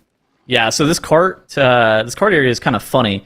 So a lot of teams, especially if you do this key on live, your tank is useless. He walks with you on the cart. He just grabs the mobs that are in front of them, and for some reason you do this area in 5 pulls. However, in the MDI, these teams have figured out the optimal way of doing this. And the optimal way of doing this is, unfortunately, your tank 1v35s the mobs, and your DPS and your healer are literal NPCs, and they just sit on top of the cart. Their only job is to kick the horrors if they walk up to the cart and make sure that they don't get meleeed to death by the mobs. That is the only goal, while the tank is gathering the entire room. And now you see right here, now is able to pick up one of the lights. He drags all of those Skittering Darkness small mobs off the cart itself. The remainder of the team is just going to be like stacked on top of the cart. Kush will be also holding a candle as well to make sure that he can not be affected by that darkness debuff. And then they just kite all of those smallies away to make sure those corridor creepers aren't buffed up. And it's truly a magnificent way of dealing with this area. And it's so much faster than having to do like 5 individual pulls. That's right. I don't know if you could hear her, but she was cheering you on, Tattlesticker, just meowing, saying, yeah, he's right. That's exactly how that works. Ari is here and, of course, watching in case you could hear her. I know she sometimes gets picked up by the mic there. But yeah, doing great. Wunderbar finishing out this poll right now, and then they are on their way. And I will say, I dare say, they look like they're in a realm where a plus 220 could potentially be done. I don't think it will, but it's like... This is insanely fast. So, like, you only need 430 for the last boss with the corridor creeper, so I don't think they're two-chesting it, but I've seen crazier stuff before, so maybe it could be in the cards. I'm going to go ahead and go with no, but I mean, I guess I do think it's possible. You know, look, we can keep dreaming, absolutely. I think they are doing an incredible job, especially on that dungeon today, so I think maybe they could. But, you know, we've popped over here to prepare to kite. We'll keep an eye over on that run with Wunderbar, though. Don't worry, everyone. They are currently fighting Big Mama, and it's come to our attention that apparently nobody knows the sort of acronym of what Mama means. Apparently this has never been revealed, but we actually here have some special insight. We've been talking to the game designer, and we are going to be able to reveal to all of you what it actually means at long last. So in chat right now, there is a poll for you to guess what you think some of the different letters might mean. So get in there and answer in this, and we will keep you updated afterwards so that you can find out here live and now what Big Mama actually stands for. But I mean, it's fun to have little things like this and to get to see great runs, but also to have some little bonuses like this. That's right. I was definitely not just Googling to see if I can find a solution in case you were going to ask me. So, for those in chat, of course, not for anybody here, what do the M's and the A mean by chance? Right? I don't know any of these. Massive. You can't say that about her. I'm pretty sure that's offensive, yeah. Motherly. Motherly. Yeah. Motherly. I don't think. O is hard. Offensive is good. I like. But it's like you can't say that about her motherly. Either. Motherly, opulent, most magical automaton. I don't think she's one of those. Nice touch. She's definitely an automaton. No. I don't think that robot. I guess she's actually like a pilot suit because she's got a pilot in there. True. So is Big Mama the name of the suit or the person inside? Has that been revealed? I would say suit, right? That like Big Mama is the operating machine? Yeah. Questions. All right. Back to Wunderbar, because we are, of course, in fight with the darkness, as Nagura likes to call it. The rest of the trash is just now in the boss fight here as well. It's something we saw them do in the lower levels as well. And I think it's going to be tight on the +2, seeing as there's still like 30% to chew through on the boss's HP. But it's crazy how close they are, just base. How do you feel about these funnel creepers? Also, now it's funnel. Now it's funnel. I think they're good. I love playing trash into bosses, and I think it's just good tech to just carry it on. Of course, it's a little bit safer if you have enough time to split it out, but I want to imagine that Team Wunderbar said, you know what if, and they ran into boss with them. I wouldn't be shocked if we see more teams letting that cast from the darkness just channel in its entirety, and then spawning more of these dark spawns for funnel. Yeah, I mean, just something I think we need to point out here. The highest we've seen a Dark Flame Cleft being done is a 21 on the time trials, and of course they get infinite retries on that. If they were able to +2 a 20, just, theoretically speaking, I think there's a very low likelihood that we'll see a 22 Dark Flame Cleft in today's tournament, but I mean, it would be pretty crazy, and it definitely sets them up for a great time tiebreaker in the 20 if it comes to that. Dude, healing a 21 is already just like a large undertaking. I can't imagine. Be like, yeah, all right, Whippy, suit up. It's time to heal a 22. Good luck. It's just like, no, that's not. I don't know about We need that at one. least like 30% mana on the Candle King. That's surely good enough. But here comes true. that Bloodlust. 43 seconds to go on the Darkness as they decide to send everything into the boss right now. They would need to burn through the boss to 55% in the last 30 seconds that this dungeon still has. I mean, it is going to be so close with that Bloodlust, making them even faster, but I just think it's going to be right outside of the +2. Dude, they're getting close to what they put up in the 21. So during the 21, during time trials, I just pulled it up. They had a 2630 in time trials, and they're that is on 1 key level higher. So it's interesting that this the strategy that they're doing is it doesn't scale as much as you would kind of expect. Normally, you kind of budget a little bit over 2 minutes per key level that's gained. That's typically what you end up budgeting. But they're even faster than that. At least in time trials they were, compared to what they're going to put up in this 20, which is a 0-death 20, of course. Yeah, it's crazy. It's absolutely impressive to just see them whack this one out of the park as a +2 timer passes. But like you're mentioning, they're just incredibly fast. We saw that in the time trials, and we are going to be seeing it here as well. 5% more to go. And I think it's definitely a fighting timer if we compare it to the other teams that have done the 20. Are you personally expecting to see the 21 Dark Flame Theft later? Depends on how much time Wunderbar has. I think they were the only team that is in... So I think only 8 teams or 7 teams were able to put that up during time trials. I think that they were the only team that is playing today that was able to do that on a 21.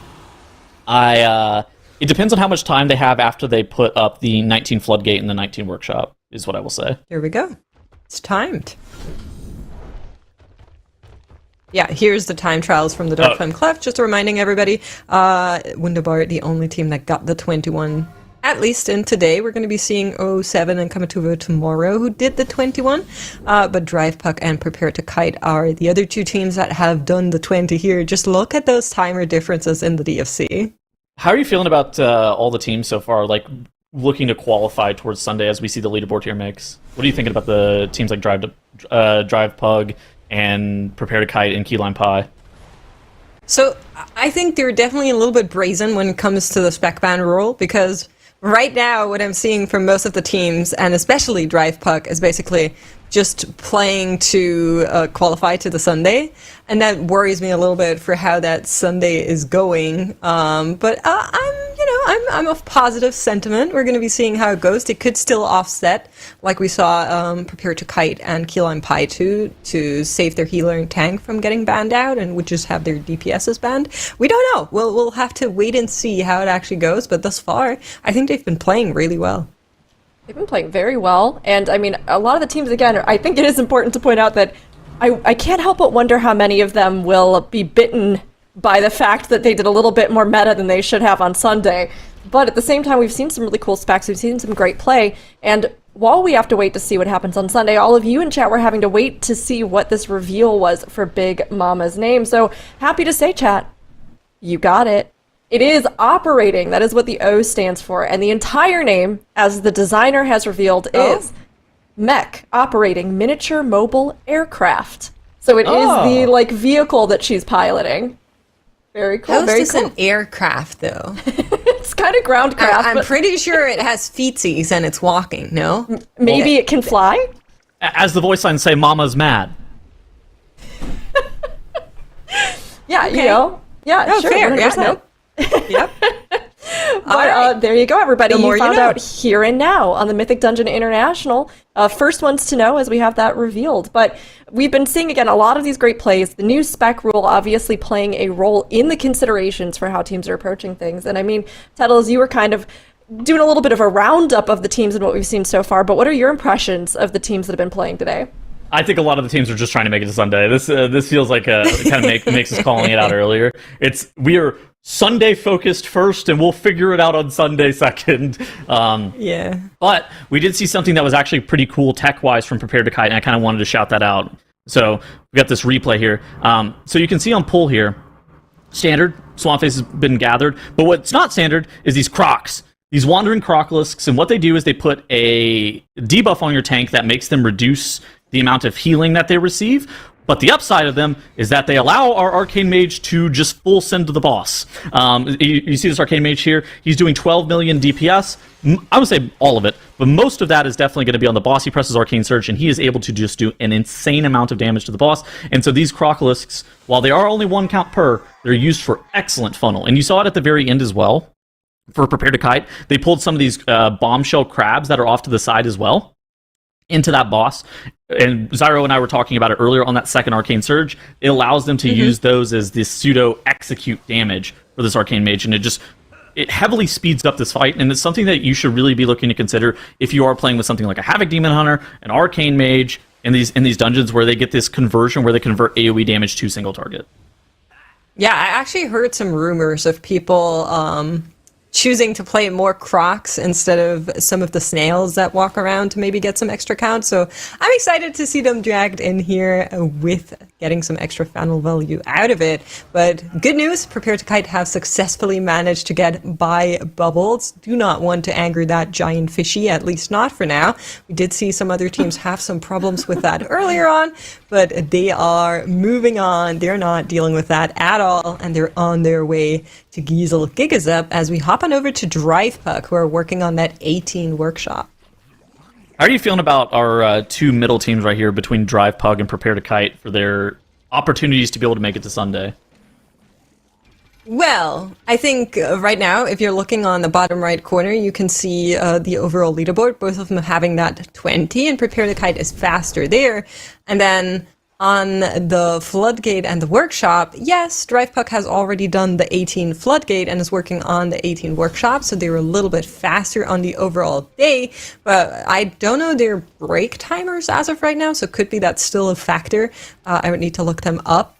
I think they're neck and neck, and that's kind of what we saw in the time trials as well, right? I believe they were 12th and 13th, or 11th and 12th.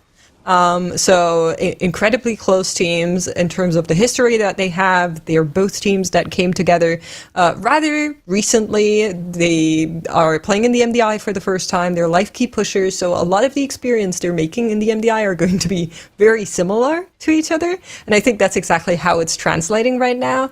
The only thing that I like more is that Prepare to Kite saved their tank and their healer for the Sunday in case they get there, which it could still happen on Drive Puck's end, but it seems so much more difficult now rather than doing it in a 16. So I would just assume that Drive Puck is saying, okay, just take all of our specs, we'll play something entirely different on the tank and healer. What do you think about Keyline Pie here so far? I think they're doing way better than expected. I don't know if you would agree, but I think coming in as like the last seeded team is always rather hard because you're being put in a group with the first seeded team and people like generally disrespect you a little bit. But I think on the overall, they've been doing really well. They got the 18s done. Yeah, they're maybe missing some of the upgrade potential. They're working on the 18 right now and the Dark Flame Cleft as we're seeing. It would be really good if they can get the 20 unlocked. But overall, I think they have played better than what I personally expected. I wouldn't be shocked if they had like 18, 18, 20 or 18, 19, 20 is their 3 dungeons for today. I think that's like a pretty achievable goal for them, but they're going to have to be able to put up this that Darkling Cleft that you saw from them. They're going to have to be able to put that up on an 18 rather quickly and then be able to get into the 20 and get that done pretty consistent speed. Otherwise, they could kind of fall a little bit further behind, but I think that like you kind of said, I think that coming in as the 24th seed, they're actually looking quite competitive. And then Wunderbar, I think, has been kind of playing to expectations. Would you agree? Yeah, I think something that we saw with the former Ecker team is that, like, on the lower key, sometimes there's, like, the occasional oopsie, which Team Wunderbar also didn't shy away from having these, but I don't think it's necessarily a statement about their skill. It's just that they don't care about the lower levels as much. They know they're fast there, even if they have, like, a little bit of we need to run back, we forgot a box or whatever. So I think Wunderbar will definitely get a better picture of now that we're going into higher keys, and that 20 Dark Flame Cleft and the speed in that 20 Dark Flame Cleft definitely speaks about their skill more so than some of the hiccups we saw earlier on. We did see a death here on Prepare to Kite as they're working on the final boss in the 18 as well, but they were able to recover it. Need to be a bit careful now, though, because they don't have a battle res available anymore. Yeah. Give me the make stamp of approval. Where's Wunderbar going next? What do you think? Oh, that's an interesting question, because right now they're on break, right? So just a quick update on the break timers. We have 1 hour and 40 minutes left in the day. That means 40 minutes left in the day to take their breaks. Wunderbar has taken theirs. Drive Puck is also finished. Prepare to Kite and Key Lime Pie both need to still take 10. And I think Wunderbar after this, I personally want to go to the Floodgate because that's harder. And I think they can definitely do the 19. I don't know. I think the 21 looks so doable based on the timer in the 20 that I kind of want to see it.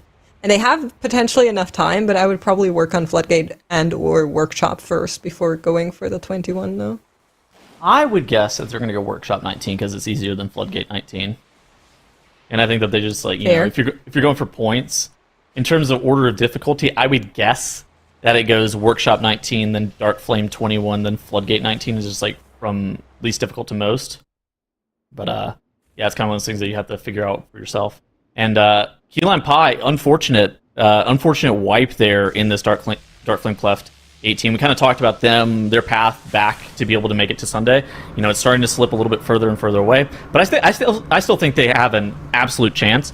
But they're going to have to be able to put up 16 Dark Flame and 20 Dark Flame, or 18 Dark Flame and then 20 Dark Flame in pretty quick pace. And I don't think that they can afford to be running out and resetting 8 minutes into the dungeon as many more times. Like, sure, it could happen a couple more times, but I don't think they have that many more attempts in them.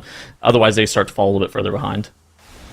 Yeah, I think for the same reason that I would really like to see Wunderbar go into Dark Flame Cleft is that a higher dungeon is tiebreaker, right? We're keeping that from previous seasons, where, like, if you get points, then higher dungeon better. So having a 21 or even a 20 on the board is going to be really important for those respective teams. And since Drive Puck and Prepare to Kite both have the 20 Dark Flame Cleft, Key Lime Pie for sure need that. Like, they cannot afford not to have that 20, like you're saying. Yeah. I think they can do it, though.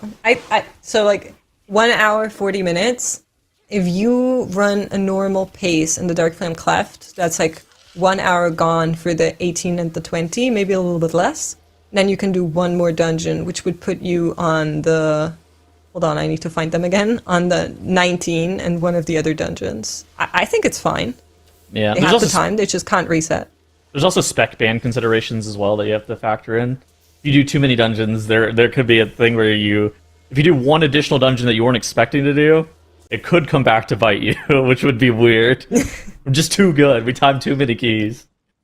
Yeah, well, I think the only team that would potentially affect is Wunderbar, but they are definitely going for it, as you can see right now, the 21 Dark Flame Cleft. They also said, we did it before, we're going to prove we can do it on the tournament realm in a competitive, tight timer setting as well here, and they're right back in it. I'm really curious to see this 21.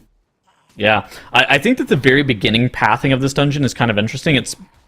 I think that what they were doing is, like, fairly atypical compared to these other teams. I mean, already you see this first pull of the dungeon. It had double Overseer in it, which is not super common. I don't even know where they grabbed that second Overseer from. I think it had to be the one that was a little bit further ahead. That is going to cause a little bit more group damage, but Whippy, especially with all of your Bloodlust and all of your offensive CDs, should be able to heal through that a little bit easier. Now, let's see where they're going next. So they're actually skipping that Overseer with some of those menial laborers that was to the front and to the right, and now instead they're grabbing triple Wicklighter and a Mole Herd, it appears. And so this is going to be a pull where you just, like, cannot let these Wicklighter casts go off, but with tools like Silent Sigil and Solar Beam, you should be able to kind of get through that. So basically what they did right here is they did a round of triple kicks, and then they go Solar Beam, and then they'll do a round of triple kicks again. You can see their kick tracker in the top left. And then they'll go Silent Sigil, because you see now Silent Sigil is available. And bang, and now we can go, we can spam CC until our Mage's Interrupt is back available. And then we can kick again. And so that's going to be happening right here, as you see on screen right there. They went, they went Blinding Sleet. I think they went Supernova Knockup. They might go Incap Roar into Typhoon. And then they'll go triple kick again. And so it's a very technical pull, because if you have any of those Wicklighter casts go off, you're going to end up wiping. Yeah, there's a bunch of these polls, and if you're just watching them, right, it looks like they're just playing it down, but when you actually look at every single, like, AoE CC that they're using, it's completely insane, the coordination some of these polls require, and it's also no surprise that one of these polls caused them some issues earlier on. Now, I think this is where we kind of want to walk past, but this Overseer needs to leave first. Yep, it's exactly what's happening here, and now they're on their way to get in fight with Waxbeard. And they are going to be dragging some of the moles in here just to, get some extra funnel. All right, chat, I'm going to need you guys to write that one down. So you do 2 Overseers in the first pool instead of 1, and then you skip 1 Overseer. So you write that down for your future routes, and then tell Pug Tanks that that's what they're going to need to pull, and that you saw Wunderbar do it during the MDI. That's right, yeah. Any key and puck groups that doesn't know the MDI route is obviously not very skilled. That's how that works. That's right. Good point. I always ask my tanks. I'm like, did you watch the MDI? And if they say no, I just leave. Yeah, I think that's normal behavior. It's also normal behavior. Okay? Before this gets clipped, I'm kidding. It's also normal behavior. You go into your damage meter and you go to the NPC list and you take these laborers. These pad mobs, you take them off the damage meter. That way you can't get mind controlled to thinking that you need a pad on these mobs. That's just good tech. Then you can only see damage done to the minecart and to the boss, as God intended. It's so copium. Well, look at Clicks. He's starfalling. He's literally starfalling. Even he can pad at a 21. Why can't you? Sometimes you just have to, okay? It's just you gotta. I can't help myself. Good. Many nameplates. There's muscle memory involved. Trust me. He's starfalling again. Look. Let him. Bro, he's padding. Dude, this is a timed event. Please be serious. There will be no Click slander while I'm on air. You cannot come for him. I'm sorry. That's why you gotta take the mobs off the damage meter. That way you don't feel obligated to pad on them. Pretty much it. Sure. Just a quick reminder, in their 20, the boss timer that Wunderbar put out was 5 minutes and 42 seconds. I'm really curious on where we're going to be sitting in this 21, because, they floored it in that 20, and we, of course, know how fast their 21 was from the time trials, but I'm curious where this one is going to be landing. I would say, 6, 10, 6... Okay, longer. Clicks died. I'd take it back. He died too. Just a candle flame dot? I think it was the laborer's dot with the fixate, yeah. If I had to make a guess here. I think that you can probably time this dungeon with a 7-minute first boss split, but you're going to be a little bit tight. But at the same point, we saw their timer that they put up in the 21 during time trials. I feel like this team has minutes of leeway in this dungeon, so I would not be too worried about just 1 or 2, a couple of deaths here and there. It's not that big of a deal. Now, the downside is that they lost their bloodlust, or not their bloodlust, they lost their battle res, which can come back to bite them a little bit on the Candle King. That fight is insanely difficult, but I think it should be okay. Oh, dude, this Underhood, oh my gosh, they barely beat the damage check on the cart. Yeah, it was a commit being called, and if they hadn't made it, I think we would have just gone again and get that battle respect for the next run. But 6 at 28 with that one death there, I think that's kind of what I was expecting them to do here, so I think we're on good pace on the overall. Granted, that battle res is now gone as Wunderbar approach BlazyCon. These mobs here, I feel like people aren't talking about this enough, and I don't know if you even know, because you, of course, play a ranged DPS, but this bombcast, man, I tell you. Listen, I've heard of it. I haven't experienced it myself yet, as I stand very far from these mobs, but I have heard my tanks and my melee DPS complain about it enough that I am familiar with the bonkcast.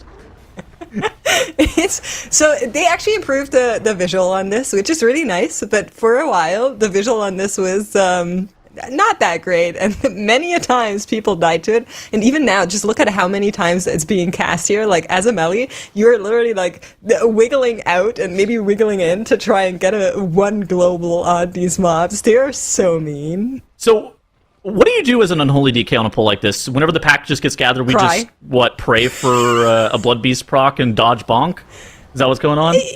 Yeah, so you definitely want to dodge it. If you stand in it, that's really bad. You can, of course, also use some CC on this. Yeah. If you want to avoid it, you need to make sure you help your healer, which is why on Kush you can see that AMS is being on cooldown. Gotta help a little bit with that AoE damage that's incoming there, but overall, just hope Blood Beast and big stonks. That's usually how you play Unholy these days. God, I love stonks. Oh my gosh, we're having a line. So these Wandering Candles, their AoE damage actually can be line of sighted. So this pull does have Double Fiend in it. That's dealt with by Genji and Kush. No big deal now. Can just kite out the bonk casts, so those fiends are going to be able to get kicked. Now the ranged, at some point, if this pull lasts for too long, Whippy can kind of run out of healing, and it's very, very dangerous for him just the longer that pull kind of lasts for. And so at some point you're going to have to LOS there, especially once you're on that 21 level. Now what you didn't see is off to the side there, Genji ended up pulling 2 more fiends that were in that corner pack, and he ended up polymorphing off that Wicklighter caster. And by doing that, that's going to have that Wicklighter come into this pull really late, and they're just going to kind of pull it into the boss whenever it's just that mob by itself. They're also going to have 2 additional fiends on top of this Wandering Candle, and on top of the boss whenever the boss spawns, for funnel damage. Yeah, that's exactly right. You can see them being silenced off there on the left-hand side. There was a little bit of discussion on whether or not it's funnel or just optimal routing. I think I say it's both. But nice. Let's take a little bit of a look at the... That was a good LOS. So these candles that are in this room as well, so the Fiends and the Wandering Candle AoE both don't penetrate LOS, and so they ran out of CC, so they just pressed Chaos Nova or Fear Sigil or whatever, broke the fear, and then as the cast is going to resolve on the Wandering Candles and the Fiends, they just lined the entire thing. That was super sweet. Yeah, that's how you ideally want to do this. I kind of want to look at some of our other teams. Of course, Key Lime Pie is on break, and so is Prepared to Kite. So after that, all of our teams will be done with their breaks. So just quickly checking in with Drive Puck in the top right corner. They're currently working away on their 18 workshop. Once they have that, they're also 20-18-18. Now, do you think they'll also try and attempt the 21 in the Dark Flame Cleft, or is the 19 on the menu for them next? What would you say, Tettles? So neither Drive Pug or Prepare to Kite timed 21 during time trials. I think it's unlikely that they went back to the drawing board on that dungeon after time trials and we need to put up a 21 in practice. I suspect that the next dungeon that will be on the board for both Drive Pug and Prepare to Kite after they put up 18, 18, 20 is probably 19 Workshop, if I had to wager a guess. I'm curious what it's going to be, but I think while this mini boss fight on the aerial unit is going on, let's take a look back at BlazyCon, because of course on this 21, we did see in one of the earlier keys that they were actually extinguishing 2 of the candles. I don't think you can afford to do that on the 21 anymore, so every single time they actually get these tornadoes, these extinguishers, they need to make sure they really time them well and place them well, to make sure that they're not getting too many dots. But right now we're working on lighting them back up, which of course you can do as many as you like and should. So production just came in and said that, and I quote, "I have a meme for you guys whenever you guys are ready. It's about clicks." I'm going to be honest, I have no idea what this is about to be about. Do you? What do you think it's going to be?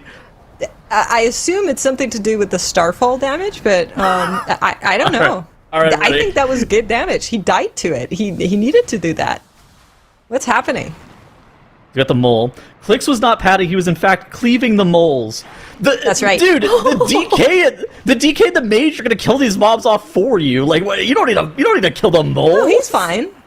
He's making sure he has optimal damage in this boss fight. Please tell us. I thought you play a Moonkin. He's You know what? That's a good point. Well, what would I do? I would also pad. You know what? I think he's onto something. You're right. It's gonna come back to bite you if you flame him for this. I don't even know. Like, I'm not flaming him for the record. He's much better than me. I would be a fool to flame him. That's right. But yeah, BlazyCon, we're back at it. Candles are lit, and we are going to be seeing that extinguish come in a little bit as well. It looks like it's always the healer that's in charge of hitting, and then everybody else is in charge of missing. I think it makes sense whenever you're playing with the Discipline Priest as well, because the Disc Priest doesn't really want to be running around that a lot. Priests in general do this thing where they just non-stop complain if they have to move. It's kind of like any melee That's DPS right. that ever gets out of melee. their whiner turns on just immediately. And so They don't have great movement abilities, you know. They're not like a mage that can just alter time around or blink or whatever. Yeah. They actually have to walk, and while they're walking, they can't cast Tuttles. I know a Moonkin wouldn't know much about that, but I can't cast while moving either. Like, what do you mean? Starfall is still going when you move. All right, Anyway. checking in with Drive Pug here, who are working on the Omega Buster. 6 minutes, 9 seconds to go to get this boss down and then take out the little guy that comes after as well. Timer's looking really good on the Drive Pug here, and we're of course super curious on what is going to be coming next. We know what's coming next for Prepare to Kite because they have just loaded into an 18 workshop. They're going to be working on that, and then for them the question is the same. What are they doing after that with the last 1 and a little less than a half hour? Of course, the system is the same as it was in previous tournaments. Any key they start before it marks midnight here, or I don't know what timer it is in the Freedom Lands, but in 1.5 hours, any key that is running at that point gets to continue until the end, either until it's depleted, or they decide to abandon it or time it. I think that Drive Pug, if they're able to time this key and put up this 18, I think that they're in a really good position to be able to make it to Sunday. Now, they will likely need to put up a 19 in the workshop, but they're going to have an hour and a half, like you were saying, until that 5 p.m. in Yeehaw territory arises. Thank you. Yeah, that's good. So yeah, that's what we're looking for all of your teams. And of course, the ideal is always that you get a dungeon that you can finish there. But of course, all of these teams only have hard dungeons left because 2 of them are going to be eliminated today, and then 2 of them are going to be moving into the Sunday to meet with the winners from tomorrow. So it will be challenging to see what comes after the clock strikes for these teams. Yeah. You see that in the bottom right there. We got time left until the last run of the day, an hour and 22 minutes. And now we have Wunderbar. Raid boss has been engaged. The Candle King has been pulled. Bloodlust and all offensive Cs are immediately being pressed here. And this is by far the hardest part of this dungeon. I would like this Whippy being able to heal this fight. If he's able to one-shot it, this is something that I watched a lot of teams during time trials depleting over and over and over again to this boss on a 20. If Whippy is able to just like stroll up, first time competing with Wunderbar, and one-shot this boss, it would be absolutely excellent. This would be a huge deal for them to be able to put up this dungeon. It absolutely would. And I mean, we saw this on the 20 just a couple minutes ago, and it looked absolutely insane. We even had mana left after healing. Like, what was it? Like 3 million HPS or something. Like, it was crazy. And we're going to be seeing what is going to be happening here, as well as once more wax statues come out. Maybe a quick reminder for anybody that's not as familiar with this boss yet. So you get these eerie molds, and you have to take them out. You get 1 axe cast that can take 1, and then you get these circles that can take the rest. But every single time these are being taken down, they leave these wax puddles that you can see in the back. So what you really want to do is kind of move away from those as a group to make sure that they're not overlapping with the statues. And then of course, you also have to interrupt that 1 cast that is coming in here, the Paranoia Mind. If that goes through, I don't think you're living that on the 21. You barely live it on like a 15. No, if you get fearness completely over, that would be terrible. What you're going to see from Wunderbar here is basically they're going to allow and afford Whippy the opportunity to break 0 molds if he needs to. Discipline Priest, there is a reason that a lot of teams elected to play the Restoration Druid or the Restoration Shaman on this boss. It is because the amount of HPS that the Disc Priest can do on this fight, while it is enough, occasionally they can just like either run out of gas or kind of run out of mana, like Makes was shouting out earlier. Look at Whippy and the healing done. He's already doing 4.5 million HPS here.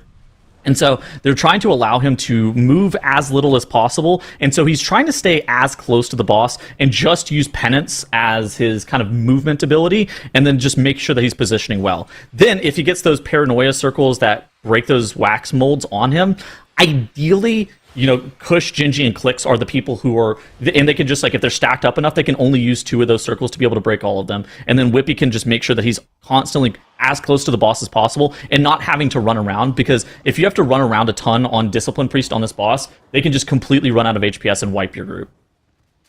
Yeah, the nice thing is we have some things to help Whippy a little bit with the overtime taking damage. We saw the darkness just come out there from now.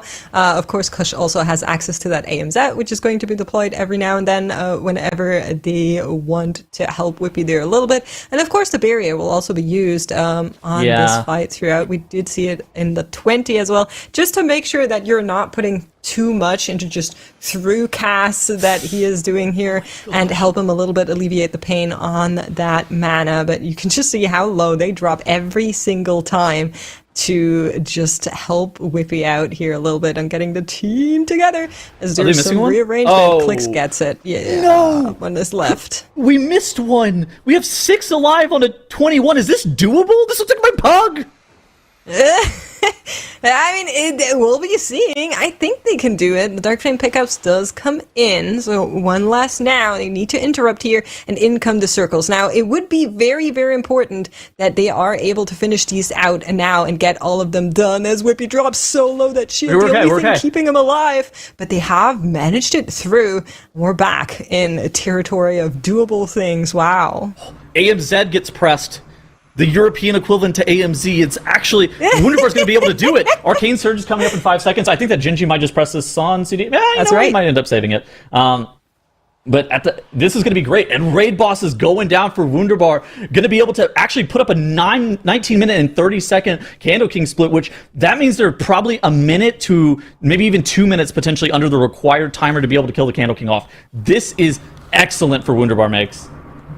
It absolutely is, and that was so scary as well for them there. In this moment, I always want to know, like, what did they say in comms? Like, what was the communication that went down when it all went wrong just for a second? But they managed so well, and now we're back in the cart area. We know how they're handling that. We're going to be checking back in with Key Lime Pie, because, of course, that is the team that is up for a potential elimination on the overall leaderboard. They're currently at the bottom. They came in as last seeded team, but I wouldn't count them out just yet. Their path to victory is, well, to qualification to Sunday is going to be to get this 18 timed, plus to it, get the 20 timed, and then do either the 21, which I think is highly unlikely, or one of the 19s that are then available, and just hope that they're faster, or either prepare to kite or drive pug do not get it done in time. Well, ideally both if they want to make it through. So they still have a chance, but I think that they have to have a perfect end of day, like you were saying. I don't think that they have the opportunity to be able to reset the key anymore.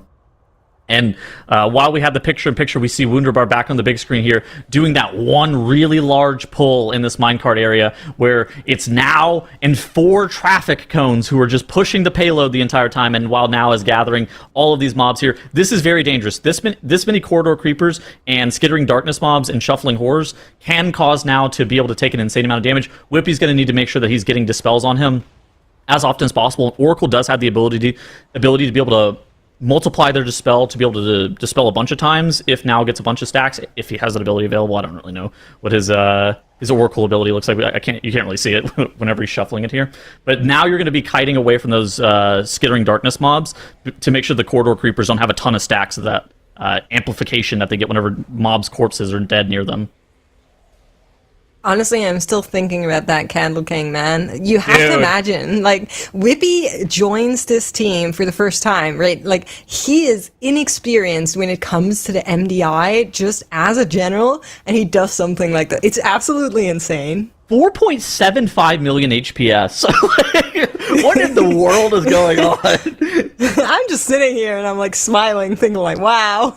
That is insane. Absolute insanity. I mean, that just, I think it looks really promising for what we're potentially going to be seeing in the future as well. So I'm a little bit excited preemptively already for what these teams are going to be able to do. But let's take a look at Drive Puck here. I was going to say, way too early prediction. Do they win the MDI? No, I'm not going to predict that yet. All right. We can ask chat, they love spamming 1 and 2, I think. Would you say? Well, so what were you going to say about Drive Pug in this 19? Oh, I was just saying that that is the first time we're seeing one of these 19s, right? Here in the tournament realm. We were kind of talking about, oh, is it like the 19 workshop? Is it like the 19 floodgate? Drive Puck opting to go for the workshop, which I think is, of course, the easier between the two of them. So, really nice to see. Very nice to see. I mean, incredible plays, tons of action, and makes Tuttles, as always, you just brought it to life. I love hearing you cast. It was a great time, honestly. But we will usher you off the desk now. You know, you did great, so go rest. Bye. And we're going to be bringing on Nagura and Dratnos, who will be bringing their own fantastic insights here as we approach the last hour for our teams to be able to go into dungeons. Now, of course, it's been a big day. We had some changes in our format this season. Yes, the MDI is the TGP now. It's all one thing, Chad. It's basically Great Push. But there are still time elements in it, obviously, with tiebreakers. And, of course, we've had our new spec rule that has gone in, which means that as we approach the end of the day as well, we will be taking a look to see how these teams picked the specs that they picked today and which of the top 3 for each of them will end up being banned out based on their usage for Sunday's play. But all of that is still in the future, so Nagura, Dratnos, great to have you here. Dratnos, you know, we just saw in Candle King Whippy doing an amazing job healing, especially for being new to the team and integrating in so fast. But have there been any other players or plays that have stood out to you today? Yeah, I mean, I think the Candle King is definitely... It's an interesting fight to look at because it's a lot of HPS, but it really is like a predictable, sustained HPS thing. I actually really like this season because it feels like healing is all about that sort of profile now, and the Candle King is the epitome of that, where you're trying to do a big amount of HPS in a nice, predictable fashion, although if you leave up an extra effigy, it becomes a little bit more unpredictable than you'd like, but... compared to previous seasons that have been a lot more about like surviving one-shots and having all of your defensives budgeted for surviving one-shots. Instead, the Candle King, you're using your defensives to sort of get maximum HPS value, and I think that's a really cool thing to see them optimize, and I'm not surprised that Wunderbar looked so good at that, because that is a very similar skill to raid usage of defensives as well, in a lot of these really high-end mythic raid fights that, of course, Wunderbar, a lot of Echo Raiders in there are very used to optimizing as well. Yeah, that's actually a good point. That means Whippy isn't even that good, right? Like, it's kind of whatever to them. Exactly, yeah, it's whatever. It's anybody can do 4.7 million HPS on that fight, basically. Yeah, I do that easy. Yeah. I do it half asleep, basically. Yeah. Alright, so Wunderbar, of course, now on the darkness, as they did do all of the trash that they have to do, that they also pulled on top of the boss. No big deal on the 21, it's just kind of what you do. As they are now down to 71%. As they're fighting this boss, they still have more than enough time left. If they don't have any major mistakes, then they are going to be timing this 21, which is incredible. But I did want to focus a little bit on the other teams, because we've been talking so much about Wunderbar. One of the things that I want to mention here is that, yeah, we talked about Key Lime Pie potentially being eliminated, but I think the biggest battle that we should focus on from here on out is the Drive Puck versus Prepare to Kite, because both of these teams really close to one another, and there's only 2 spots for Sunday, right? And obviously we have 4 teams today. So Drive Puck and Prepare to Kite, they're really close to one another right now. But Drive Puck did manage to time that 18 workshop earlier, as we were focusing on Wunderbar's 21 here. So they're now up to 56 points, which actually is equal with Wunderbar. Of course, Wunderbar are going to be getting that extra point in a second once they are timing this 21 Dark Flame left. While Prepare to Kite didn't quite manage to time that 18 yet. They did just come back from their break as well. And they're now attempting that 18 workshop to be able to even out their points with Drive Puck. Drive Puck, though, actually decided to go on a 19 workshop, which is not something we've seen from any other team just yet. Wunderbar did not attempt the 19. So they will be able to get to the 57 points as well if they time this, which actually would be equalizing their points with Wunderbar, which would put them in a really good spot to make it to Sunday as well. So Prepare to Kite definitely has to time this 18 if they want to keep up with Drive Puck, but I still would like to see if Drive Puck can do the 19 workshop, which is no easy feat at all. And as I was yapping away, Wunderbar did manage to time that 21. Easy for them.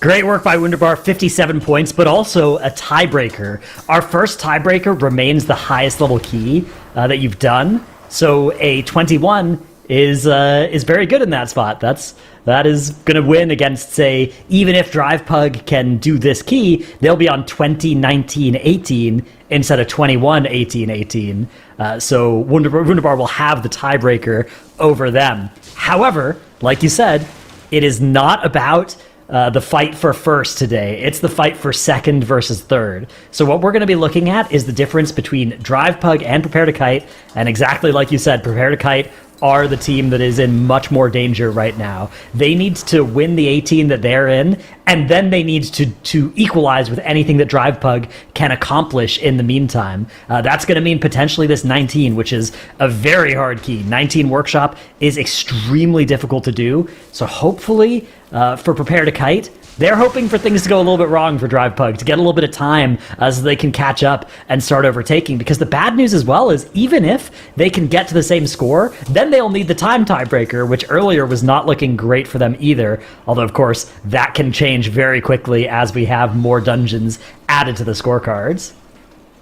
Yeah, definitely. And we still have an hour and like 10 minutes approximately left for them to get quite a few keys done. Which also means that Keyline Pie actually still has a pretty good chance to make it to second place, theoretically. I mean, also even to first. In my head, I'm kind of assuming that Wunderbar is going to be timing a bunch of like super high keys because they're just performing out of their minds today. So I'm kind of assuming that they're going to be first, especially with that 21 DFC now done with the with the tiebreakers being the highest keys we talked about as well.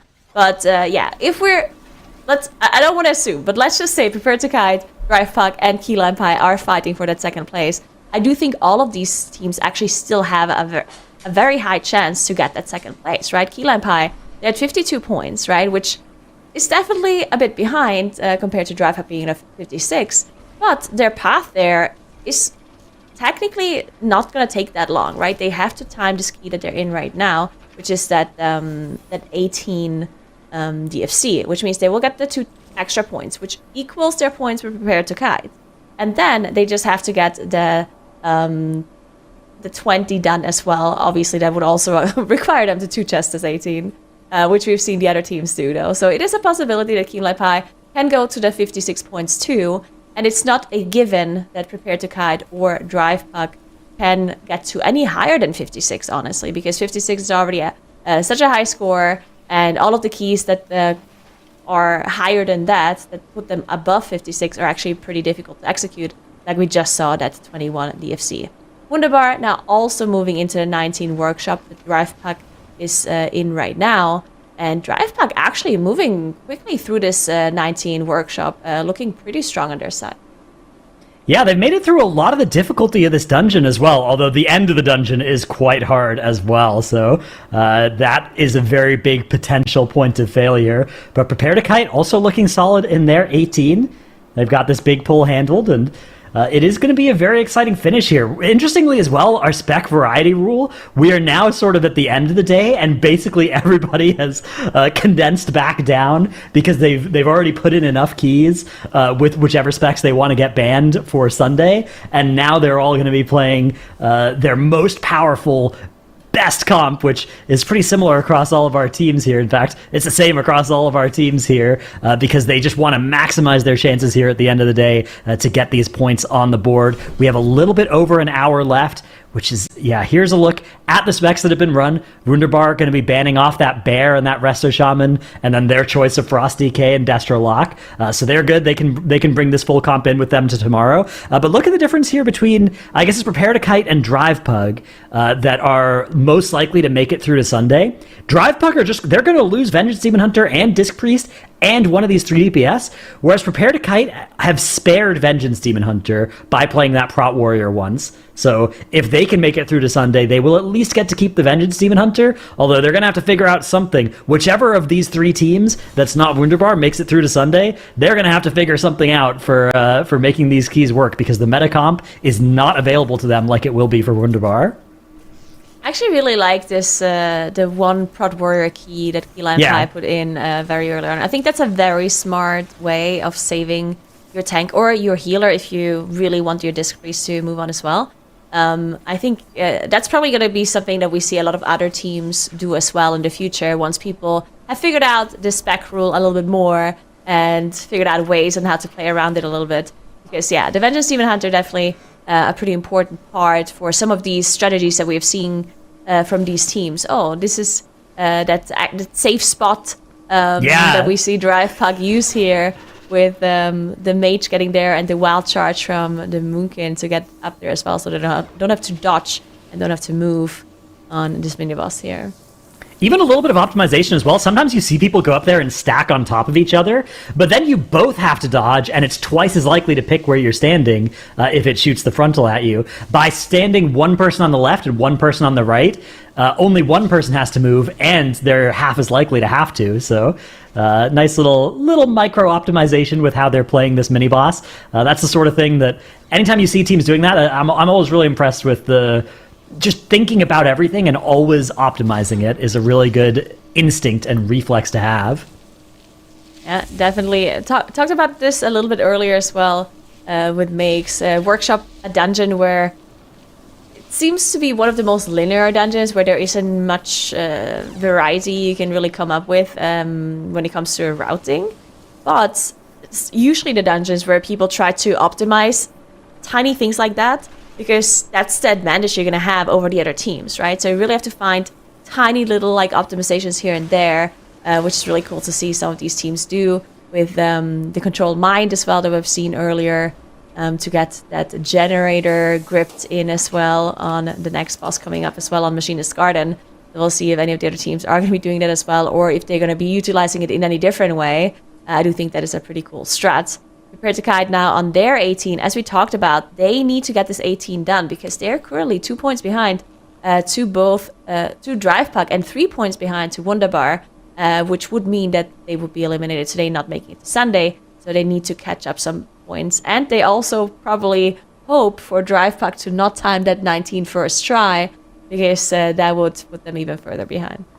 Yeah, even if Drivepug succeed in this 19, Prepare to Kite aren't out of it yet, but it would be really helpful for them if something could go wrong for Drivepug, and an opportunity for that is coming up on this Machinist Sparkflux pull combined with all this trash. This is the Lust, the Power Infusion comes out, that Unholy DK doing huge damage to this pack, as they are doing a pretty good job, but this lives for quite a long time at this key level. They have to survive through these pretty nasty enemies for quite a while, although they did CC a bunch of them at the start of this pull, so it's a little bit less lethal, and then those things will come in later when they have a little bit more control and a little bit less other mechanics to worry about later in this fight. So they are going to have a lot of these spinning hedge saws to deal with, though, as that arena starts getting pretty full after the first minute or so of this fight.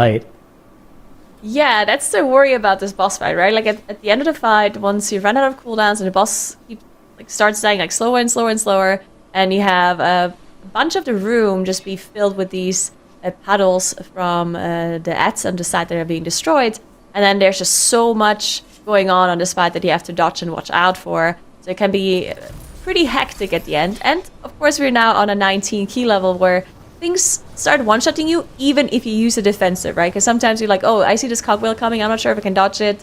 Let's just use like a defensive. But sometimes on a 19 or higher, that might not save you, right? So definitely gonna be difficult for them, especially because the boss also just takes a while on such a high key level too. Yeah, exactly. Even with that Lust, you're using a lot of your brain power and a lot of your damage on making sure that you handle these important other enemies too. So the boss is going to live for quite a long time here. It can get shielded by those random shield generators as well. One thing I like about how they're playing this, watch QWERTY's movement here when the next lasers come out here from these hidden flame cannons. Let's see if he does the same thing they did on the last set. Okay, not in a position to do it this time, but last time one of the lasers spawned near where the character was as we have somebody go down to a self-trimming hedge. There are 2 B-reses, so it's okay. It's not the end of the world.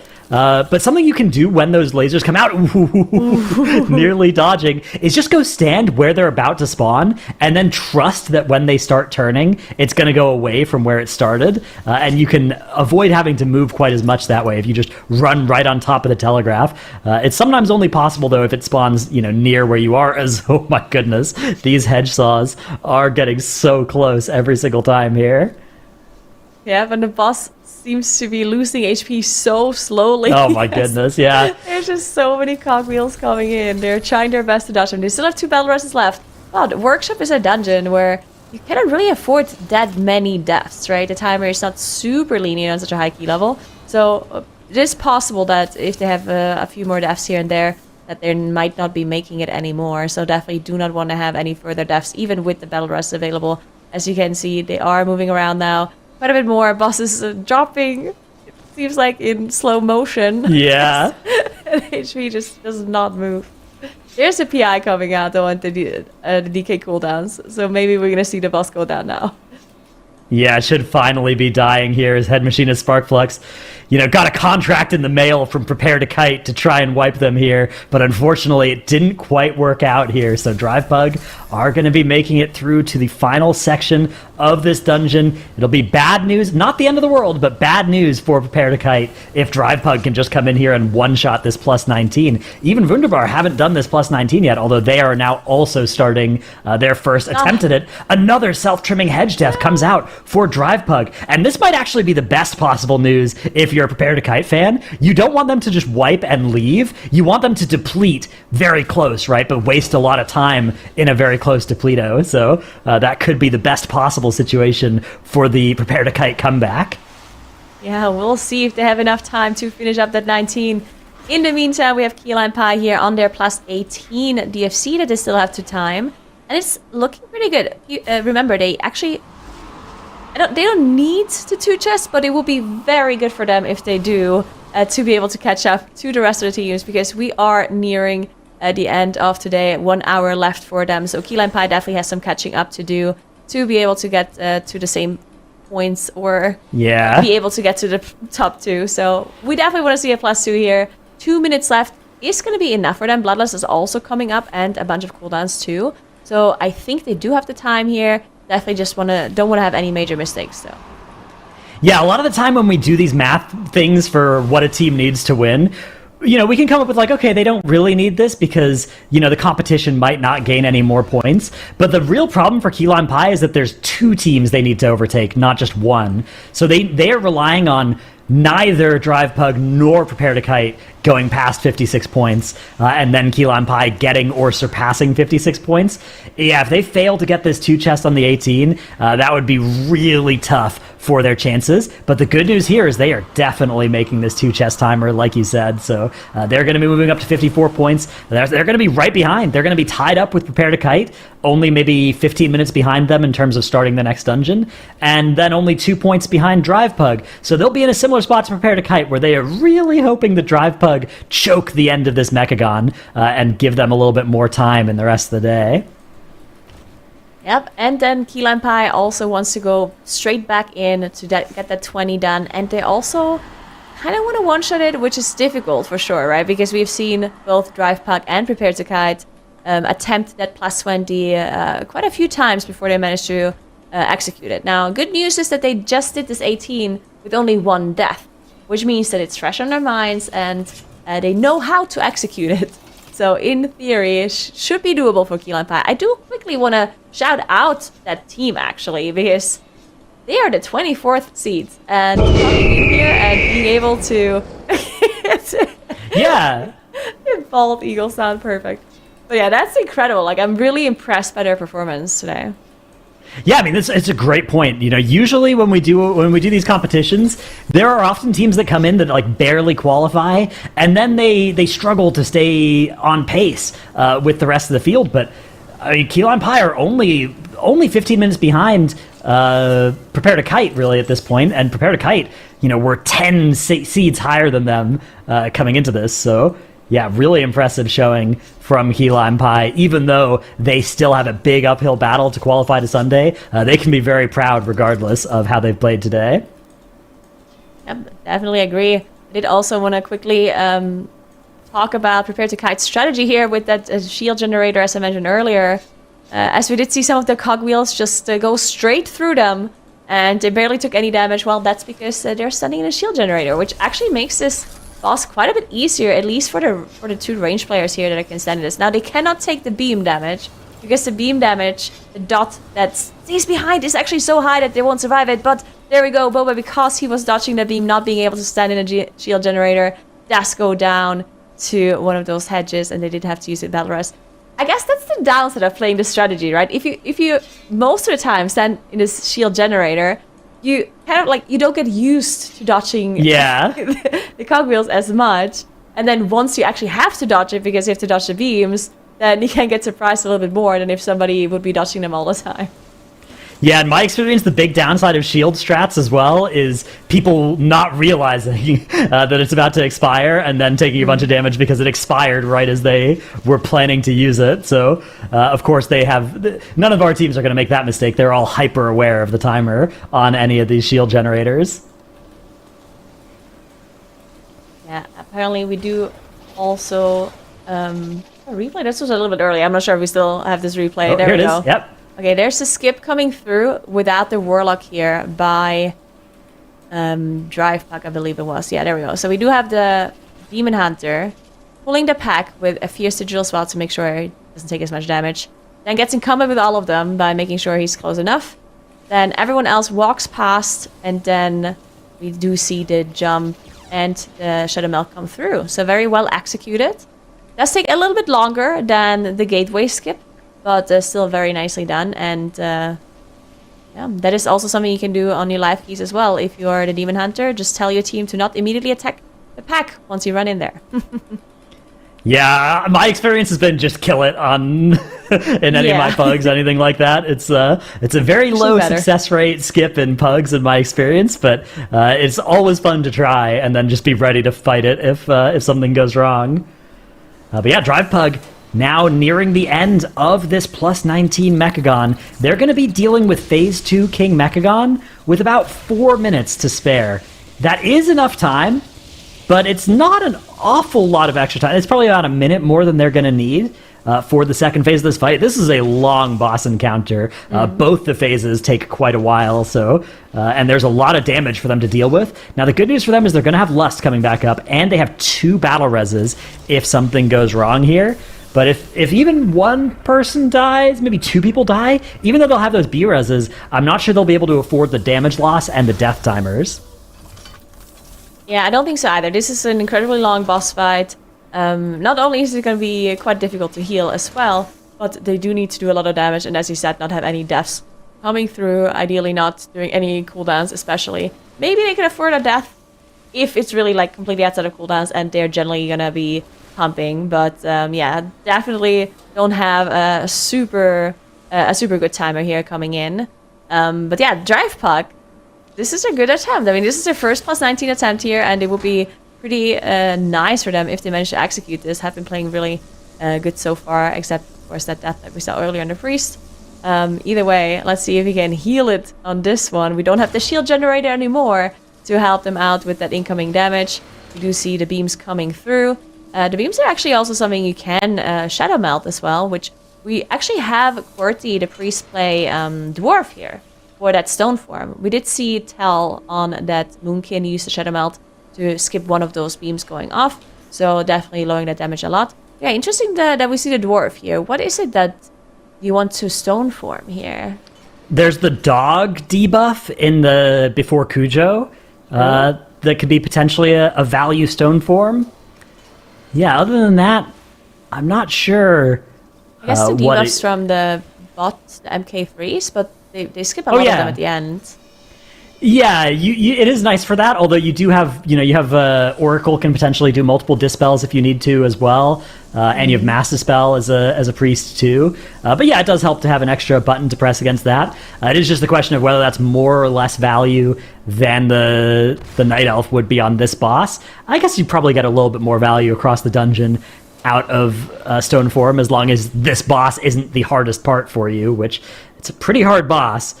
But yeah, even just a few melds goes a long way, right? Like you have invis on your mage, you have meld on your other two DPS and on your tank. So, and your tank isn't even worried anyways. So basically any set of 3 people, if even one of them can avoid getting hit by that dot, it makes it so easy to heal compared to when all 3 people get it. Yeah, definitely. It does look like Drive Puck is blasting through this boss as well, as the boss already down to 26%.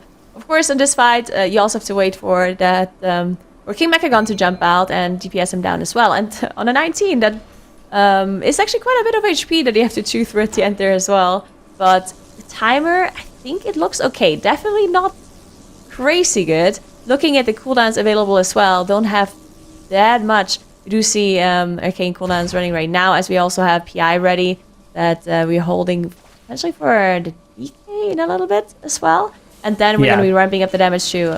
Soon, we're under a minute. I think they're on pace, but yeah, definitely going to be a little bit closer at the very end. Yeah, one last Arcane Surge here should send the boss home. You do have to kill King Mechagon himself when he jumps out of the robot, but that only takes about 10 seconds or so. And yeah, this last set of cooldowns, I think, is going to be fine here. So 45 seconds on the clock, yeah. It is all good here for Drive Pug. They have done an excellent job here, and they are going to be advancing to 57 points. This is going to be huge for them as they try and stay ahead of especially Prepare to Kite, who are hot on their heels. Wow, okay, really nicely done by Drive Pug. Well, that's good for all the Drive Pug fans out there, but not very good for Prepare to Kite and Keyline Pie fans out there. That means those 2 teams are going to have to make up even more points if they want to make it to Sunday. This just turned into a very tough race for those 2 teams. Wunderbar, in the meantime, also on their plus 19 as well. Since Drive Puck is now up to 57 too, of course, Wunderbar is still in the first place because of the tiebreaker being the highest key done. But Wunderbar looking really strong on their plus 19, still up to 0 deaths here as Sparkflux does go down. And we're going to see Wunderbar now potentially also doing that same skip that we saw Drive Puck do without that Warlock. Because the last time we saw Wunderbar in this dungeon, they had the Warlock comp and the Guardian Druid comp that they were running, where they were doing that gate skip. So now they will have to switch to the different skip. But yeah, interesting to see the different comp here for Wunderbar. I would say that maybe Workshop is one of the easiest dungeons to skip the comp in, except that one last skip that they're doing with the gateway there. But other than that, there's not too much like coordinated like interrupts or stuns or utility that they really need overall, I think, like compared to some of the other more trash-heavy dungeons. Yeah, so many of the pulls in Workshop are limited by the dungeon itself, right? Like, you can't ever pull more than just these 2 spider tanks unless you find a way to pull mobs from behind into this pull, right? And then after this, I mean, you could, I guess, pull the entire next pull, next section together, but that just is so unrealistic because of how much damage it all does that, yeah, most of these pulls are just... there's a ceiling on how much you can do at once, which means the ultra high coordination stop rotations, things that change a lot when one class is swapped out. Like you said, yeah, it's a little bit less present in this dungeon. It's still hard, though. It's still hard to learn 2 different comps in the same dungeon, so it is impressive that Wunderbar have executed that as cleanly as they have today. Yep, definitely incredibly impressive for sure. As Prepare to Kite is now on their King Mechagon as well in their 18. They will get 2 points here if they time this, which means they're going to go up to 56 points. Still not quite enough to get into the top 2 spots. So they will have to do either the 19 Workshop or the 21 DFC that we have seen. Oh, very interesting. So Drive Puck is doing a 20 DFC here. They're not attempting to do a I wonder if this is a mistake. So, yeah, they're saying, all right, let's fix our time tiebreakers so we don't lose to Prepare to Kite on time. But this gives Prepare to Kite an opportunity to say, all right, we're going to just go do 21 DFC because that will give us 57 points with the tiebreaker of highest dungeon. Now, of course, just do a 21 DFC is a big ask. None of these teams successfully did that in time trials except for Wunderbar, but maybe Prepare to Kite now have the power to do that. Maybe they've been practicing it. Maybe they came close during time trials and they can go for that big attempt to try and snatch victory from the jaws of defeat here, because they are at 56 points. So, their possibilities are either go for a 19 and then try and win off of time tiebreakers. But that's going to be tough if DrivePug can improve the time tiebreaker, because their current weakness is the DFC, but they are faster in the floodgate. So it's going to be tough for Prepare to Kite to beat them on that front. There is still 45 minutes left in the day. I mean, there's enough time to run 2 dungeons. I'm very curious about what Prepare to Kite are going to do here. This is the kind of decision for DrivePug where you're going to feel really bad about it if you end up losing to Prepare to Kite going for, say, the 21. Or somehow getting 2 points and going up to 58, which is a big ask, but it's not impossible. Yeah, this is very interesting. I mean, I guess if DrivePug really just cannot time the 21, like if they never timed the 21 in their practice, right? Then I guess at that point, that's the only thing they can do is to improve their time tiebreakers. Even if it leaves up the room for Prepare to Kite, as you said, to do the 21 and just make it. But if they have never timed it in time trials and not in preparation for this event either, then it's incredibly unlikely that they will just go ahead and time it, right? And there's still enough time left for them to eventually try later. If they see Prepare to Kite is doing the 21, it's actually getting much further in the dungeon, right? So I guess they could still potentially attempt it later. But yeah, this is a very interesting decision. Wunderbar, in the meantime, on King Mechagon in that phase 1, they have more than enough time left. They're actually looking really good on their timer with the 0 death as well on the board. So definitely looking really good for them. Looks like Prepare to Kite is thinking. They're like, what are we going to do? Prepare to Kite, they're just deciding if they're going to attempt this 21, which we also don't know if they're capable of doing that, right? As Dratnos mentioned earlier, they haven't done it in the time trials. Or if they're just trying to do a 19 and somehow win the tiebreakers. It looks like they're going for a floodgate here. Now, this has to be a 19 floodgate, but this is sort of a dual-purpose key for them, because Floodgate would not only give them a point, it's also their weakest time tiebreaker is their current existing 18 Floodgate. So if they could potentially fix both their score weakness to DrivePug and their time weakness by putting up a good plus 19. Good news as well for Prepare to Kite. A death comes out for DrivePug, although DrivePug do have a B-Res, but that is going to be the loss of cooldowns and lust there. So sketchy spot here. Look at those stacks of the dot here on their Moonkit as well. Having to go bear form to survive does just barely manage to make it to that dot expiration.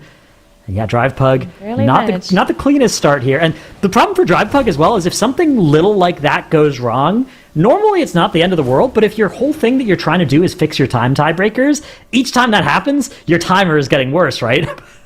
Oh, full wipe for Prepare to Kite at the start here. That's okay. Minus 1 minute, all good. All right, so since you have the numbers, I'm going to ask again for you to clarify, please. So if Prepare to Kite does time this 19, you're saying that the 18 is their weakest timer in comparison to DrivePug, and that would basically fix that. How much faster? I mean, I guess it's tough to say because DrivePug still needs to time the 19, and then we also need to see some sort of improvement by Prepare to Kite as well. But I guess what I want to know is like, how fast does DrivePug have to be in this 20 to make up enough time if, let's say, Prepare to Kite just barely times the 19? Let me pull open some calculators and do something that casters are never advised to do, which is math, and see if I can figure out exactly the gap that exists here. Because it is a good question of how far behind they are. Dr. Atnos, production is saying you're not allowed to. You can't do math. No, it's okay. You can't do the math. I have 2 calculators and 1 notepad open right now, and I'm pretty sure that I can figure this out. Let's see here. 89. Yeah, carry the 2. All right. Repeating. All right, so while Dratnos is doing the math, Dr. Atnos or Mathnos, whatever you want to call him, I did want to quickly point out that if both Drive Puck and Prepare to Kite are kind of sticking to their like 57 max score, right?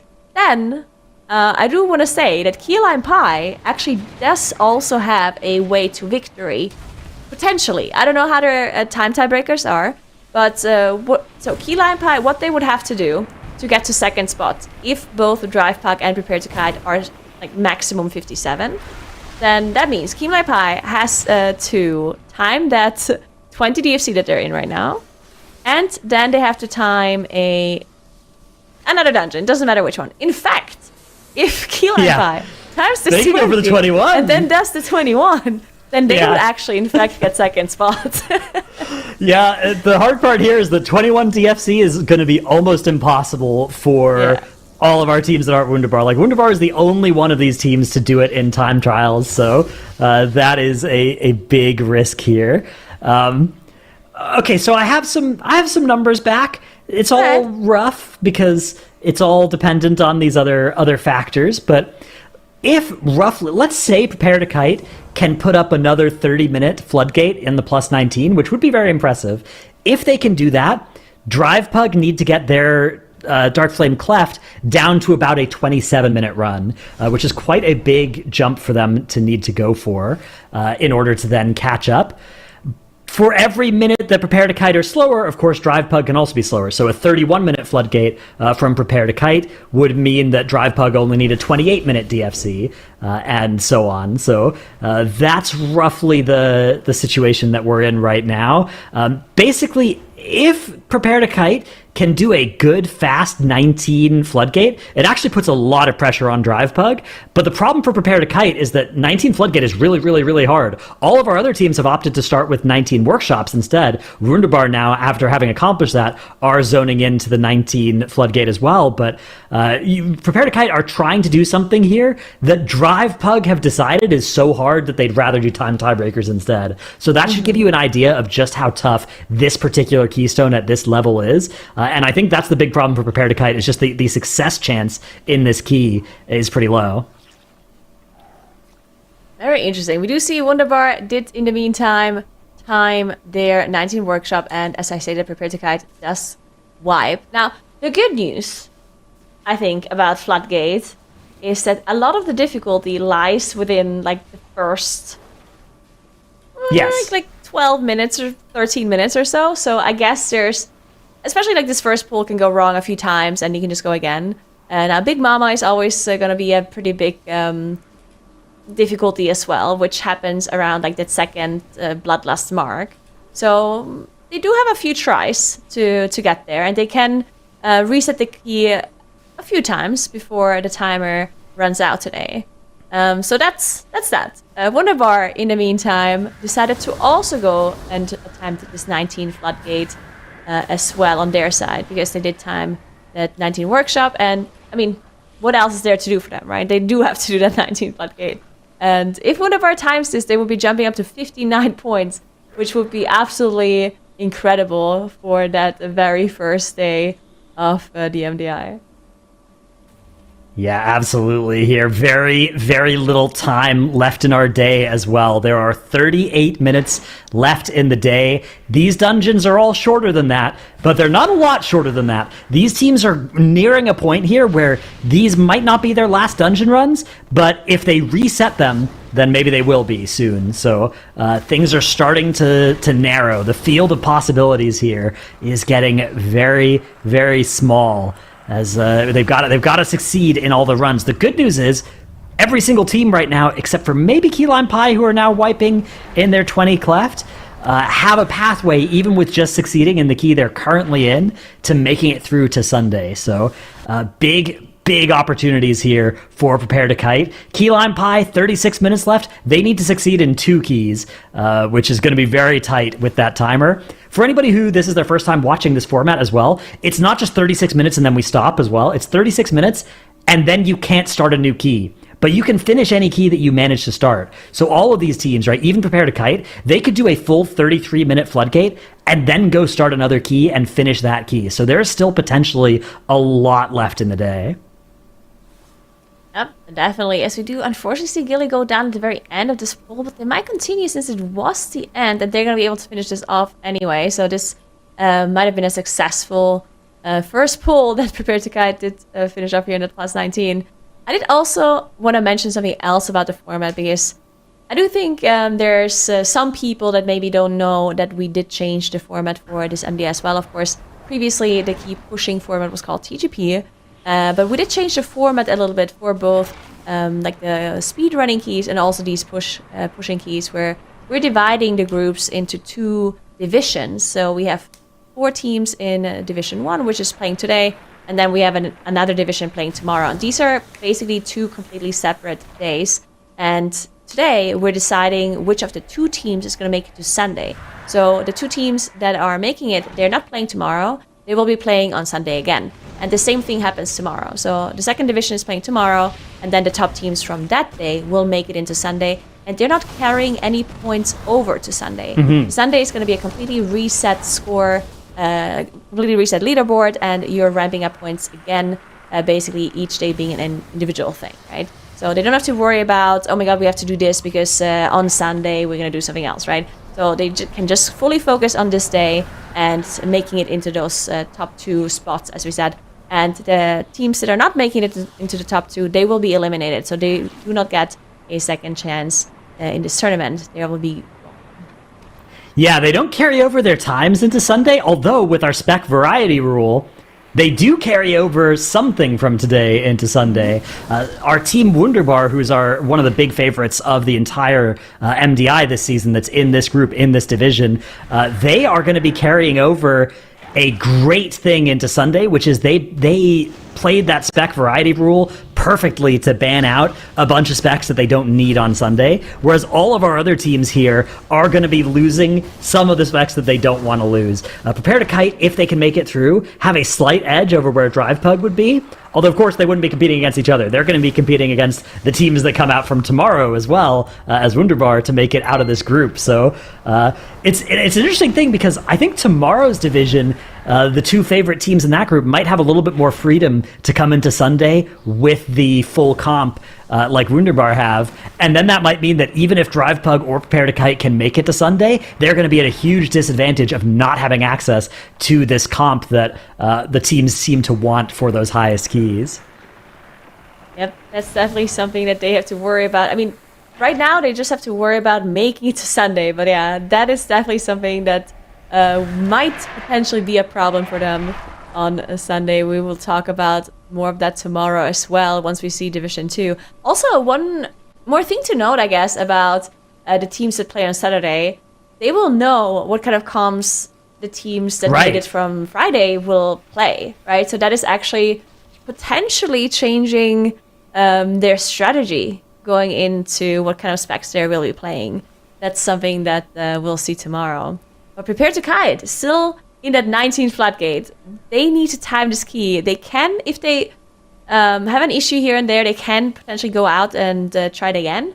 But we're definitely approaching this time where that would then be their last key, because floodgate is actually a pretty long dungeon, and they would at least take like 30 minutes to time it.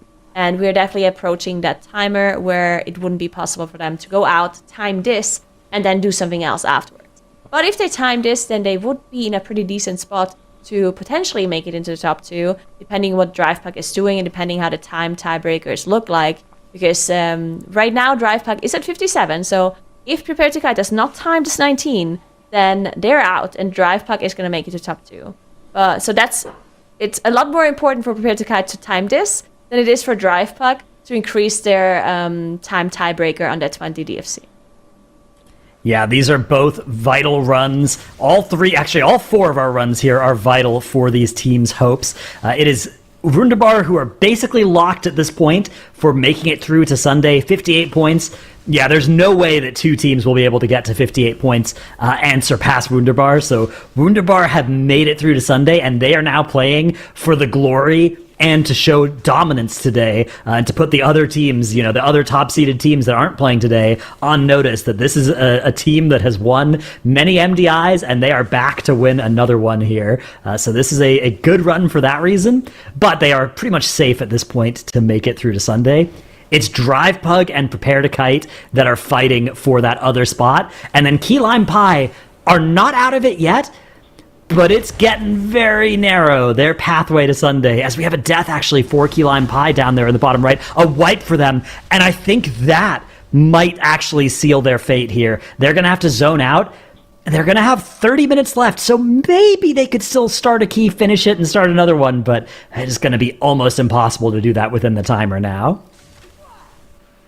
I would love to take a look at, not Drive Pug, close enough, Prepare to Kite, because we did just see Wunderbar finish off the duo here at 7:25, I believe. So if we can take a look at Prepare to Kite, they're already 7 minutes in, and they just pulled this boss. So if we compare their timer to Wunderbar's timer, they're definitely a little bit behind.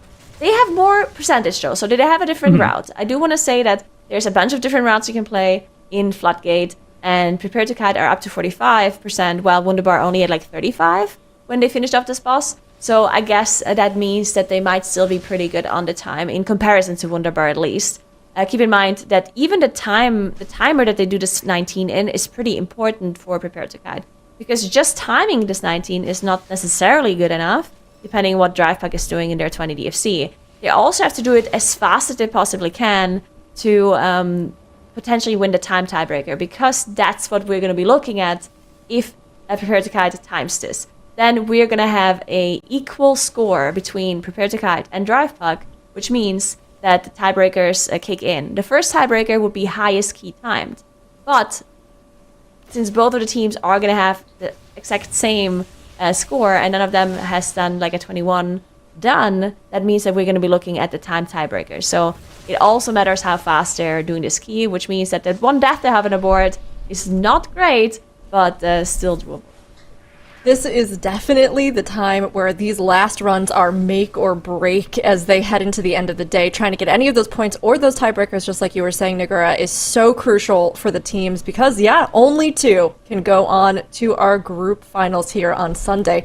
Of course, though, the teams that we had today, they are incredible competitors. We will touch on them here as we come in at the end as well. But Nagura, we will say goodbye for tonight and see you around again this weekend and tomorrow. We're going to bring in here for the end of it Tettles and Zyro, who are going to be joining Dratnos on the desk. So, of course, our teams, Wunderbar, the unofficial Echo team, or former Echo players, if you will, who are bringing together these new teammates and the old teammates to try and take the crown from Mandatory. We've got Drive Pug, who are retail players that are striving to improve and reach new heights. We've got Prepare to Kite, who we have watched do a really good performance today, who wanted to prove that even new teams, because they formed this year, have a shot at competing in the MDI. And of course, Key Lime Pie, again, another great performer today who've been really focusing on upping their preparation strategy and group communication, coming in here to compete. So, I mean, it's been amazing seeing them all play, but I'm curious, Tettles, what do you think these teams need to accomplish here in their final runs? So, Dratnos was kind of shouting it out earlier.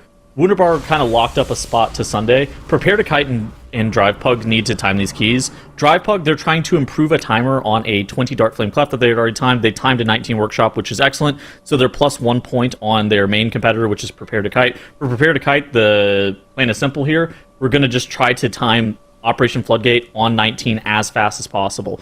And we're kind of hope that Drive Pug isn't going to improve their Dark Flame Cleft 20 timer.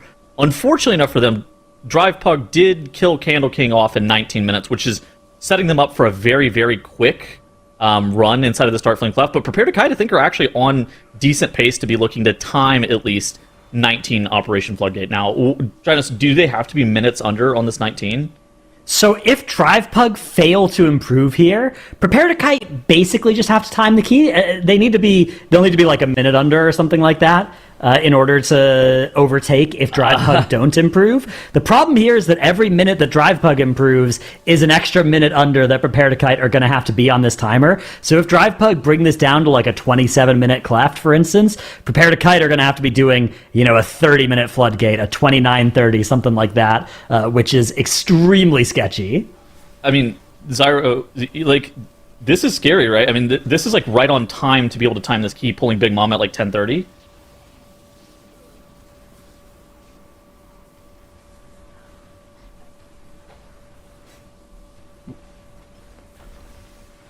Sorry. Muted cast A little for a bit moment. of muted caster. That can happen. I thought I unmuted myself. I thought I clicked it. What can you do? It happens. But yeah, no, I think that like the first things first. Obviously, they have to time the key, right? This is really they can restart the key, but this is about as good as it's going to get for them, because not only do they have to go super fast here, but they also have to somehow give themselves time to potentially get another key started, because DrivePug are going to have like the next 20 minutes to start another key and try to figure something out again after they finish this Dark Flame Cleft that they're in. So, I mean, DrivePug are certainly, they have the advantage here, but Prepare to Kite, they can't worry about that. They just have to worry about getting this key done right now, right? So, like you said, they're on pace in this Floodgate already, but the ball's really not in their court anymore. They both need to succeed, and they need DrivePug to fail, and DrivePug at this point are doing a really good job in this cleft. They are nearly at the end of this dungeon. They've managed to get through this corridor creeper hallway and get these mobs over by the end of this cart run. They still have 10 minutes left, basically, in this dungeon. They should be able to finish this thing off with a nice improvement if they can avoid choking in the very final pull of the dungeon. I mean, to improve their timer, they're probably going to want to just pull everything onto the boss and go for it. So it's going to be fun to see. To improve this timer? If they can get this down to like a 27, a 28, that's going to be, I don't want to say insurmountable, but that'll be big for them.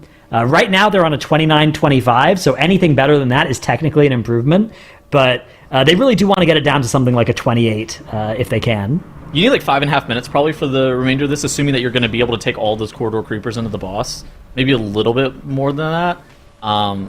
The pull gets a little bit dicier if you have to take all of the corridor creepers with the smallies, those skittering darkness mobs, like straight into the boss. And we actually have a death on the side of Prepare to Kite by the kilo block barrier. So the pulsing AoE, whenever the ads are up for too long, the boss will start pulsing AoE.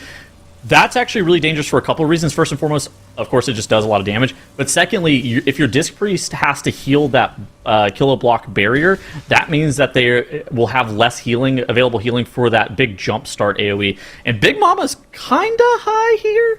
You ideally want the boss to probably be somewhere in the 30% range. Now, they have to have a really good burn on this last jump start to be able to skip, because having to do a fourth phase on this boss is just like a huge time loss. So they need to be able to kill off the boss in the next burn. Yeah, I don't think they can really save the cooldowns, though, right? Because this card's going to come off cooldown, but they're going to have to use it to finish off these mecha drones, right? They have nothing up right now doing damage to them.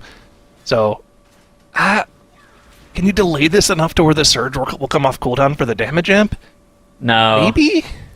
Well, there should be a shifting soon, right? So The shifting would have just happened. Okay. Then yeah, we're in trouble probably for getting an Arcane Surge into this next barrier. Actually, maybe. Wait, no. Problem is the boss is kilo blocking. Oh man, so now we have kilo block barrier ticking on everybody. Look at those ticks, and they're so far from being able to get through this. These mecha drones are so high. I think Prepare to Kite are just going to straight up wipe to this. Okay, so what's going to happen is their tank NRZ is going to end up getting debuffed here while the kilo block barrier is going to be expiring here. Yeah, he's getting the Electro Crush right there, and I think their tank is actually in a very dangerous position here. Now, they do drop the anti-magic zone, and NRZ, instead of grabbing those soldiers that they could have pulled into the boss maybe for a little bit more funnel, he's going to just have to plant on the boss and be able to heal himself here. It should be fine. All right.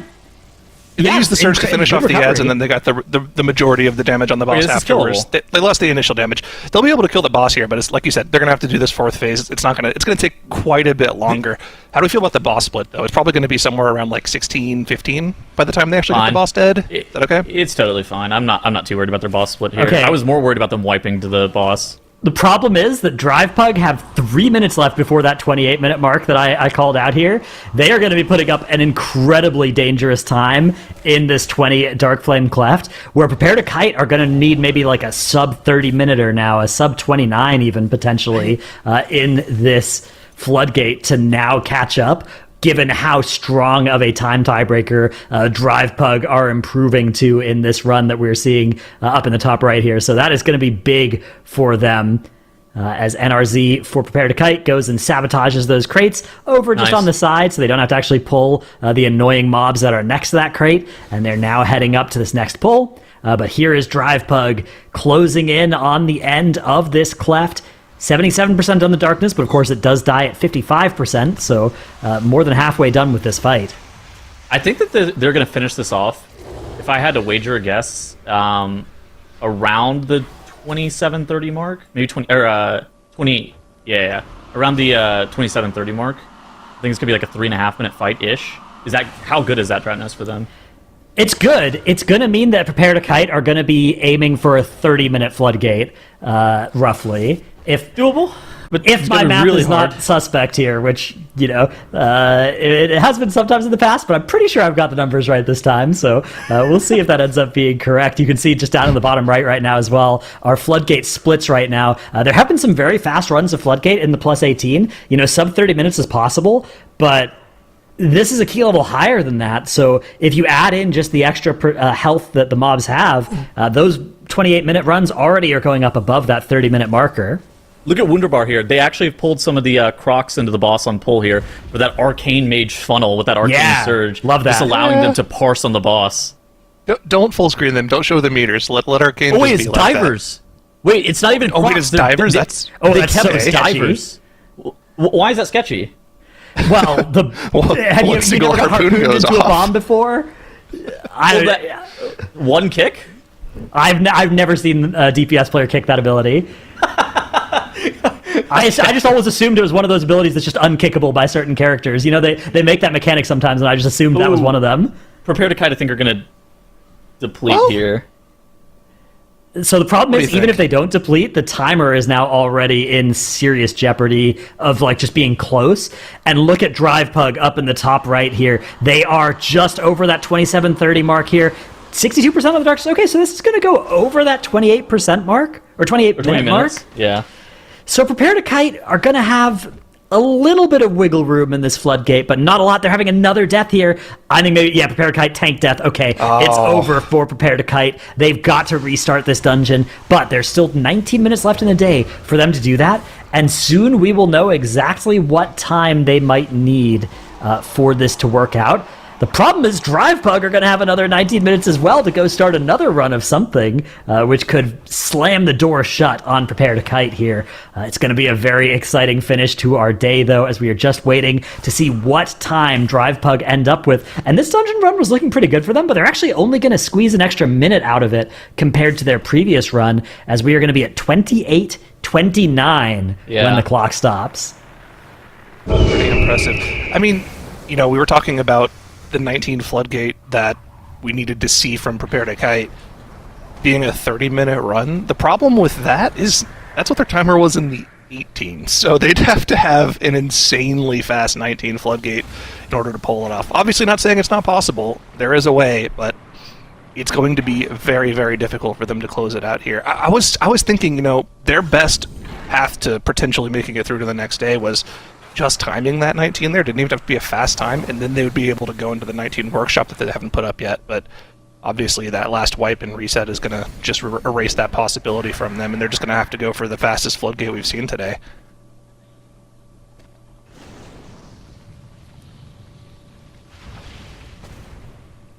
Key Lime Pie, meanwhile, also still trying to stay alive in this one, although their chances are also, it's just so slim at this point. They basically need to time this, and then realistically, they probably just need to come in and do one shot of 21 Dark Flame Cleft. That's probably their only pathway at this point. That's true. To survival till Sunday. Look at Prepare to Kite. That's what they're doing, yeah. That's smart. All right. They went to the Dark Flame like you're talking about. Yeah, so Prepare to Kite, because Drive Pug improved their timer in that run, Prepare to Kite decided, okay, we would need such a fast floodgate that we're not confident, even if it goes pretty smoothly, that we're going to be able to do it. So, that makes sense to me.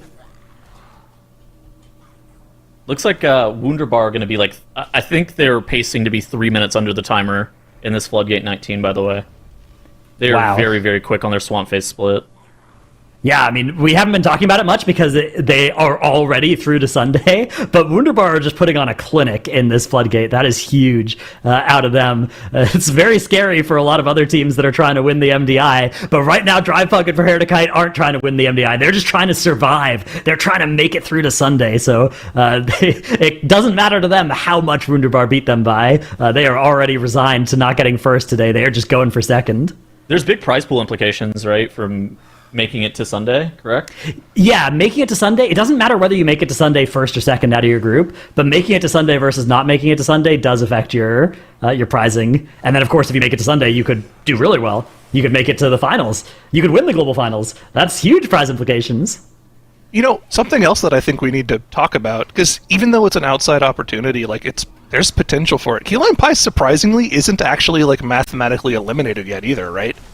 If they do this 20 Dark Flame Cleft in the next 16 minutes, they can start a 21 right before the end of the day. And if they one-shot that, they're on that 57 mark, which is where Drive Pug already is, and which Prepare to Kite's trying to get to. So, like, it's technically, we don't know who the second team is going to be yet. Yeah. It is a possibility. I mean, Key Lime Pie, it is a huge long shot for them, but a very important skill in a tournament like this is understanding how you can still win, right? Figuring out what the path is, even if it's unlikely, even if it's, a tremendous long shot here. Credit to Key Lime Pie for identifying that is going to be their way of achieving victory potentially here. And yeah, it's not over just yet, but it is a huge long shot. All right, Drive Pug are also now working on this Floodgate 19. So here's the situation we're in for progressing to Sunday. Okay. Wunderbar have one of our 2 slots. Drive Pug can secure the spot by timing this 19. They'll advance to 58 points, and they'll just be locked in. Meanwhile, Prepare to Kite can instead take that slot from Drive Pug if Drive Pug don't succeed, and Prepare to Kite can time this 21. If none of that happens, and if nobody improves at all, it would be Drive Pug and Wunderbar. But in that universe, there is then the long shot for Key Lime Pie of winning this 20 and then coming back in and immediately winning the 21, in which case they could go from 4th to 2nd in the next hour, which would be crazy. All right, let's start giving some odds to us, Mathnos. All right, what are the odds that Drive Pug makes it to Sunday? I would say it's probably an 80% chance at this point, maybe 90%. It's definitely, they're definitely solid favorites because Prepare to Kite need to do such a difficult thing of timing this 21 cleft, and so do Key Lime Pie. And even in the cases where either of those teams does that, Drive Pug can just clinch it by timing this 19. So it's a very high chance for Drive Pug, but of course it's not 100 by any stretch. And then Prepare to Kite, why wouldn't they just go to 19 Workshop? So Prepare to Kite could go for a 19 Workshop. The problem with that is that then they'd be going up against time tiebreakers with Drive Pug, and Prepare to Kite's time tiebreakers they would be okay if they were evaluated right now, but that's only because they have an 18 Workshop that's 3 minutes faster than Drive Pug's 19 Workshop. So if Prepare to Kite go in and do the Workshop on the 19, they would presumably be quite a bit slower, and then all of a sudden their time tiebreakers are going to be 2 minutes slower than Drive Pug instead. I see. And I think it's important to mention that the 21 Dark Flame Cleft, even though it is a potential possibility towards qualifying for Prepare to Kite, the only team on our screen that got a 21 Dark Flame Cleft done in time trials was Wunderbar. Right. None of the other teams were able to get that done. So it's something that they put a lot of practice into and maybe got close to getting a 21 done during time trials, but they weren't able to get it done in that week. So being able to pull it out in competition would be extremely impressive, but it's just very difficult to get done. Yeah, it's one of those things that they had 5 days to get it done. If they were able to get it done in 5 hours, that would be already impressive. Yep.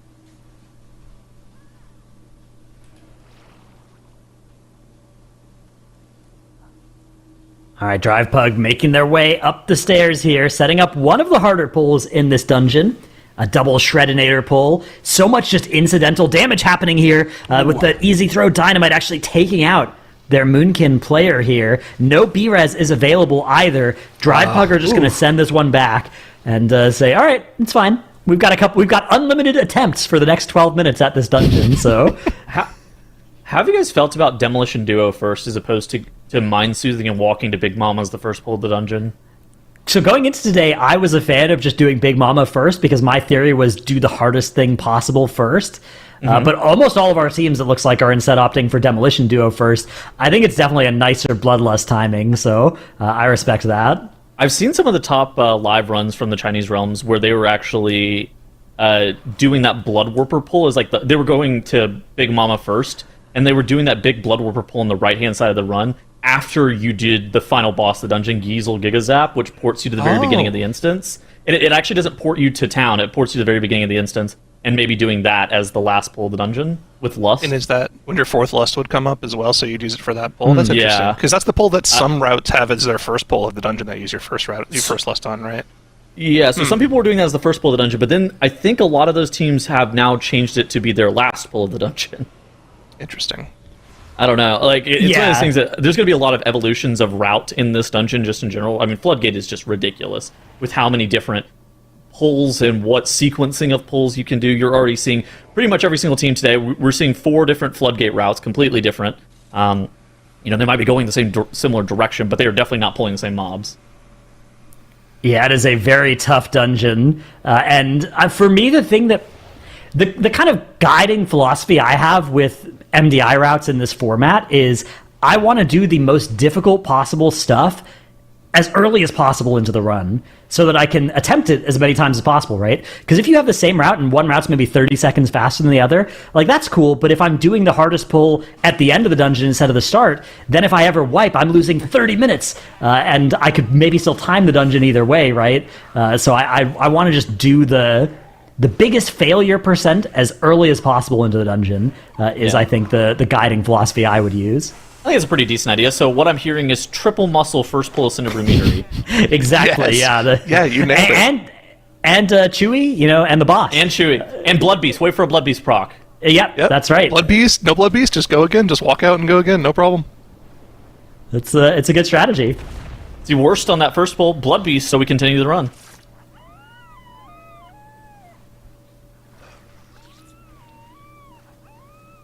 Honestly, you two can do that on live with resilient keys now, so all good. True. Okay. That's true. All right, Okay. Wunderbar. Huge work by them. They're going to time a 19 Floodgate under 30 minutes here. They're going to do what Prepare to Kite were trying to do before fleeing that Floodgate, as it was no longer going to be potentially enough. And Wunderbar now at 59 points on a 21, a 19, and a 19. What do they even do? They have 9 minutes left of the day, but I think their report card is complete. They've got all A's across the board. I think that's firm handshakes all around, and we show up on Sunday. I think is what they do. It looks like they're actually going into workshop. Are they about to run this on a 20?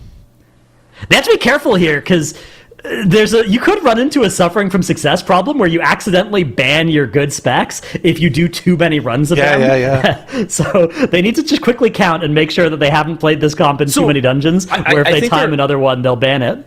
I think they're at 5 on their Bear Druid comp, and I think they're currently at 4 on their Vengeance Demon Hunter comp. I don't want to get Caster Matthew, but I think that's correct. And I think that if they time the workshop on a key level higher, that would be 5 and 5. Yeah, so that would not be good, because then they'd be banning both Vengeance Demon Hunter and Guardian Druid, because it does tanks first, so... Yeah, that would not be ideal. So they'd be rolling up to Sunday. Now Clap has come back. You'd see now on like a Brewmaster or something. You know what? I bet Wunderbar would be doing just fine. They just ready checked, and now did a not ready on the ready check, so... Okay, no, they're pull timering now. I mean, they don't. It's all about completed runs, right? So as long as they don't complete this workshop, it's not going to change. If our math is correct, if our math is indeed going to tie up the total number of specs being used, which we'll have to get admin confirmation on that. I don't even know if that's necessarily even true. Yeah, it is a funny quirk of the spec variety rule. Is you could very much be suffering from success if you could do too much at the end of day one. All right, Key Lime Pie nearing the end of this 20 cleft. They need to finish this key in the next 6 minutes and 45 seconds, and then start a 21 cleft, and then time that 21 cleft on the first attempt. A very daunting prospect for our 24th seeded team, but hugely impressive that they've been able to make it this far. I mean, they're the 24th seeded team, and they are still alive in the last 6 minutes of the day. That is crazy good work from them. I mean, it goes back to the point that we're making at the start of the day. Even with 24 teams qualifying, it seems like all of them... The competition is closer than it's ever been before, right? They had 20 and 18, I believe, as their 2 qualifying keys in the time trials, which are pretty ridiculous numbers when you look at the you know, the levels of keys that people are doing on live, yes, they have the avoidance the tournament realm offers you, but still, just the amount of damage you have to output and the amount of healing required to live through some of these abilities on this key level, it's nothing to blink at. This stuff is difficult. All right, I've checked with our admins, and it looks like Wunderbar are in the clear. They have an extra run to spare, so they would not lose their comp if they time this 20 workshop. So they're chilling. They can complete this key without any worries. Of course, completing a 20 workshop is its own challenge. But yeah, Drive Pug working now on this sketchy pull here. We've seen wipes to this pull many a times in my own runs, and also already earlier today. Dude, look at Keyline Pie in the bottom right. You guys said that they only had like a 1% outside chance of being able to qualify to Sunday. Hold on, they might be able to. I mean, make that. It's going up a little bit. Give them a couple extra percent. What do you think the chances are of timing a 21 cleft first try? Well, Wonderbar did it. That's true. That's a good comms. I would say very, very, very low. I'm excited to see them try. That is what I'm here for sure. But yeah, they are definitely still underdogs here. But yeah, they are fighting for their lives, fighting to make it through to Sunday against all odds. And they're so far doing everything right to try and make that happen. That's really exciting to see. You know, sometimes when you're pushing high keys with your team, you do something you've never done before, and you just enter flow state. And you play better than you ever played, and you get it done. You know, there's always an outside shot, so we need to keep an eye on Keyline Pie. If they're able to get this 20 done, which it looks like they're on pace to do, they'll have one last shot to potentially play spoiler to Drive Pug and prepare to kite here. And I mean, they're getting this Corridor Creepers down, which is going to be the majority of the danger they're living through. One last pain sup going out on the tank here as they try to finish off these Corridor Creepers. If they're able to get through them, they've got plenty of time to finish off the boss here before that timer runs out. Of course, the timer isn't the problem, right? It's the end-of-day timer that they're worried about, which I believe is shorter than the actual dungeon basically. timer. They're synced. Yeah, it's pretty close. Now, do they have enough time to be able to time one key level higher is also kind of another thing. Their Candle King split is quite tight. I think that they would have to have like a nearly flawless run to be able to go up plus one key level. They are on a 2-death run right now, so if they could fix that, I think they could time the 21. But of course, fixing deaths when the key level goes up instead of down is a very hard thing to do. Yeah. Meanwhile, Drive Pug and Prepare to Kite are fighting for that other spot out of here. But yeah, Keyline Pie looking to stop the clock here. It's going to be like a 29-minute, 29:30 cleft. So yeah, it's going to be sketchy for the prospect of the key level going up here for sure. How does Keyline Pie fare tiebreaker-wise against Prepare to Kite? Let me check. Have a little look-see here. Oh, that's actually Would that be interesting? Yeah. They are getting absolutely demolished on time tiebreakers against everybody. Yeah. So Keyline Pie need to get to an uncontested. They need to not go to time tiebreakers, which means they need to do 20 and 21, and they need to Prepare to Kite to not do the 21. Which those could happen. That's that's a those are a set of things that could happen at least. It's possible. It's not probable, but it is possible. All we need is a possibility. 2 minutes left. You're telling me there's a chance. I'm telling you there is a chance, indeed. As Drive Pug. The other thing, so we're approaching the end of our day here. We are running out of time for teams to wipe. It's good news for Drive Pug that they've made it through a lot of the difficulty at the start of this floodgate, but there is still that Big Mama section that is extremely sketchy, and they're only going to have one shot at it. Same with Prepare to Kite here. They've made it through the very first trash area of this dungeon, but old Waxbeard himself is quite tricky, and even if they make it through this, they will have one shot at the Candle King. One shot at that trash in the middle of the dungeon here, so a scary, scary run for Prepare to Kite, as it all will come down to this run as they try and qualify to Sunday. I think after this boss, there's like 3 main points of failure. It's that triple Wandering Candle pull. It's obviously the Candle King, which is probably the most likely to wipe them. And then it's that big minecart pull that all these teams do in one singular pull. Okay, but one more try. We go one more. Again. Yeah, all good, all good. We're making full use. We're using every part of the timer that was given to us. That is good work by Prepare to Kite. Meanwhile, Key Lime Pie are under some time pressure here now. They need to finish this dungeon and start their next key very rapidly here. I think they're going to have just enough time to do that, but it is going to be close here. Great use of that Ultimate Penitence there by their healer. Huge. The biggest thing about Ultimate Penitence, it's that discreased ability where you go up in the air and you start shooting the bolts of light. Yeah, uppies, as it's affectionately referred to by some members of the community. It gives you a huge shield, though. It shields you for your full health bar. It doesn't actually do an awful lot of HPS, but you can use it very effectively as a personal defensive that also does a decent amount of HPS to your group. Okay, Key Lime Pie, they're going to be timing this key here in just a couple seconds. Where are you going if you were them? You have to go to 21. You have to go 21. They also only have about 30 seconds here to start that last key, right? I think we were actually at about 25 seconds left on the end of the day. So as long as they tell the admins we want to start the next key and they go start it without delaying, they should be able to get that 21 start off. That's the only thing they can do to potentially qualify through to the next day.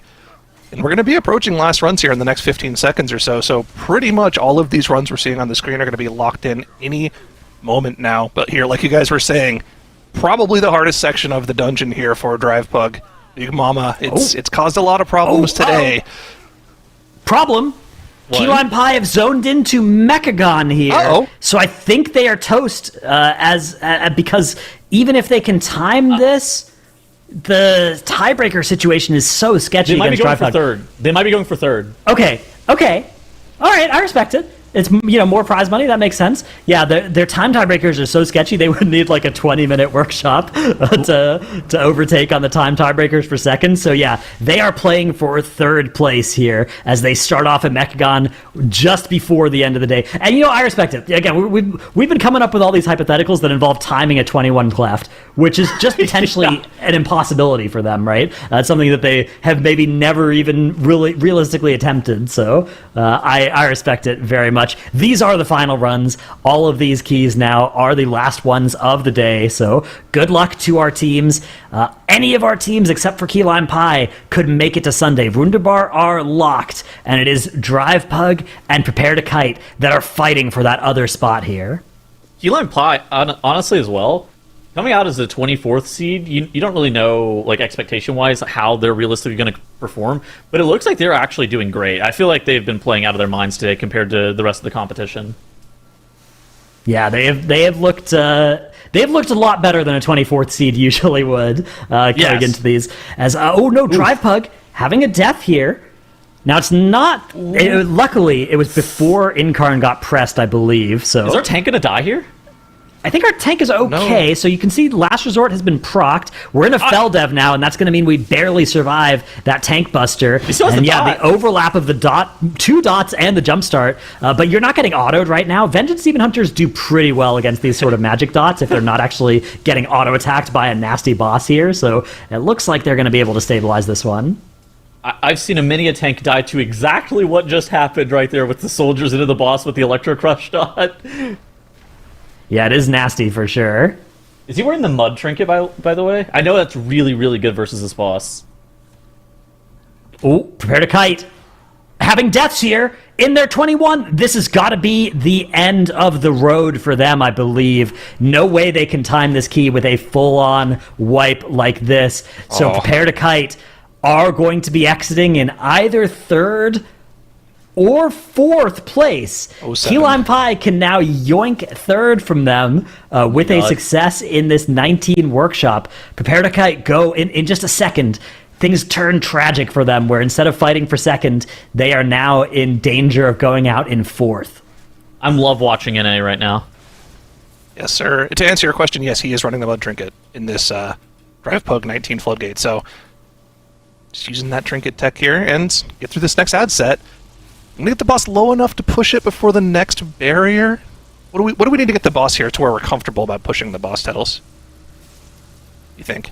So you typically want to be able to push it from like 15% or so. So we're like way below that. Yeah, we're chilling. Okay. I think I've pushed it from like 18% with Surge before, but you don't really want to commit Surge to the boss whenever he's not in amp. So it's like pretty terrible. I think like 15% is like bare minimum. I think you realistically commit if you're like sub 10 or so. But yeah, Okay. I mean they're well below that. Now we need to make sure that we click the crate, but we don't proc the 45-second to 1 minute and a half penalty of somebody accidentally dying to the Blood Warper. Looks like they're having their Good druid work. do it. I don't see them doing it off screen.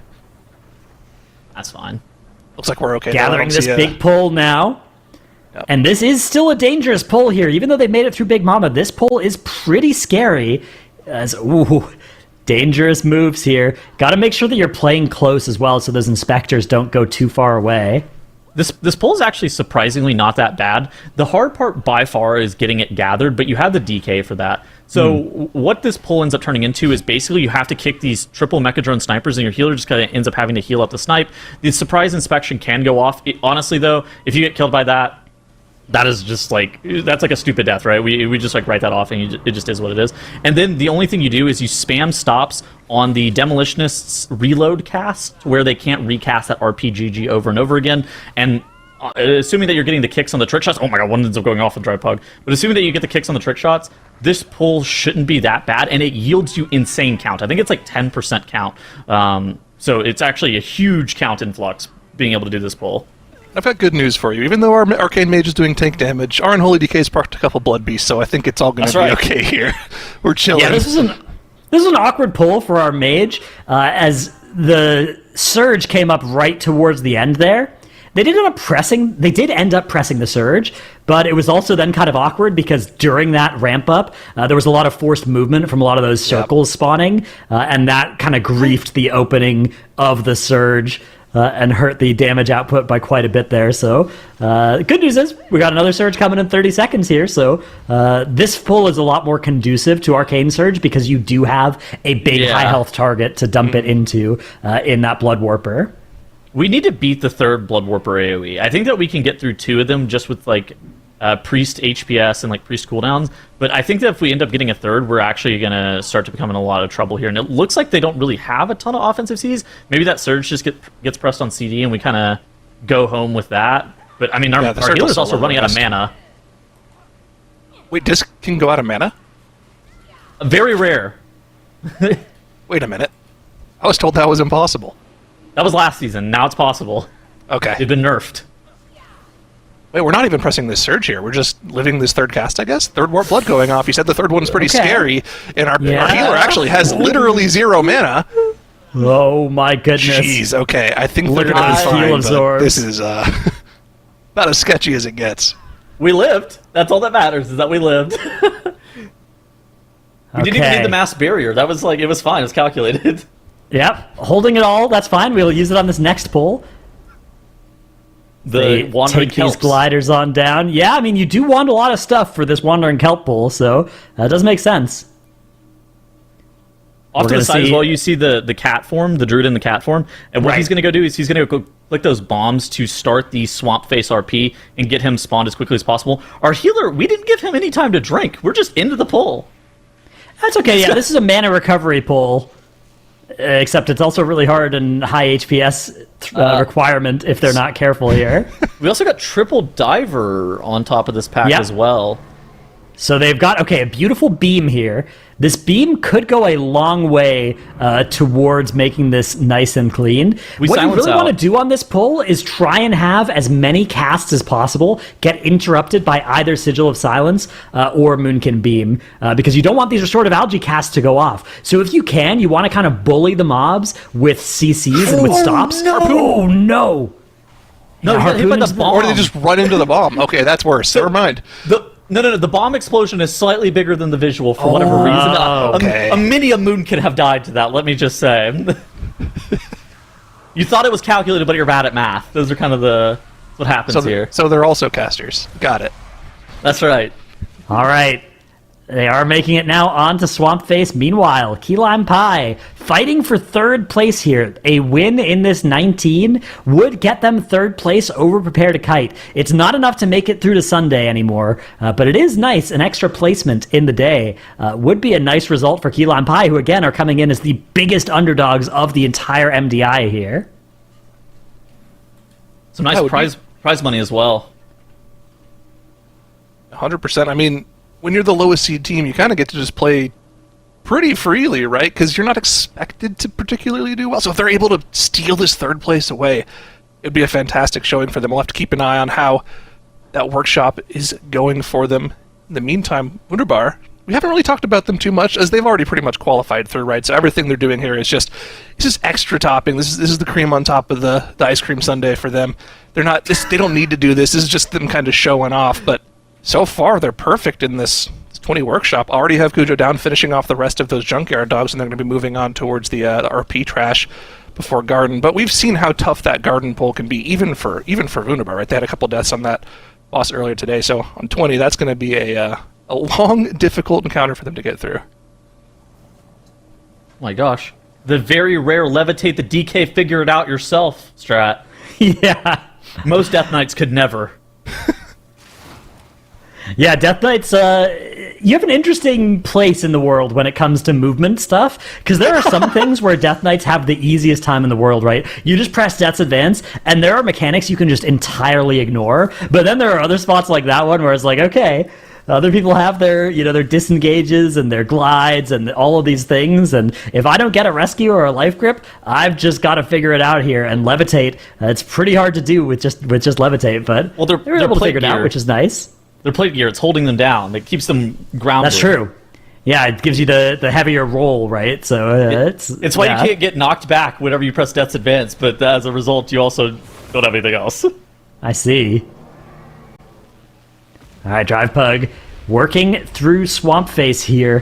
What's the sort of timer that we need to see Swamp Face go down at to have a chance of timing this keystone?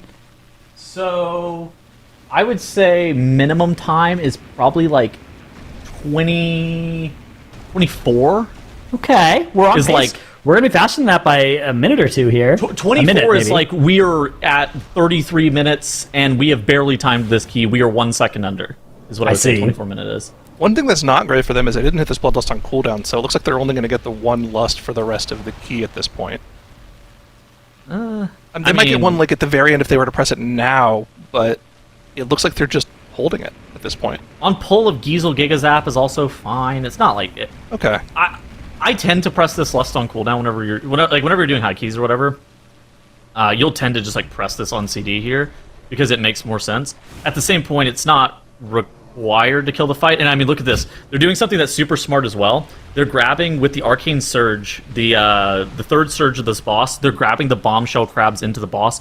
Oh no! And Zyro was pulling this out earlier, the execute damage. But aggro going down. We lost our Arcane Surge. We lost all of our damage.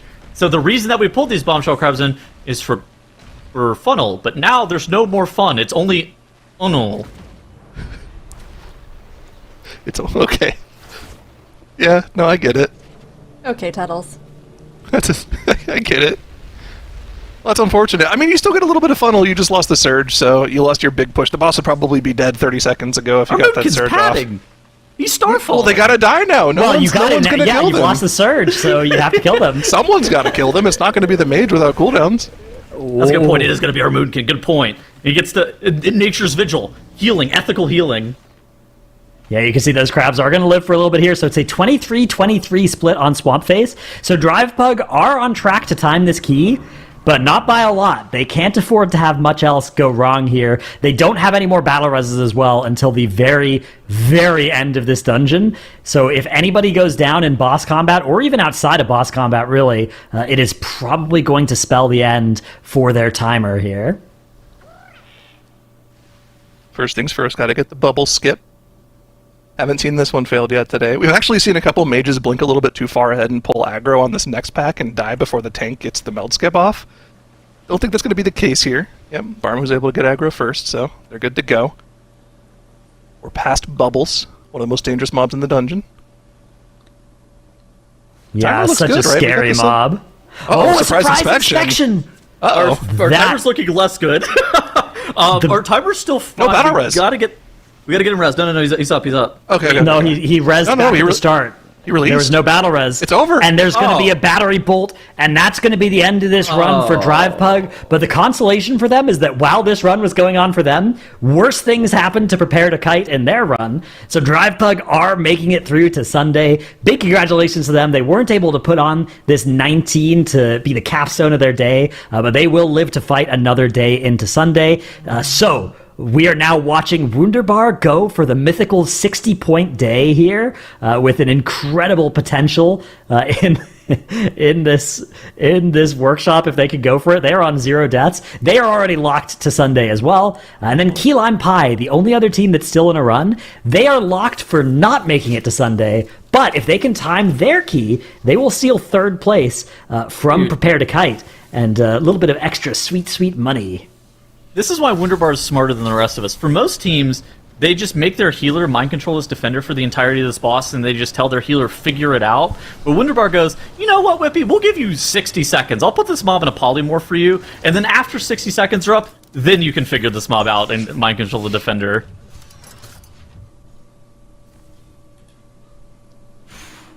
So, Wunderbar's just trying to show off now, I guess. All good. They're just better than the rest of us, I think. Yeah, that's why they've won this more times than I can even remember, to be honest with you. I don't even remember what the number is anymore. Is it 9 times? 10? Something like that? It was like 8, but... All good. It's up there. It's like 3 or 4 times more than anyone else. All good.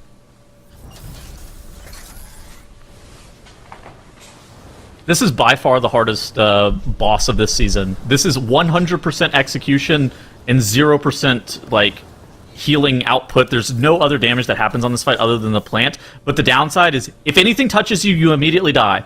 Those are the rules here. So we are just playing Dodge Simulator, and you just have, it's just like 100% mechanics.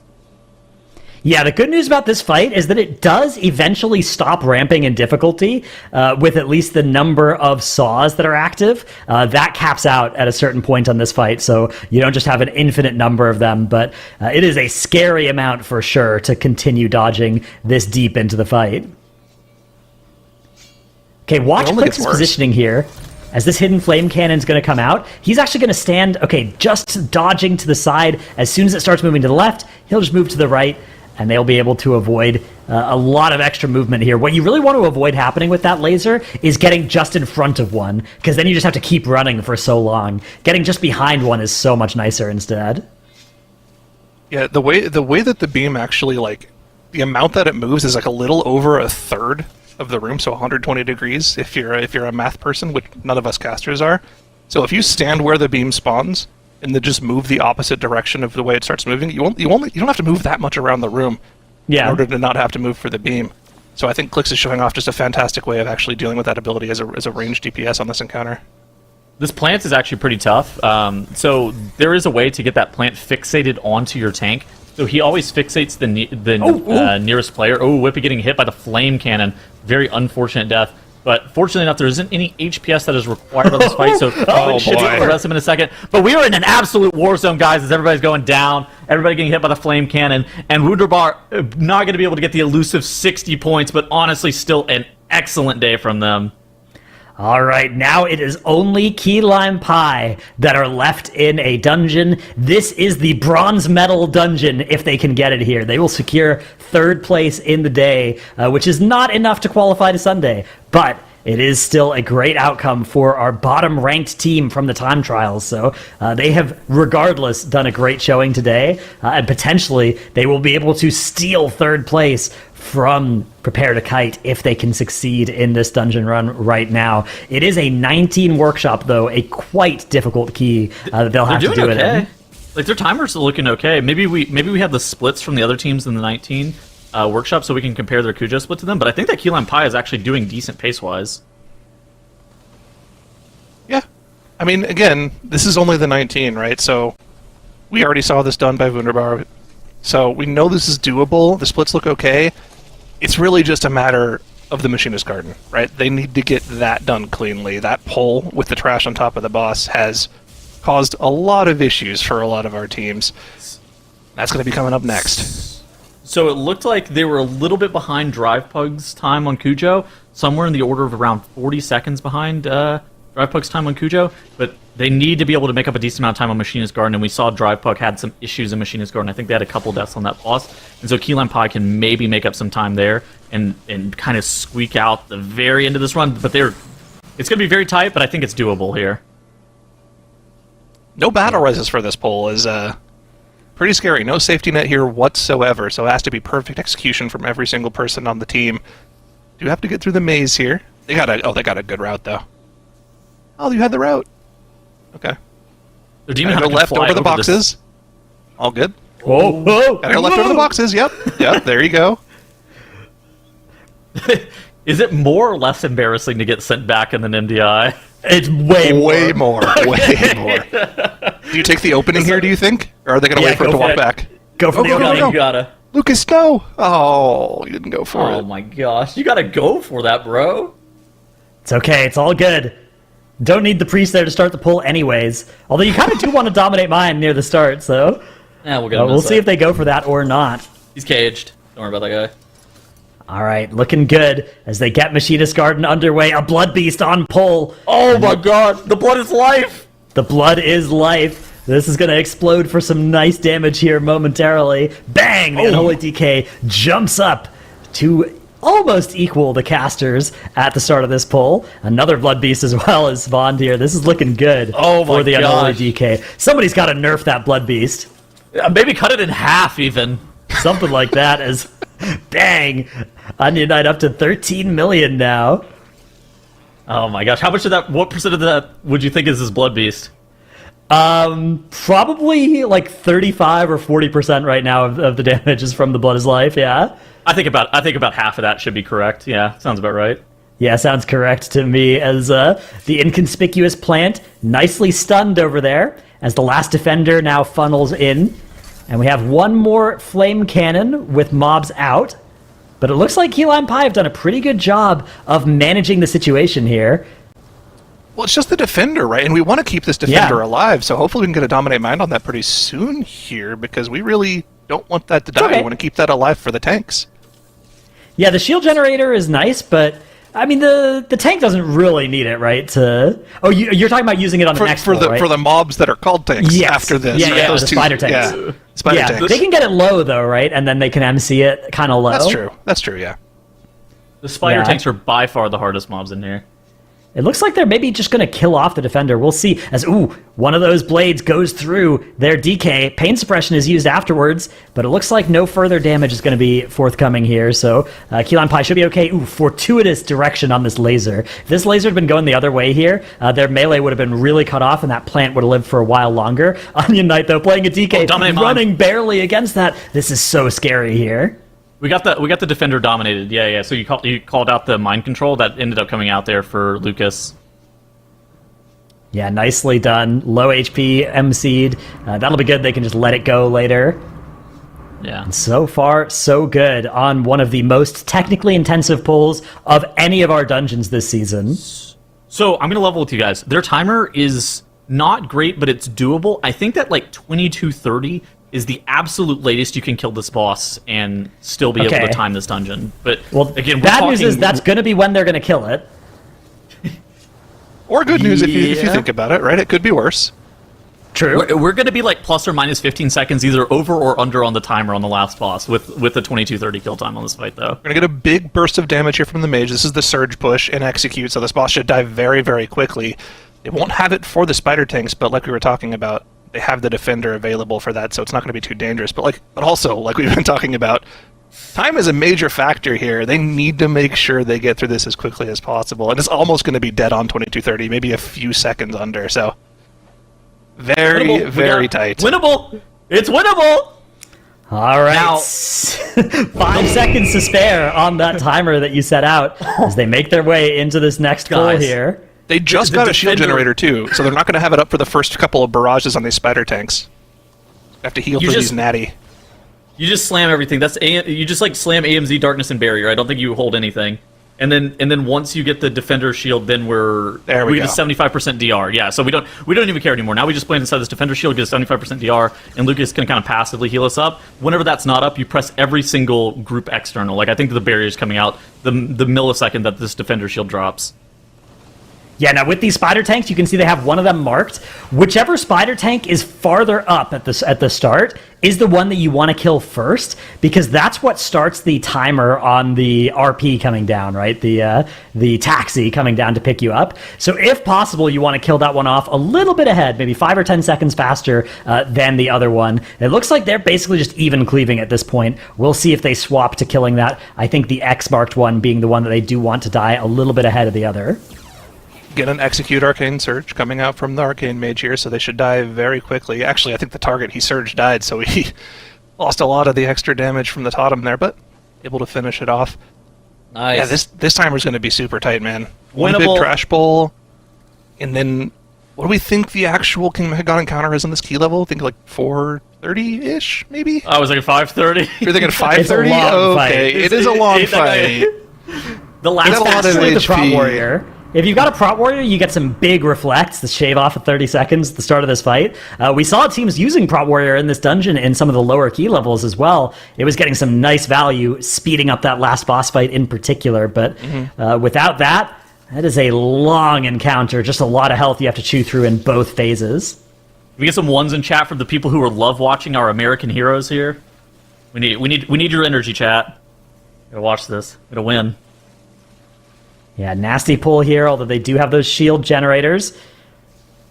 That squirrel overlap with the shield generators. You always got to be careful. Depending on how far away you're standing from the pack, those shield generators can despawn before that squirrel actually reaches you and starts its explosion. So you got to be very careful depending on which of these overlaps you're on. It also changes based on just like how quickly you can get that pull gathered up, and then again where you're fighting it relative to where those generators are. They got the good timing here. No issues whatsoever. Yeah, this is good. They use the Arcane Mage to focus down one of these Mark III bots as well. You realistically can heal through one of them, but if you have multiple and you don't have the defender shields, it starts to become a lot of a problem. So you kind of mark one of them, kind of similar to what you saw from the spider tanks earlier, and you just kind of kill that off.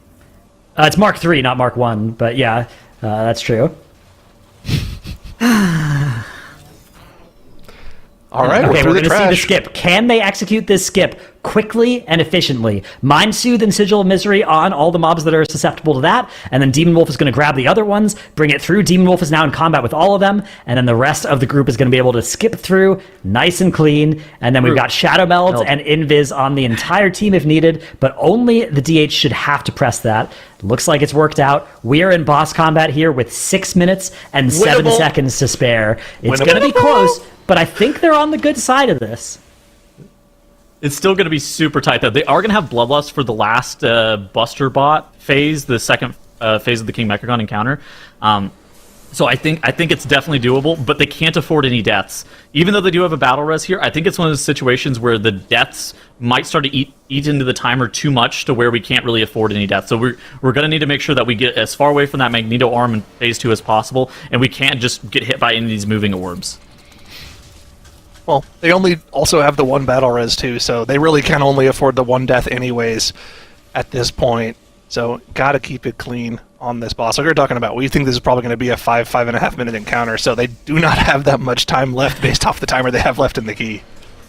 You can lose a lot of time with the death here too, like especially in ill-timed death. You could lose. So they pulled the fight and they have like 6:05 left. If they get a death like on offensive CDs or something like that, that could basically deplete the key for them as well. So I don't think that they realistically can afford any deaths here.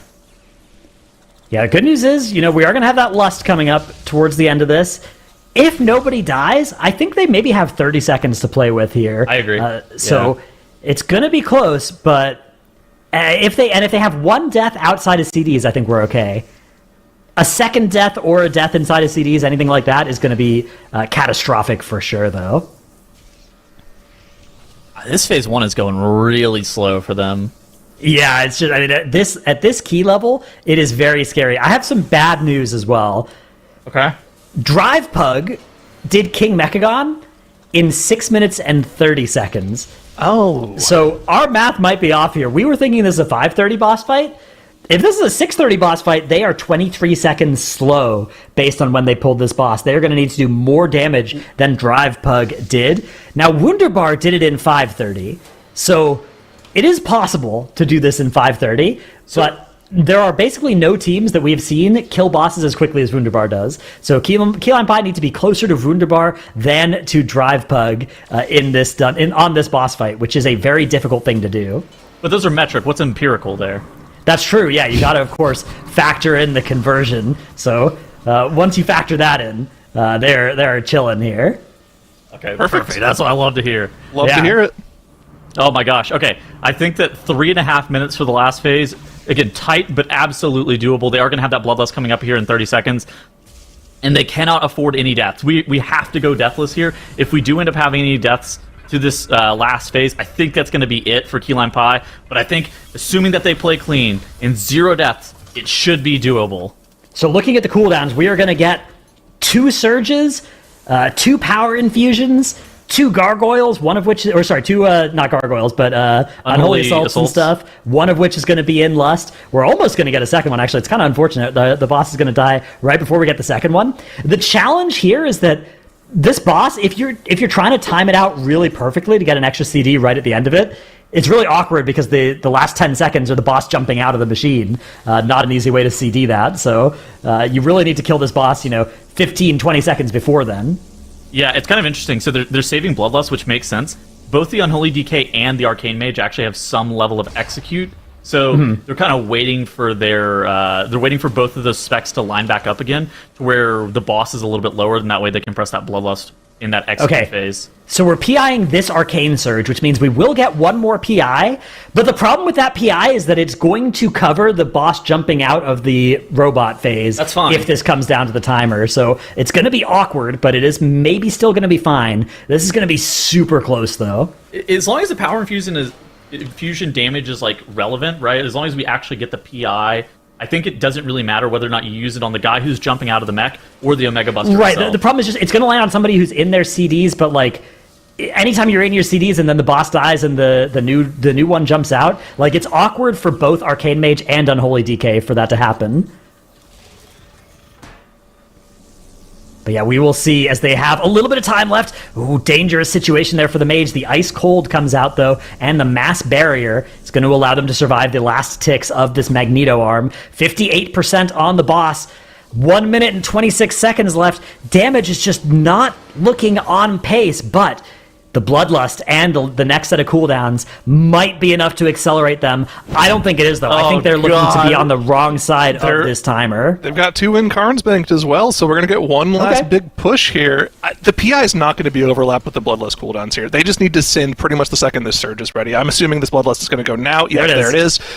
Here come the cooldowns. One big burst of damage is all they have left available to them. 1 minute now, less than 1 minute left on the key. Gonna be very tough for them to get this damage pushed on. Yeah, nasty set of zaps as well, landing on all 3 players. That's going to mean a little bit less opportunity for players to play offensively here. So they bait a good magnet in the back of the room, but there is just so little time left now. 33 seconds, 24%, and they'll have to kill King Mechagon afterwards. And I think this is heartbreakingly not going to be there for Key Lime Pie. They're trying their best, but cooldowns have now worn off. We are out of the damage windows for all of these players. The power infusion is back up, but there's nothing to infuse. All of the players here just have nothing. We infuse our Moonkin. Our Moonkin outside cooldowns. Oh. Yeah. Gosh. The Love Watchers are not rewarded on this day. Unfortunately, Key Lime Pie were not able to get it done, and they will be exiting the competition in 4th place. But not without having given us some great competition at the end of the day. That was very fun to watch them try to pull that off. And King Mechagon, there. Respect the 1v1. Respect the 1v1. Yep. Respect the 1v1 has been called. Oh, the fade! It's gonna jump over now onto the druid. Oh, it's melted up. No melt. The barkskin and the tiger dash, but Mechagon's fast. Mechagon's got legs. Oh, but the fade wears off, and so now it's back on the priest. Oh, darkness comes down. A little bit of unethical assistance coming in from the spectators here. Who's 1v1ing the priest? It looks like it's the priest, yeah. I think this is eventually going to be a win here. Oh no, it's there's back the on the fade druid. again. Shifting the aggro back on the druid. Oh, the moon can disengage. Oh, what did he solar beam? Solar beam in air? Yep. That's good. Oh, the rest of the group now coming in to provide some assistance here. Here comes an Arcane Surge.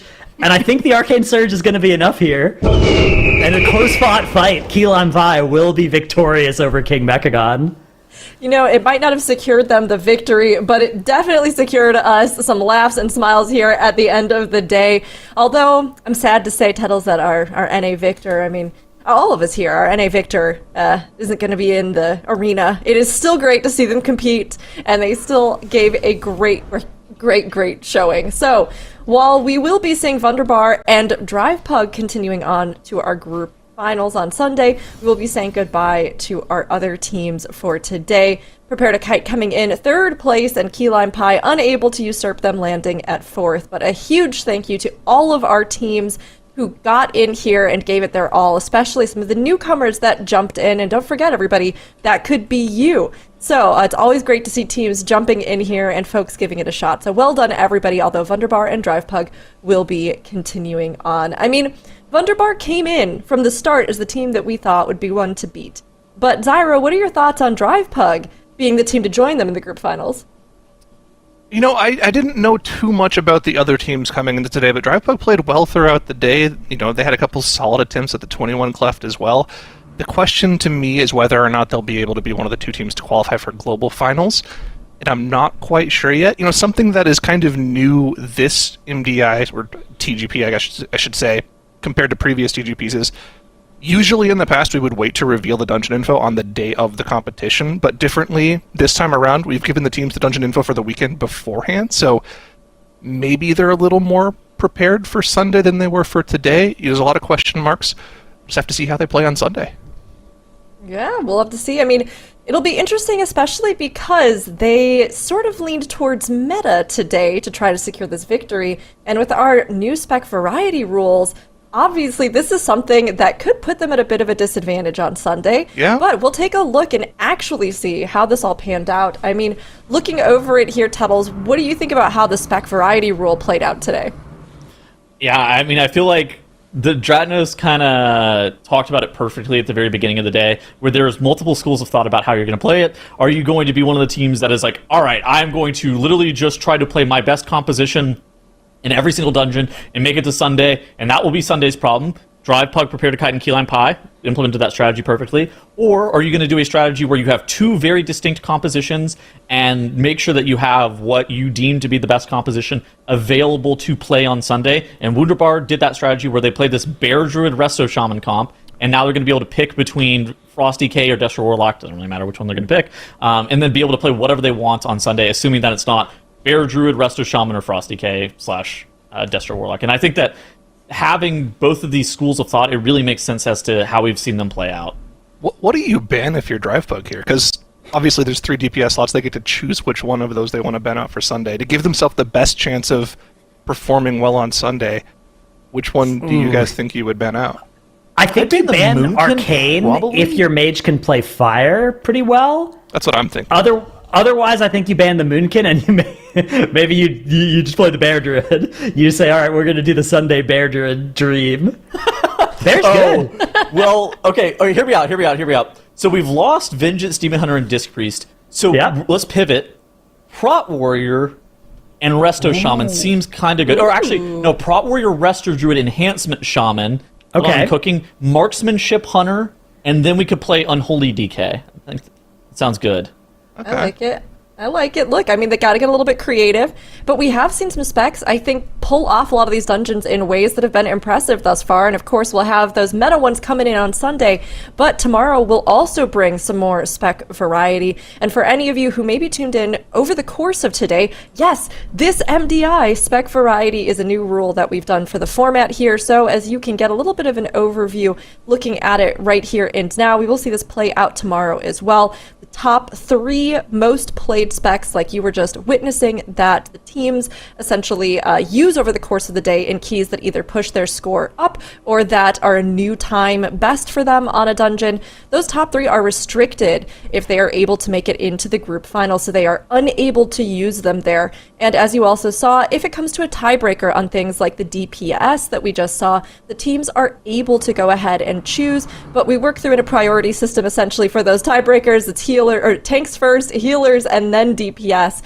So with that, they'll be able to pick those, which is where some of that variety came in. This does not apply to the global finals though, so this will just be something for our group weekend to add a little bit of variety into the spice of our lives here with the MDI. But I mean, looking over it, I'm kind of curious, Dranos, do you think that the specs and stuff that we saw on show today, do you think that it panned out the way you thought it would with the team strategizing? Yeah, I mean, it made sense. If you looked at the start of the day, we had the 1 seed, the 12 seed, and the 13 seed, and then the 24 seed. So if you look at it that way, okay, the 1 seed has some flexibility, right? They're far enough ahead. They can just play a different comp, get it banned for Sunday. But the 12 and the 13 seed don't have that freedom, because if either of them didn't play their best possible comp today, they were just not going to make it to Sunday if the other team did. So they both had it was this kind of like a prisoner's dilemma situation where they both ended up having to go for the full meta comp today, so that they could just try and live to Sunday. And then on Sunday, Drive Pug are going to have to figure it out, because they're going to have to do a lot of adaptation without access to that Vengeance Demon Hunter and that Disc Freeze. Well, you know, Drive Pug did say that we asked them, you know, how have you grown since last season? And they did say that their mage, Dish Pig, has been working out a lot, and that he's literally grown because he's just super buff now.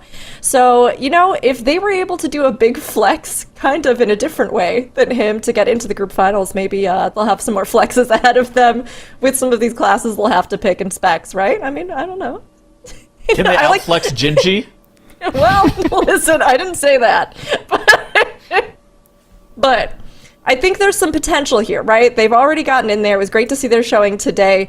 But again, Wonderbar was a huge, huge, huge player coming in already, we knew, right? And seeing their performance today, I think all of the teams are going to be hard-pressed to deal with them. I'm sure we'll see them moving on to the global finals. Well, maybe. You never know. Things can always change in the MDI. So, everybody, although today, our very first day is done, it was just the beginning of our competition. So the action for Group A will continue tomorrow when our next 4 teams step up to vie for a spot in the group finals. The Mythic Dungeon International resumes tomorrow at 10 a.m. PT, 7 p.m. CET, but pop in early to catch the pre-show. We'll see you back on the Warcraft channels then, everybody.